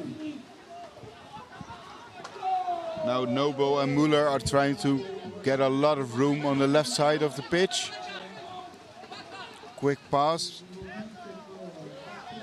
Sherrill really wanted to get that ball, but he was really close to defense. So That does mean that he won't be able to get a lot of power going, speed and power. Now long passes. Berghout on number 1, Boyden. Shoot from second line from Searle, and that finds the back of the net as well. We're looking again to a 2-point goal difference in favor of GB. Quickly used up.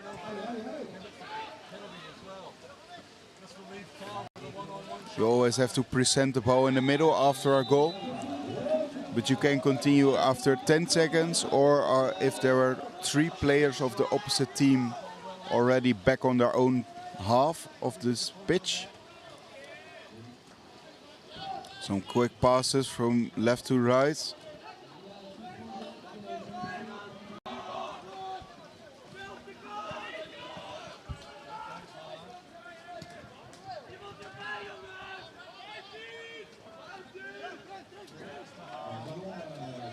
Manders, Siklerus and Kuipers are outside of. Oh, quick second line shot, but easily blocked by Searle. Fast break opportunity, but the ball was just not long enough.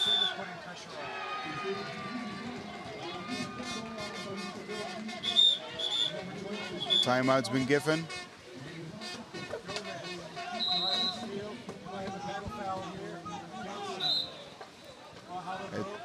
Probably otherwise will be a penalty and a green card, or they will say this goal was good enough.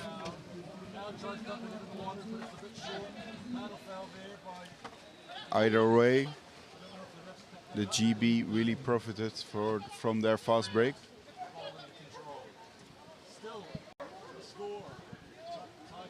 Both teams on the pitch. I think it was okay like this.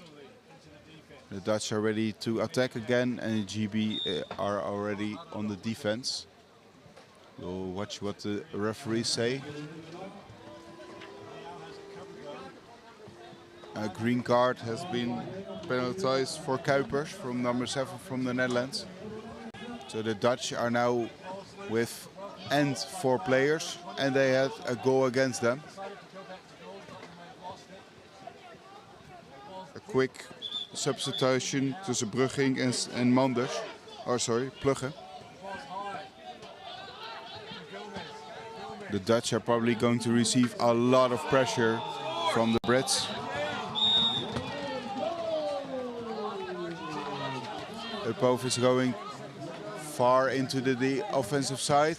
Can Manders pass the ball? No, he chooses to go to Verkooyen. Verkooyen keep possession of the ball. Gets a big push. That's all allowed. In the canoe polo world, we are allowed to be pushed when we have the ball. Quick pass possibility from Manders to Uphoff. Manders who chooses it to go himself, and he scores without his pedal. He left that behind like 5 meters back. Again, 1-point goal difference in favor of the Brits. But the Brits are really fast. Shoot and, oh, just the side of the goal.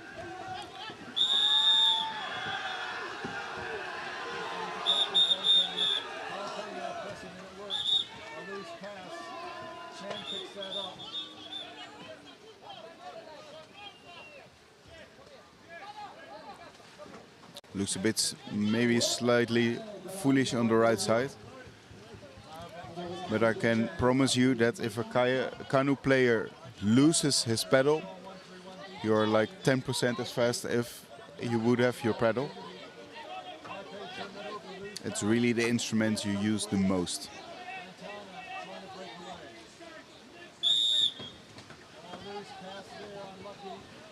Sorry, there's still a 2-point goal difference, of course, for GB. Can the Dutch keep out the GB with 5 against 4? On the right side is some room. Passes to the middleman.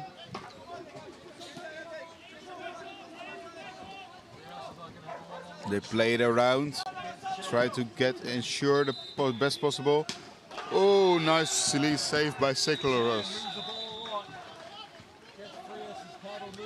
Now it is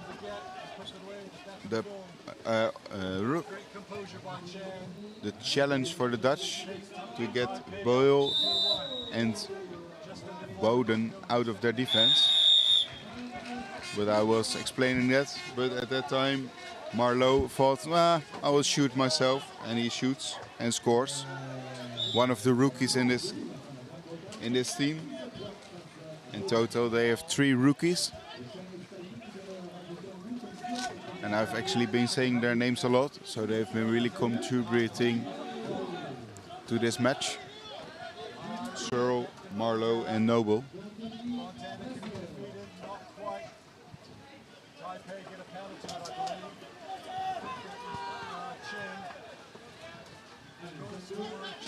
Little bit of room on the left side. Narrow shot possibility. Verkooyen shoots fast, but he's blocked by Boden.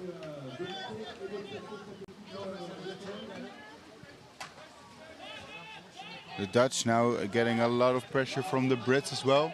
They're using a 4-out defense. That means there is one Dutch player that is free. But reaching him is a challenge, as you can see here. Luckily for the Dutch, Sekleros has the ball. Verkooyen to Sekleros. Back to Verkooyen. To Berghout. A little bit of room on the left side of the pitch. Verkooyen to Sekleros. Oh, that pass was just too high. Plugge with ball possession. The sideline can be moved by the player, but if the ball touches the sideline, then he's out. And the ball possession will go to the other team. 3 minutes left with a 3 points goal difference in favor of GB. To Manders. Can he score? He passes to Plugge. Shoots, but it was already narrow. And Verkooyen and Plugge couldn't really decide who will take the ball. Boden said, thank you very much, I will take it then.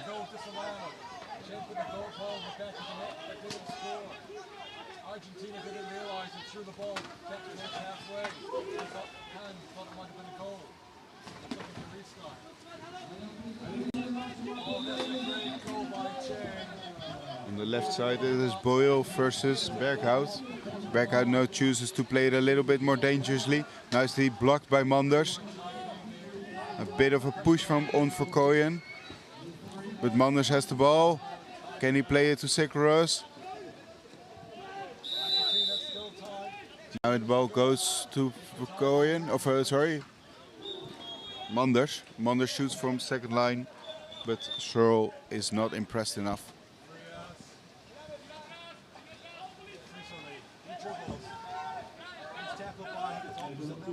The Dutch are now shouting that if they lose ball possession, they will change to man-on-man defense or 5-out. Trying to pressure the Brits and making a mistake then. But at this point, the Brits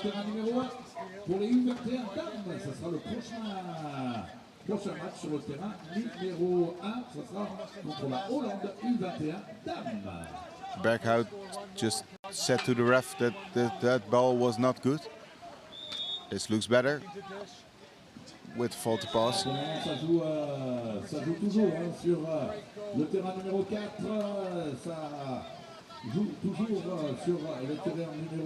passing around, a lot of room on the right side. Beautiful pass to Plugge. Oh, but stopped again by Searle.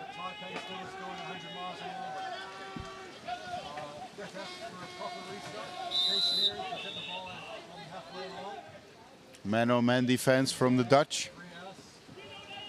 Trying to pressure in the GB and making a mistake. Long pass now. Sekleros versus Boyle. Boyle trying to get on the right side of Sekleros. Tries to score. And finds the top of the bar. But with a bit of luck, Muller made an offensive foul, so the ball possession is now for the Dutch again. Uphoff enters the pitch. A long pass to Brugink. But they really have to try to pressure, but realistically the game has already been won about a minute ago by the GB men. 20 seconds left. Possibility for one last shot. A lot of pressure from Mukoying on Uphoff to Manders. Now Noble trying to pressure Manders. A bit of a faulty pass to Brugink. And Boyle takes the ball. Last goal from the Brits. No, just too late.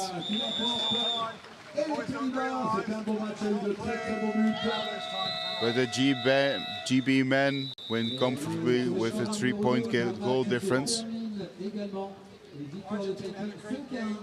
Players, they will always shake hands after a match. It's one of the traditions in canoe polo. Always show your respect to the other players.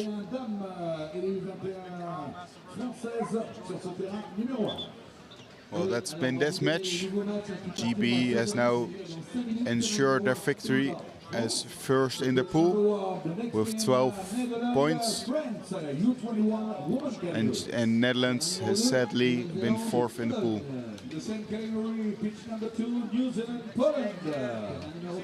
Hopefully they can still become the best of the rest. But this is not what they went, their target was.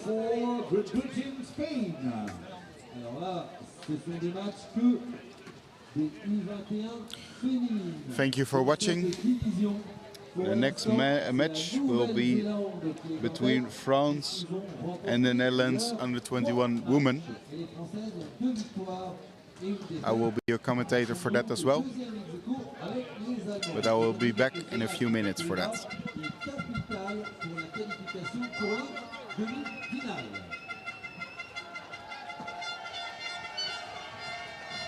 Allez, une victoire serait la bienvenue. On va applaudir l'équipe de France. Allez. On va applaudir l'équipe de France. Et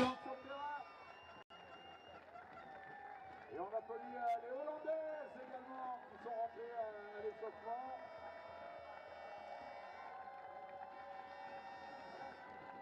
Ok. Oh, il va y avoir un match de supporters là entre la Hollande et la France.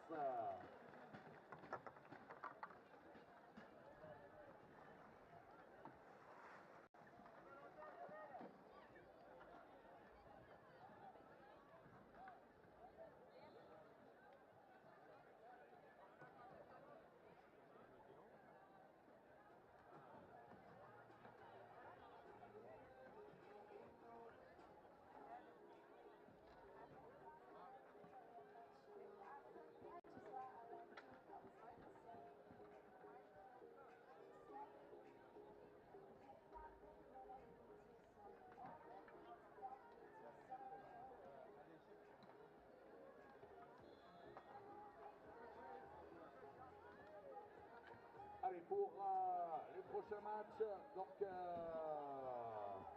on a les Italiens qui jouent sur le terrain numéro 3.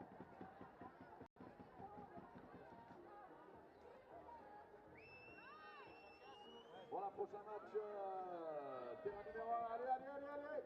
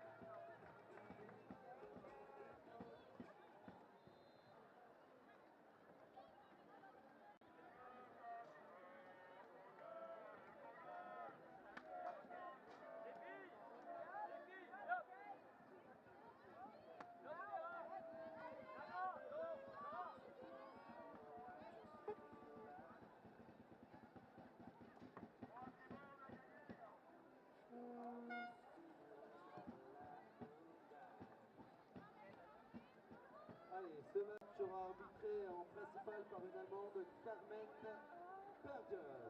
Et en secondaire, par un Irlandais, Merdad Rachidi.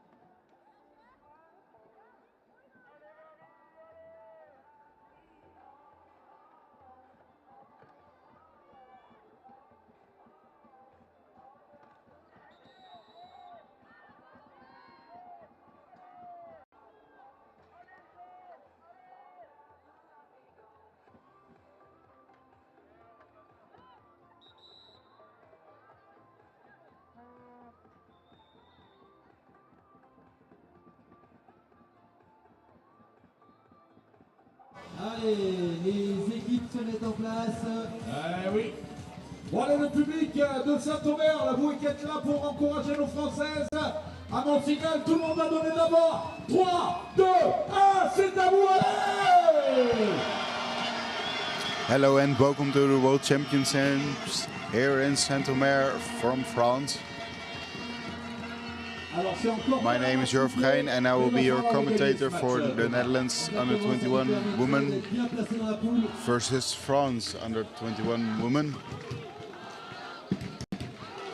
The teams have been all warming up on the canal next to the pitches. And they got in and the ref said, let's go get started.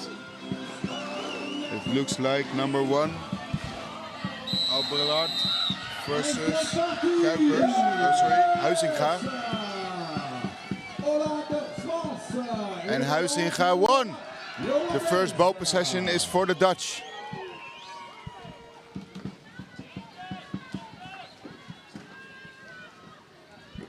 Let me give you a bit of background of this pool. All the under-21 ladies will play against each other, and the best 4 will instantly go to the half finals. So it's really important that you get as many pool points as you can. Quick pass, a quick shot from Huizinga to Vroon. But they were both stopped by Bonnet. Quick passes, a bit of faulty, and Vroon shoots, but Richard stops the ball. That was some quick action. I couldn't even explain the pools to you. So far, the French have won twice against Poland and Spain, and the Dutch have only won once against Italy, but they tied against Poland. So France has 6 points and the Dutch have 4 points.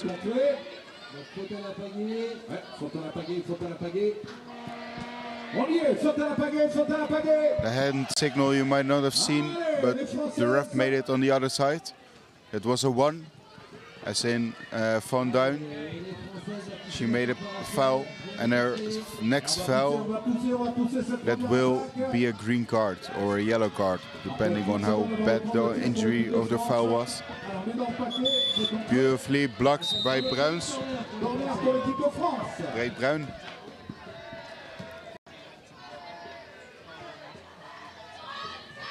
Lotsering now back under the goal. Meijer trying to get through the Dutch defenses, which is quite open because they choose to go as a sort of 1-2 defense, and 2 players trying to pressure the French ladies. Bit of miss touch from Bonnet.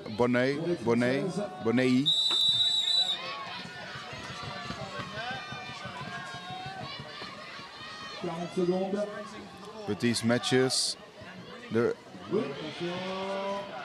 beautifully blocked by Lotsering. Breed Bruins to Huizinga. Vroon is free on the other side. Gets the ball from Lotsering. But Bonnet was already under her goal for that faraway shot.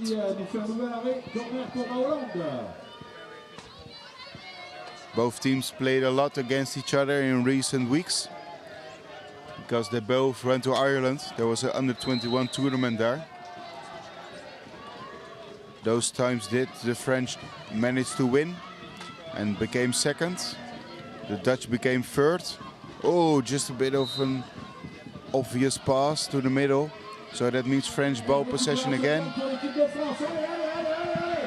Kuipers is going for it. The ball can still continue. Lotvink under the goal. Shoots high. And the top bar saves the Dutchies.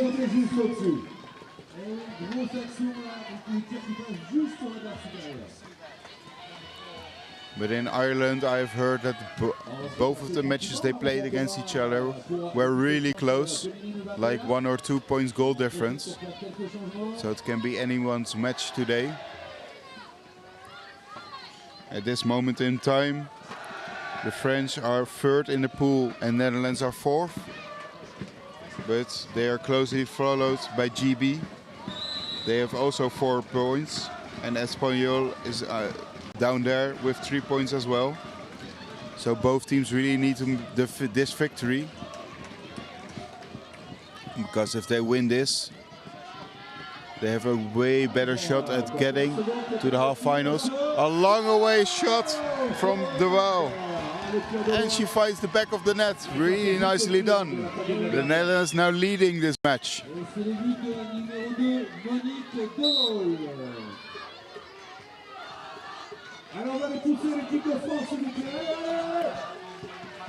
The French now looking for an answer.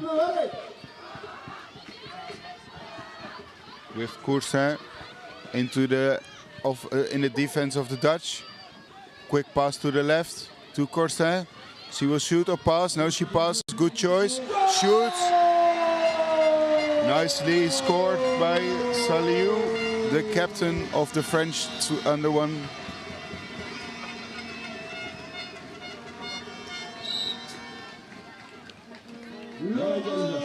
And it's back tied up again. On y est, égalisation. Donc avec l'aura pour l'équipe de France. 1 partout, 4-30. 4-30.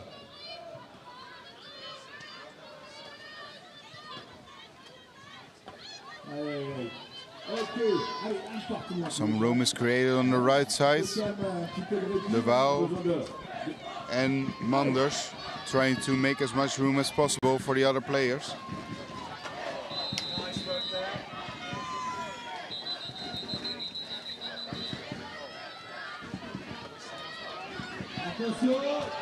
Whoa, beautifully done by Kuipers.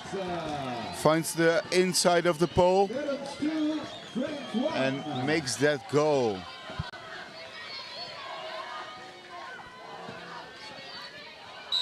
One of the rookies of this team. Always nice to score that way.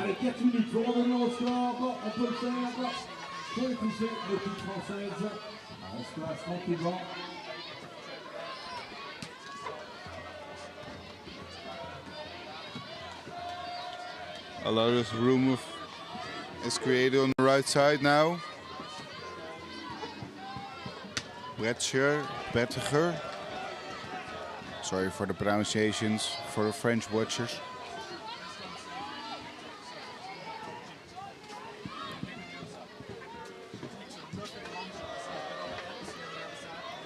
A lot of pressure on the French ladies from the Dutch.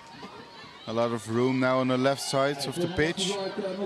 Oh, but with a faulty pass and a bit of luck for the Dutch. It's now in Dutch ball possession. Long passes are needed. The goal is not empty anymore.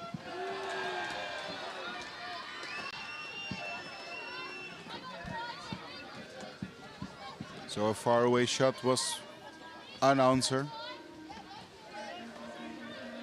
But for the Dutch ladies now have to rely on their own offense.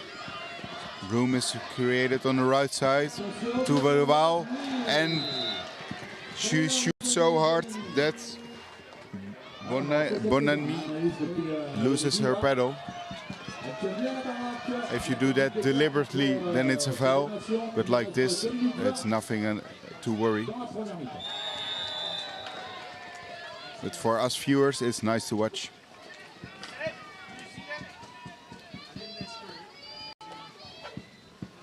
Van der Duin to Breedbruin of Huizinga. But the French are now back in ball position.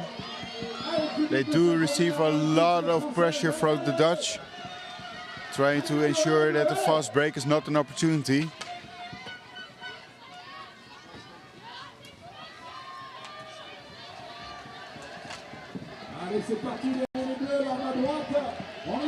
A low side on the right. Will she pass to the other side or shoot? Oh! If she would have passed to the other side, it would have been a real opportunity. Now she shoots under the goal. De Waal to Breedbruin.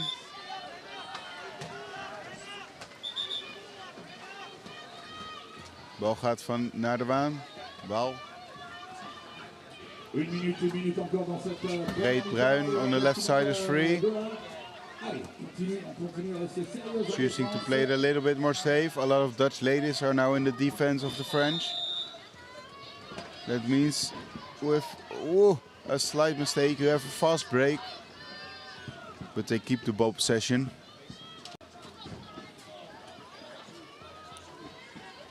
"20 seconds left on the shot clock. So the Dutch have to shoot once before the end of the match. That was this one. But there was a foul made by the Dutch. So it was French ball possession altogether. Fast break opportunity to the left side. Long pass to the right. Oh, number 1 from French is really free there. To number 2. Back, shoots and scores. Again the captain who makes the difference. Salut. À 12 secondes de la mi-temps, le but pour Laura Salut. 5 seconds left. Long shot. Oh, deflected by Bonai. And that is halftime for this match. All tied up, 2 against 2. The ball is being brought back to the referee. So we can start the second half of this match shortly. In about 2.5 minutes. So if you really need to pee, now's the time. So grab a glass to drink. That's what the players are going to do. And they get some last minutes advice from their coaches, trying to make the game their own.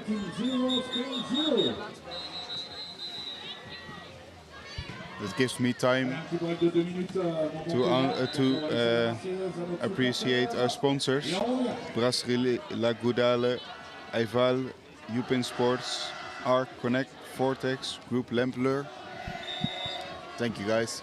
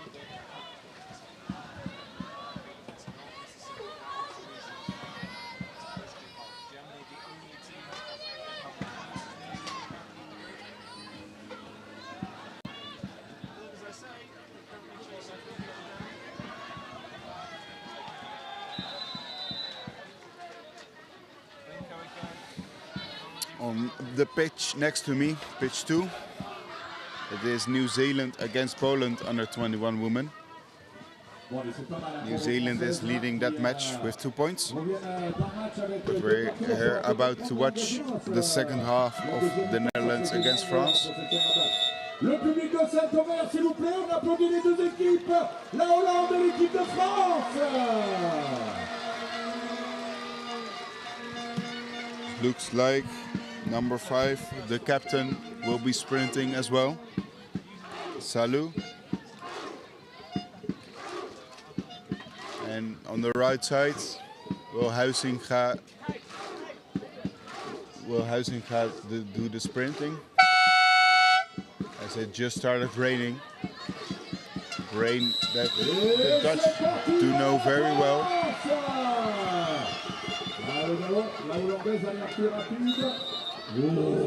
Offensive foul made by the Dutch. That means ball possession for the French. They don't take time to change their mind and go for the attacking part. Huizinga going to the back of the defense. Now clearly a 1-2-2 defense. Trying to pressure the French from the front.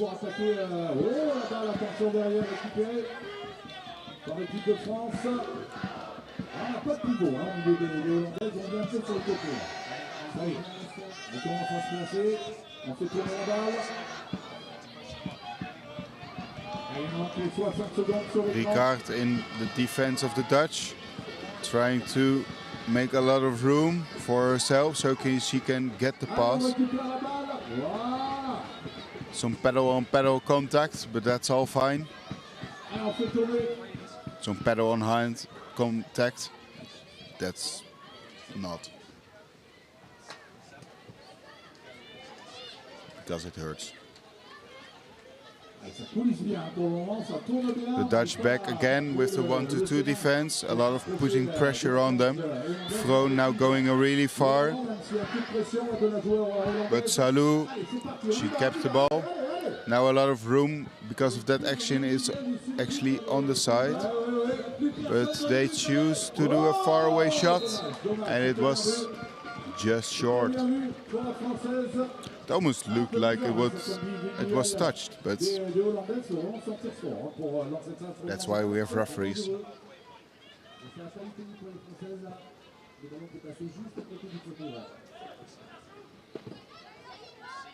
8 minutes left, then we really know who the winner is.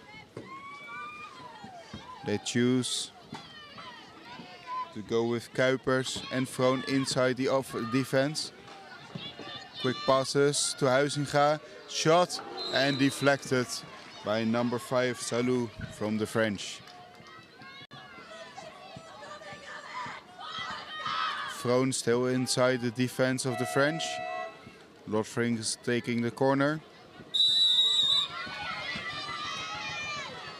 Van Vroon naar Kuipers. No. Long shot to Huizinga.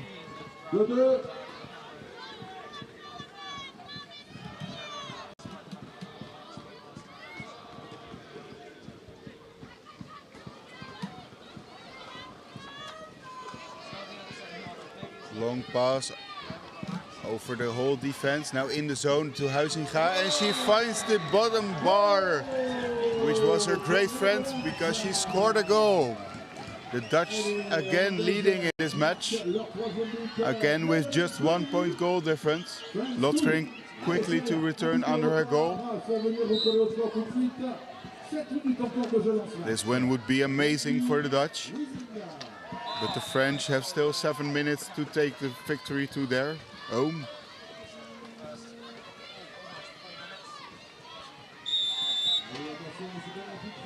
And Salou scores for the French. The captain is really important in this match for the French.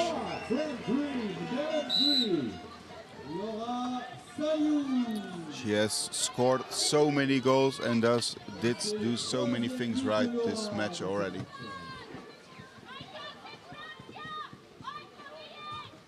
Huizinga in the defense of the French. Breed-Bruin trying to do it on the right side, but on the left side there was a lot of room for Manders. Ball to Huizinga, shoots and easily blocked by Bonnet.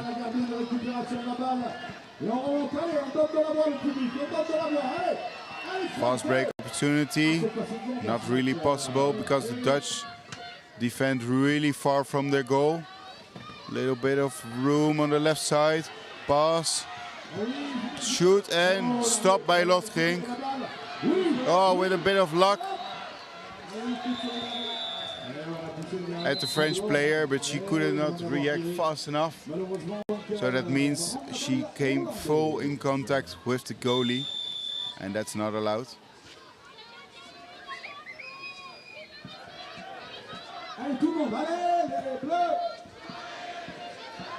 5.5 minutes left. Long shot from Vroon, but sorry, I was watching and I thought it bounced off, but it was inside the goal. So again, the Dutch are leading.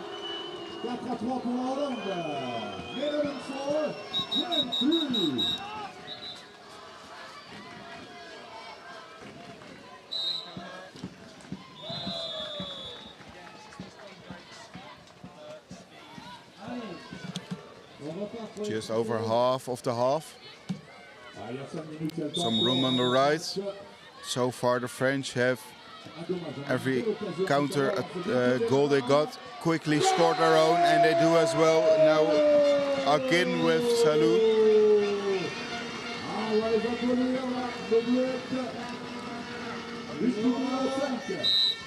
Really proving their worth, her worth.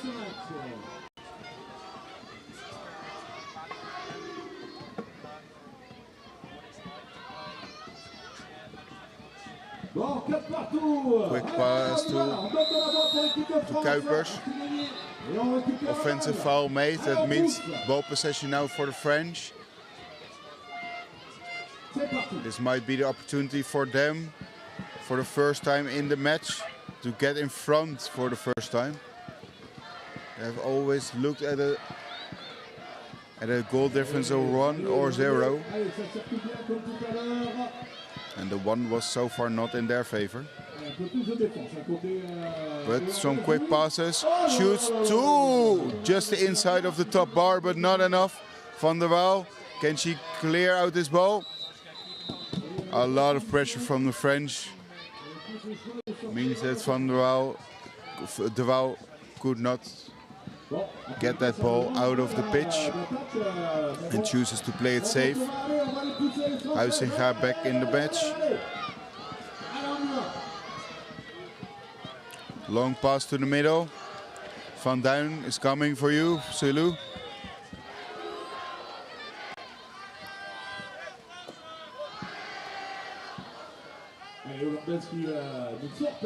On the right side there is no room, but on the middle there is. Salou again, but blocked again by de Waal.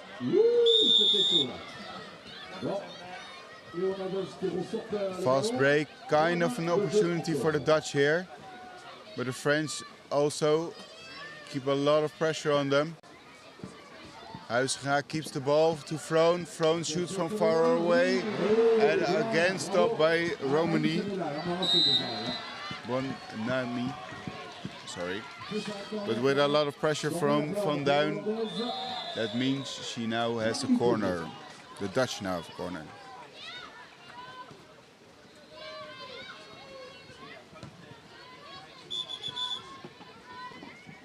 Kuipers to Huizinga, and Huizinga shoots over the goal. Again tight, or still tight, I must say.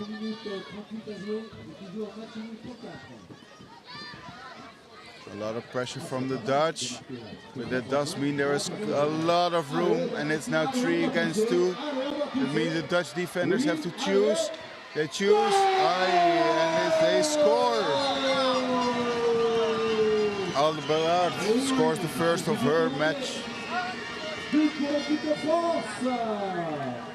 That means the first time, that is the first time that the French are in front of the Dutch.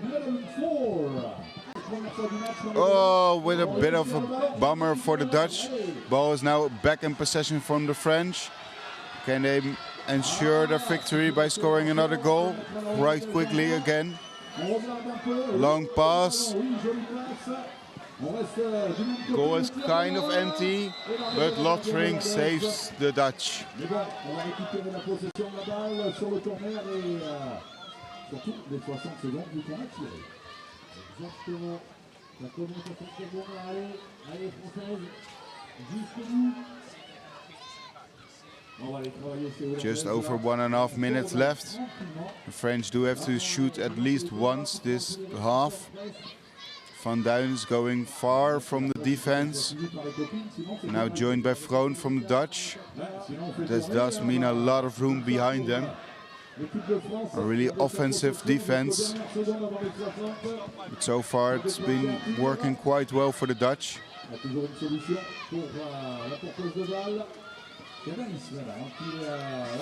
Just over 1 minute left. It's getting really close to the end. Far away shot to the right. Pass to the middle. Shot and blocked by Lothring. Lothring still in ball possession, but is forced to leave the ball because she could not pass it to anybody else. But this means that the French have the last 40 seconds.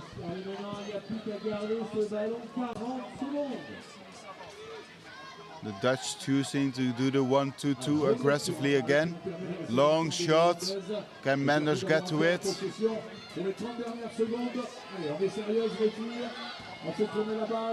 Ball still continuing farther away. The Dutch now going on a man on defense. This is a really risk. A lot of room on the right side. Now left. Lothring going back to her goal. It's probably a good call.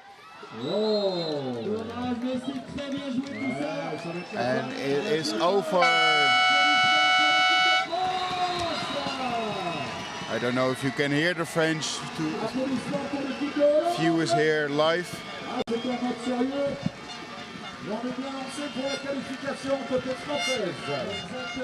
But they're really happy with it. Congrats to the French ladies. For me it was a bit sad, but that's because I'm a Dutchman. But congrats to the French. They ensured their third place in the pool. They actually rose above Germany, or at least I don't know what Germany did just now. But they have now 9 points, game points as well. Thank you for listening. I hope you have a good day. I won't be back for today, but there is still one match left on this pitch. It will be Germany women against Singapore women. So enjoy watching that, because you will get the commentary for Elmo, and she is always fun to hear. Number 4. Great Britain 1 and Spain 2. Voilà, et c'est sur terrain numéro 4, si tu peux mettre un peu de son de l'autre côté. On va souhaiter un bon anniversaire à Alix, qui est sur la ligne de front avec son drapeau, il est volontaire. Il a 13 ans aujourd'hui. Bon anniversaire Alix. Et au travers d'Alix, on remercie tous nos bénévoles présents pour l'organisation de ces championnats du monde. Merci à vous.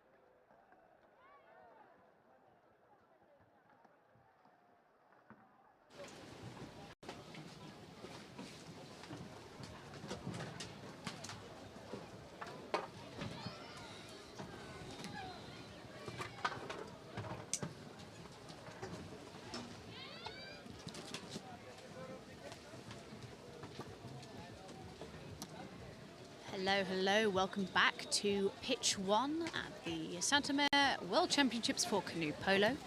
You're joining me, Elmo, on this women's senior level game, Germany against Singapore. This is a group stage game.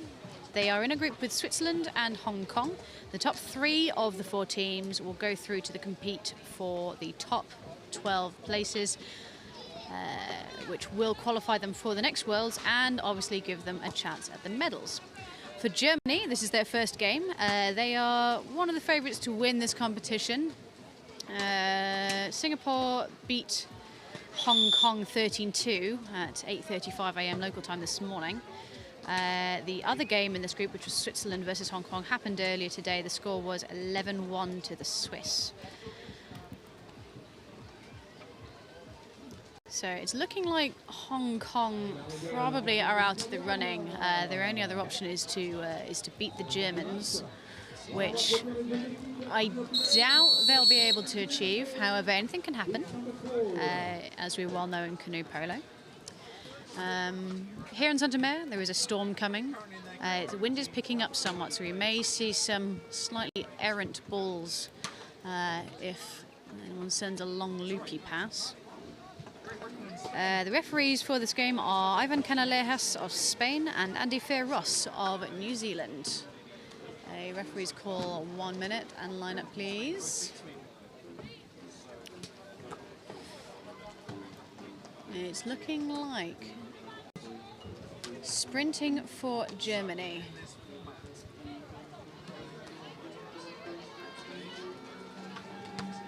Sprinting for Germany, it's looking like it's going to be Leonie Wagner taking on Lau from Singapore.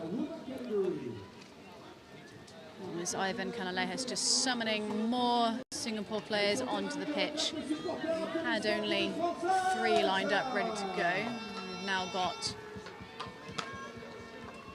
4. Do need one more of you. Right, ready to go. So, sprinting, it's Lau versus Leonie Wagner. They are off. If you haven't seen this before, this is how every half of canoe polo starts. Leonie Wagner just beating Lau to the post, and then turning beautifully on the ball and laying the ball off to a teammate. So, it'll be Germany who are first to make this attack. They have sent in to make some mess. They have sent in Hilke Vogt, who is new to this team this year. Ball is starring round to the left, finds the hands of Shaper. Shaper thinks better of it and recycles the ball out. I want to say Germany are classically a very disciplined team under the leadership of Elena Gillis, who has been a member of the national team since 2007.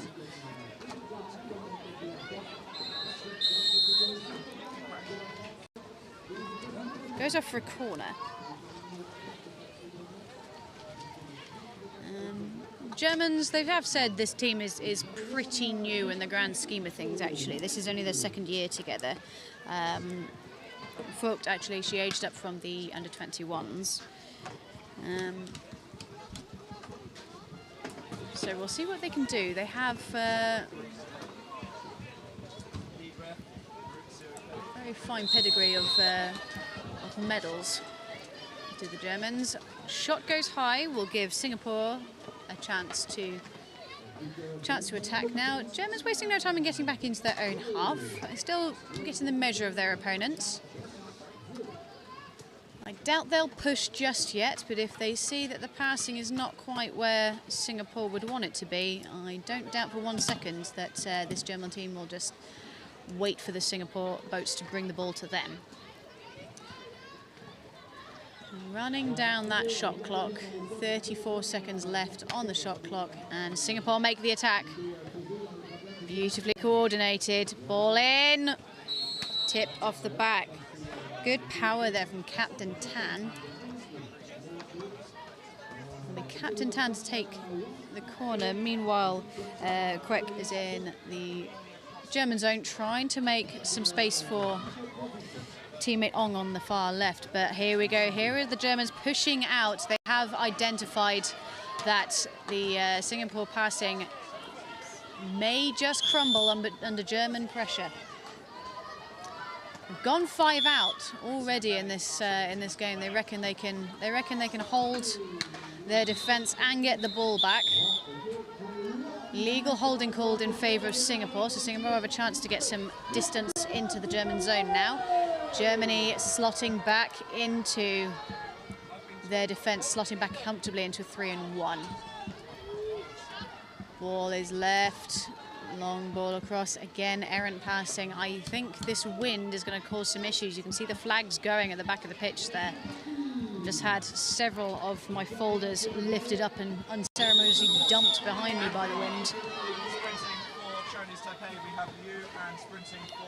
Ong, long ball over to Lau, who finds Leonie Wagner sat on her.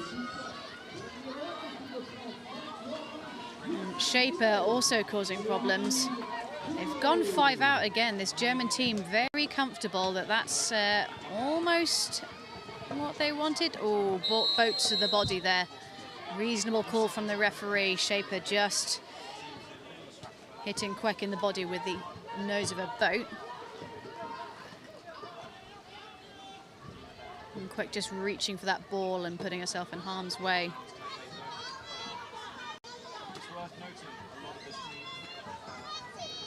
They're going to need to see a little bit more speed and ferocity from this Singapore team. Lovely stop from Jill Rootson.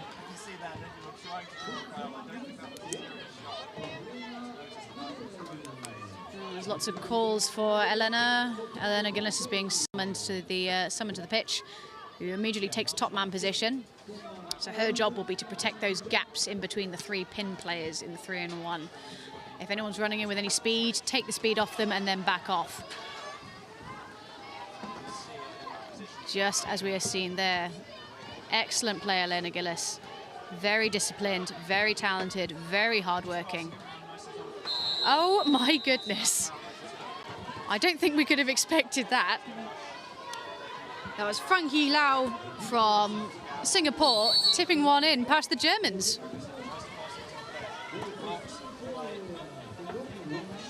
Not entirely sure how that happened, but it did. Score, if you're just joining us, Singapore 1, Germany 0. We'll see if this stays the case for long. I imagine the Germans will have a strong rebuttal in order. Only Wagner dribbles in. Ball goes right, finds Schwarz. Back to Gillis, back to Wagner. Beautiful work. But unfortunately sends the ball to space. We'll see if Germany elect to push out again, as they have been doing. They reckon they can push this Singapore team. Haven't seen any payoff for that just yet, and given that they are now a goal down, I'll be interested to see if they continue with that tactic. Again, errant passing, and then Gillis just paddling up to pressure that ball. Force Singapore to come back and have another go. It's quick, just trying to work her way into the zone. These Germany, classically a very defensive team. Beautiful stop there. Ball doesn't even get past Kruse. Germany on the break now have an opportunity. Way out in front was Schmallenbach, but unfortunately the ball didn't find its way forward. Schmallenbach, not to be deterred, has now started opening up a huge space on the left-hand side of the Singapore zone. Singapore just moving around just to try and occupy that. Singapore seemingly go for a static 2 and 2. So 2 in an arrowhead in front of the keeper and 2 in front, moving backwards and forward like the run rails, trying to take the speed off the runners. And lovely ball in, split there. That's unfortunate. I feel like she dropped that. That Schmallenbach just taking the ball off the back line. That was a good opportunity for Germany. They managed to get 2 boats inside the Singapore defence, and in what we call a split, where you've got 2 boats next to each other and you can force your opponent's boats outwards, make some space for you to take the shot, or for a runner to run in.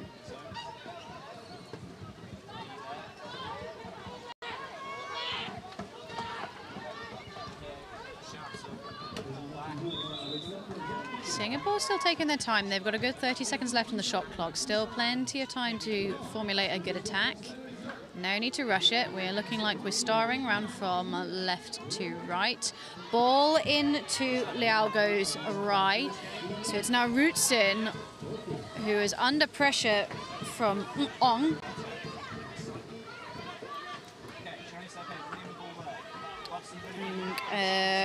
Katharina Kruse might need some help here. She needs another pass. Manages to find Shaper.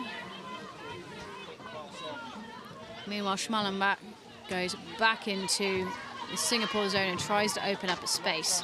Again, we can see Kruse just trying to come in along next to Schmallenbach and try and to push those boats apart. But as you can see, Ong is doing a good job of, well, was doing a great job of putting herself in between those 2 boats. It didn't matter. Beautiful, massive shot from Jule Schwarz from way outside the zone. It was one of those blink and you miss it kind of shots. Absolutely massive power. So score now, 1 goal apiece with 1 minute and 23 seconds left to go. It's a very threatening looking cloud over this pitch. And I don't think I want to still be here when it arrives.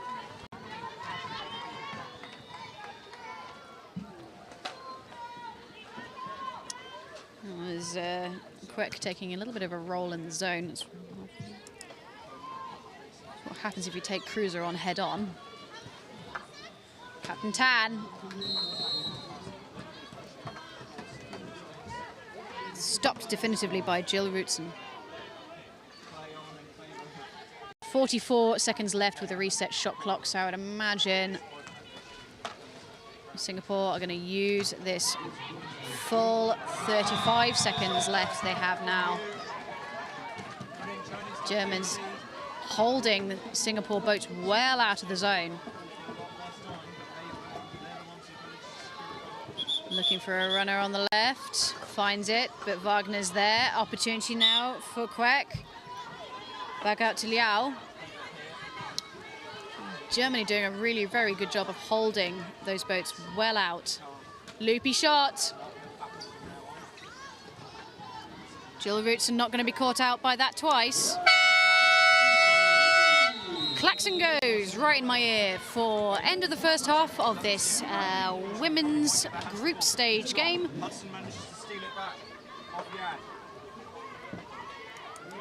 I will say it's not the dominating performance we've seen from Germany in the past. I think it possibly need a little bit more aggression.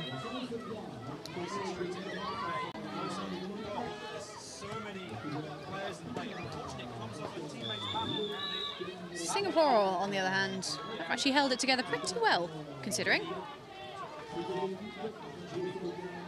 Interested to see what we can see in the German corner. And pan over to the Germans.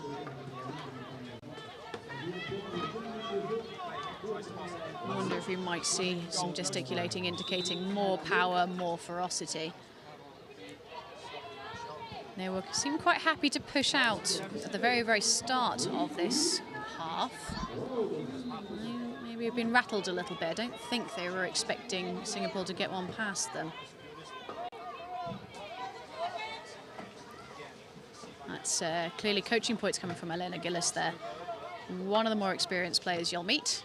Also absolutely delightful to speak to. As we slowly pan, you can see the size of this venue. Purpose-built venue. Stands on 3 sides of pitch 1. Absolutely rammed full of French supporters earlier.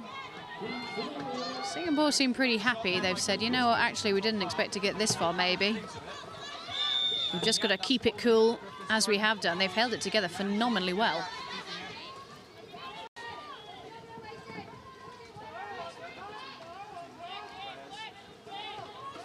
So we shall see. We're going to be lining up for the sprint start soon. I did actually have a chat with the German women before this game started. I imagine if Leonie Wagner goes for it, they said that after the sprint she not infrequently ends up upside down. So it'll be. She managed to stay upright in the first half. Let's see if she can go 2 for 2. A little bit of time left on half time, but both these teams lined up and ready, chomping at the bit to get back into some world-class polo here at Saint-Omer. Wouldn't have happened, of course, without our sponsors. Brasserie Le Goudel, Eiffage and European Sports. In addition to Arc, Connect, Vortex and Group L'Empereur. 5 seconds left on this half-time call. That's the klaxon. They are ready to go. Leonie Wagner will be sprinting up against Lau. Leonie Wagner, will she stay upright?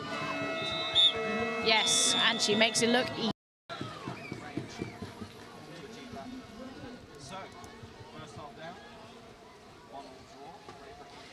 So again, Singapore choosing to go with this sort of static 2 and 2. So 2 in the front, 2 in the middle. And the 2 in the front will be moving backwards and forwards like they're on rails to try and take that speed off the fast runners.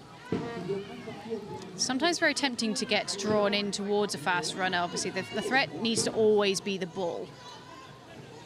Lovely little pass into the zone. Elena Gillis just giving Vogt a little bit of forward momentum. Tap on the back, off you go. Vogt burying it in the back of the Singapore net. Much more of a return to form for this German team. There we are, Hilke Vogt, new for this year, aged up from the under-21 women's. And Singapore with a lot of people in the zone, not a lot of cover. That ball is actually around the back of the net. No, it looks like it's in. Jill Rootson just rescuing it.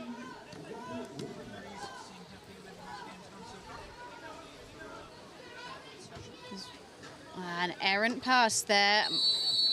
Schmallenbach manages to effectively...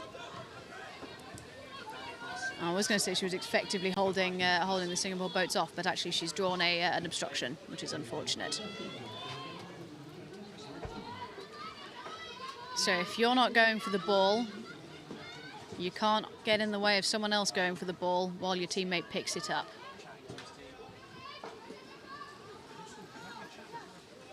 Ball goes left. Interestingly, Kruse sprinting in from behind the goal. A tactic I haven't seen.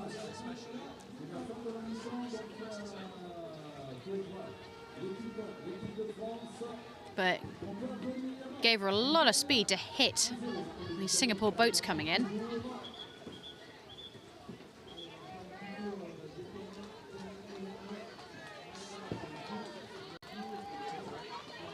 A little bit confused because I thought the no waiting area said no, but she did cut across it, I suppose.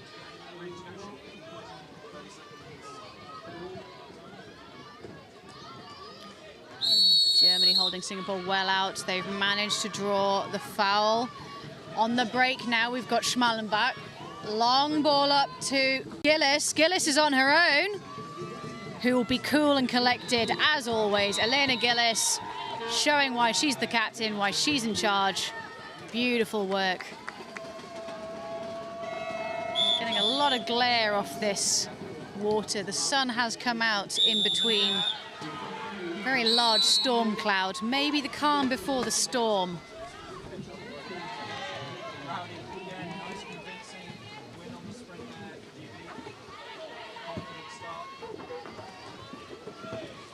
I'm getting a little bit confused here, but Singapore managing to maintain possession. There's some Singapore boats just rafting up almost and creating a bit of a battering ram to take on the German defence. Which, to be fair, is sometimes what it takes.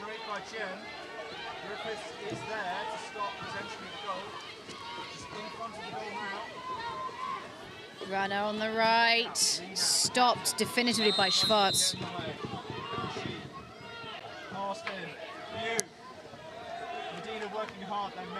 6 minutes and 20 seconds left on this clock. Still plenty of time for Singapore to bring this back. Germany pushing out, chasing 4. Interesting. They've left a keeper in. They don't want to be caught with a errant shot, but it does leave a man free, in this case, which is Kyung. He's quite happy to hold the ball well out. And say, no, let's take some time, let's reset it here. Run on the left is Captain Tan. Captain Tan, long ball across to Ong. Not quite finding the hands of Liao, and referee calls play on for that foul, which will reset the shot clock.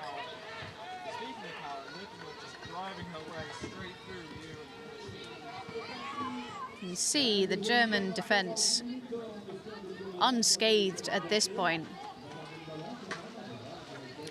Only Wagner just coming out a little bit just to give herself some wiggle room. Faster on the left in the form of Kyung.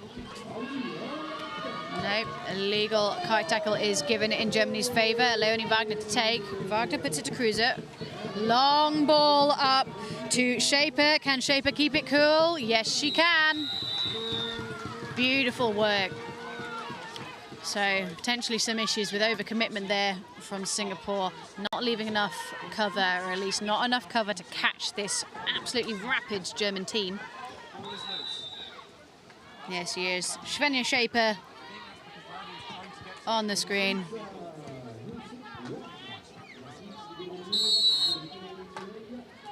So what will Singapore do differently to try and produce a different result? Seems like a lot of commitment again. They will be caught on the break if this goes badly for them. It's called as a goal line throw. Refs clearly thinking that there was a paddle dot to that.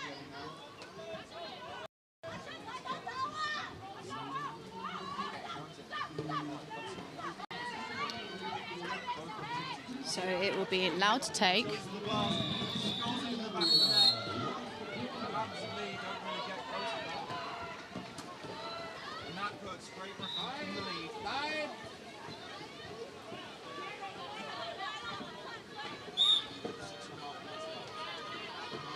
Push there, but well resisted by Ong.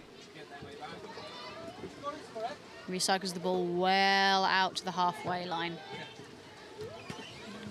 Very reasonable decision. You're going to need to hit this German team with either a lot of mass or a lot of speed, or ideally both if you want to put any sort of dent in it. Lovely pass. This needs to be recycled out, surely. You've still got 15 seconds. 15 seconds is an awfully long time. We're going to see a shot any second now. Lots of calls of shoot, just off the top bar. So Germany on the break. Nope, they're going to take some time. Jill Rootson just saying, no, break's not on. Let's take our time. Let's set up a good attack. Finds Gillis. Now in the zone, trying to make some space is Kruse and Vogt. Again, an errant pass, hasn't it? It's not like the Germans. And they won't be caught on the break. Cat and Tang.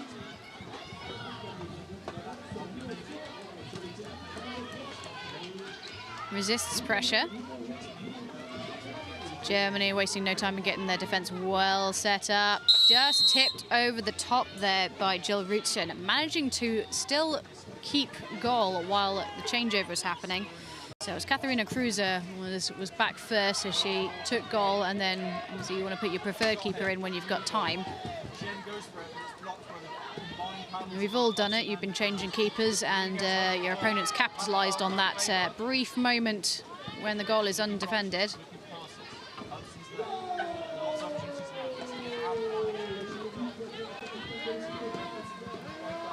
Leon called resetting the shot clock.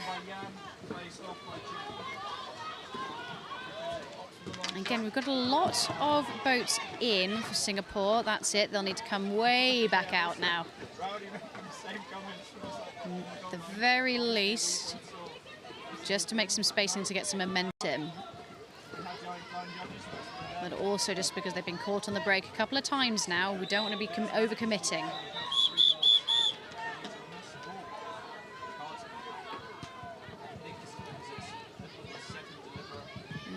Shaper just trying to find her way back into position. Now giving us some trouble, but she's left it to for the 3 pins to deal with. Bird bin, wonderful push. Plenty of space there for onto full in, not onto the boat. Well timed.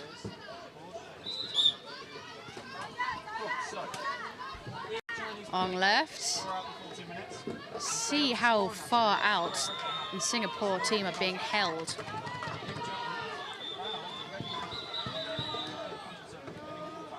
Play on called again. Resetting the shot clock, probably for the last time this game. And Singapore claw another one back. We've done it once, they can do it again.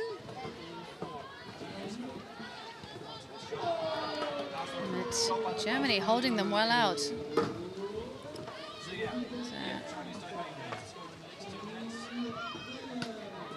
Reasonable attempt. Wagner managing to lay the ball off to Rootson. So So Shaper's gone. Shaper wants it. Yes, she does. She's by herself. She's got pressure from Tan. Once again, Germany breaking on Singapore and putting another one past the Singapore goalposts. Beautiful goal. We have seen this now 3 times. That's the 3rd goal they've scored on the break. Interesting to see if Singapore switch it up for the last 25 seconds. It's now damage limitation.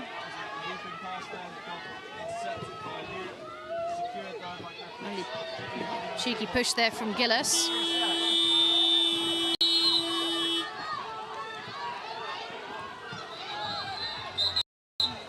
Time out is called. I think there's been some confusion with the klaxon. There's definitely 4 seconds left on the timer, but a klaxon has gone off. It sounded differently to the usual klaxon, though.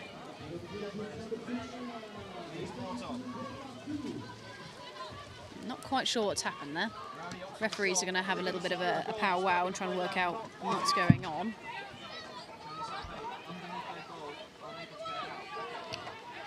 Looks like Germany are currently in possession, so with 4 seconds left, I'll say a long ball maybe, or a long shot.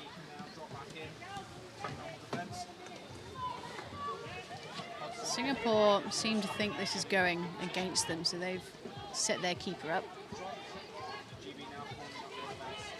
There we are, so 12 seconds are being put on the clock.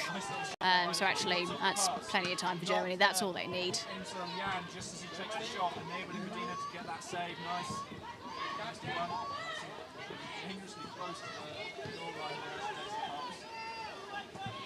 Captain's just being summoned. Goes for it, and that's an unfortunate off the bottom right-hand corner. Would have been nice to get a goal there.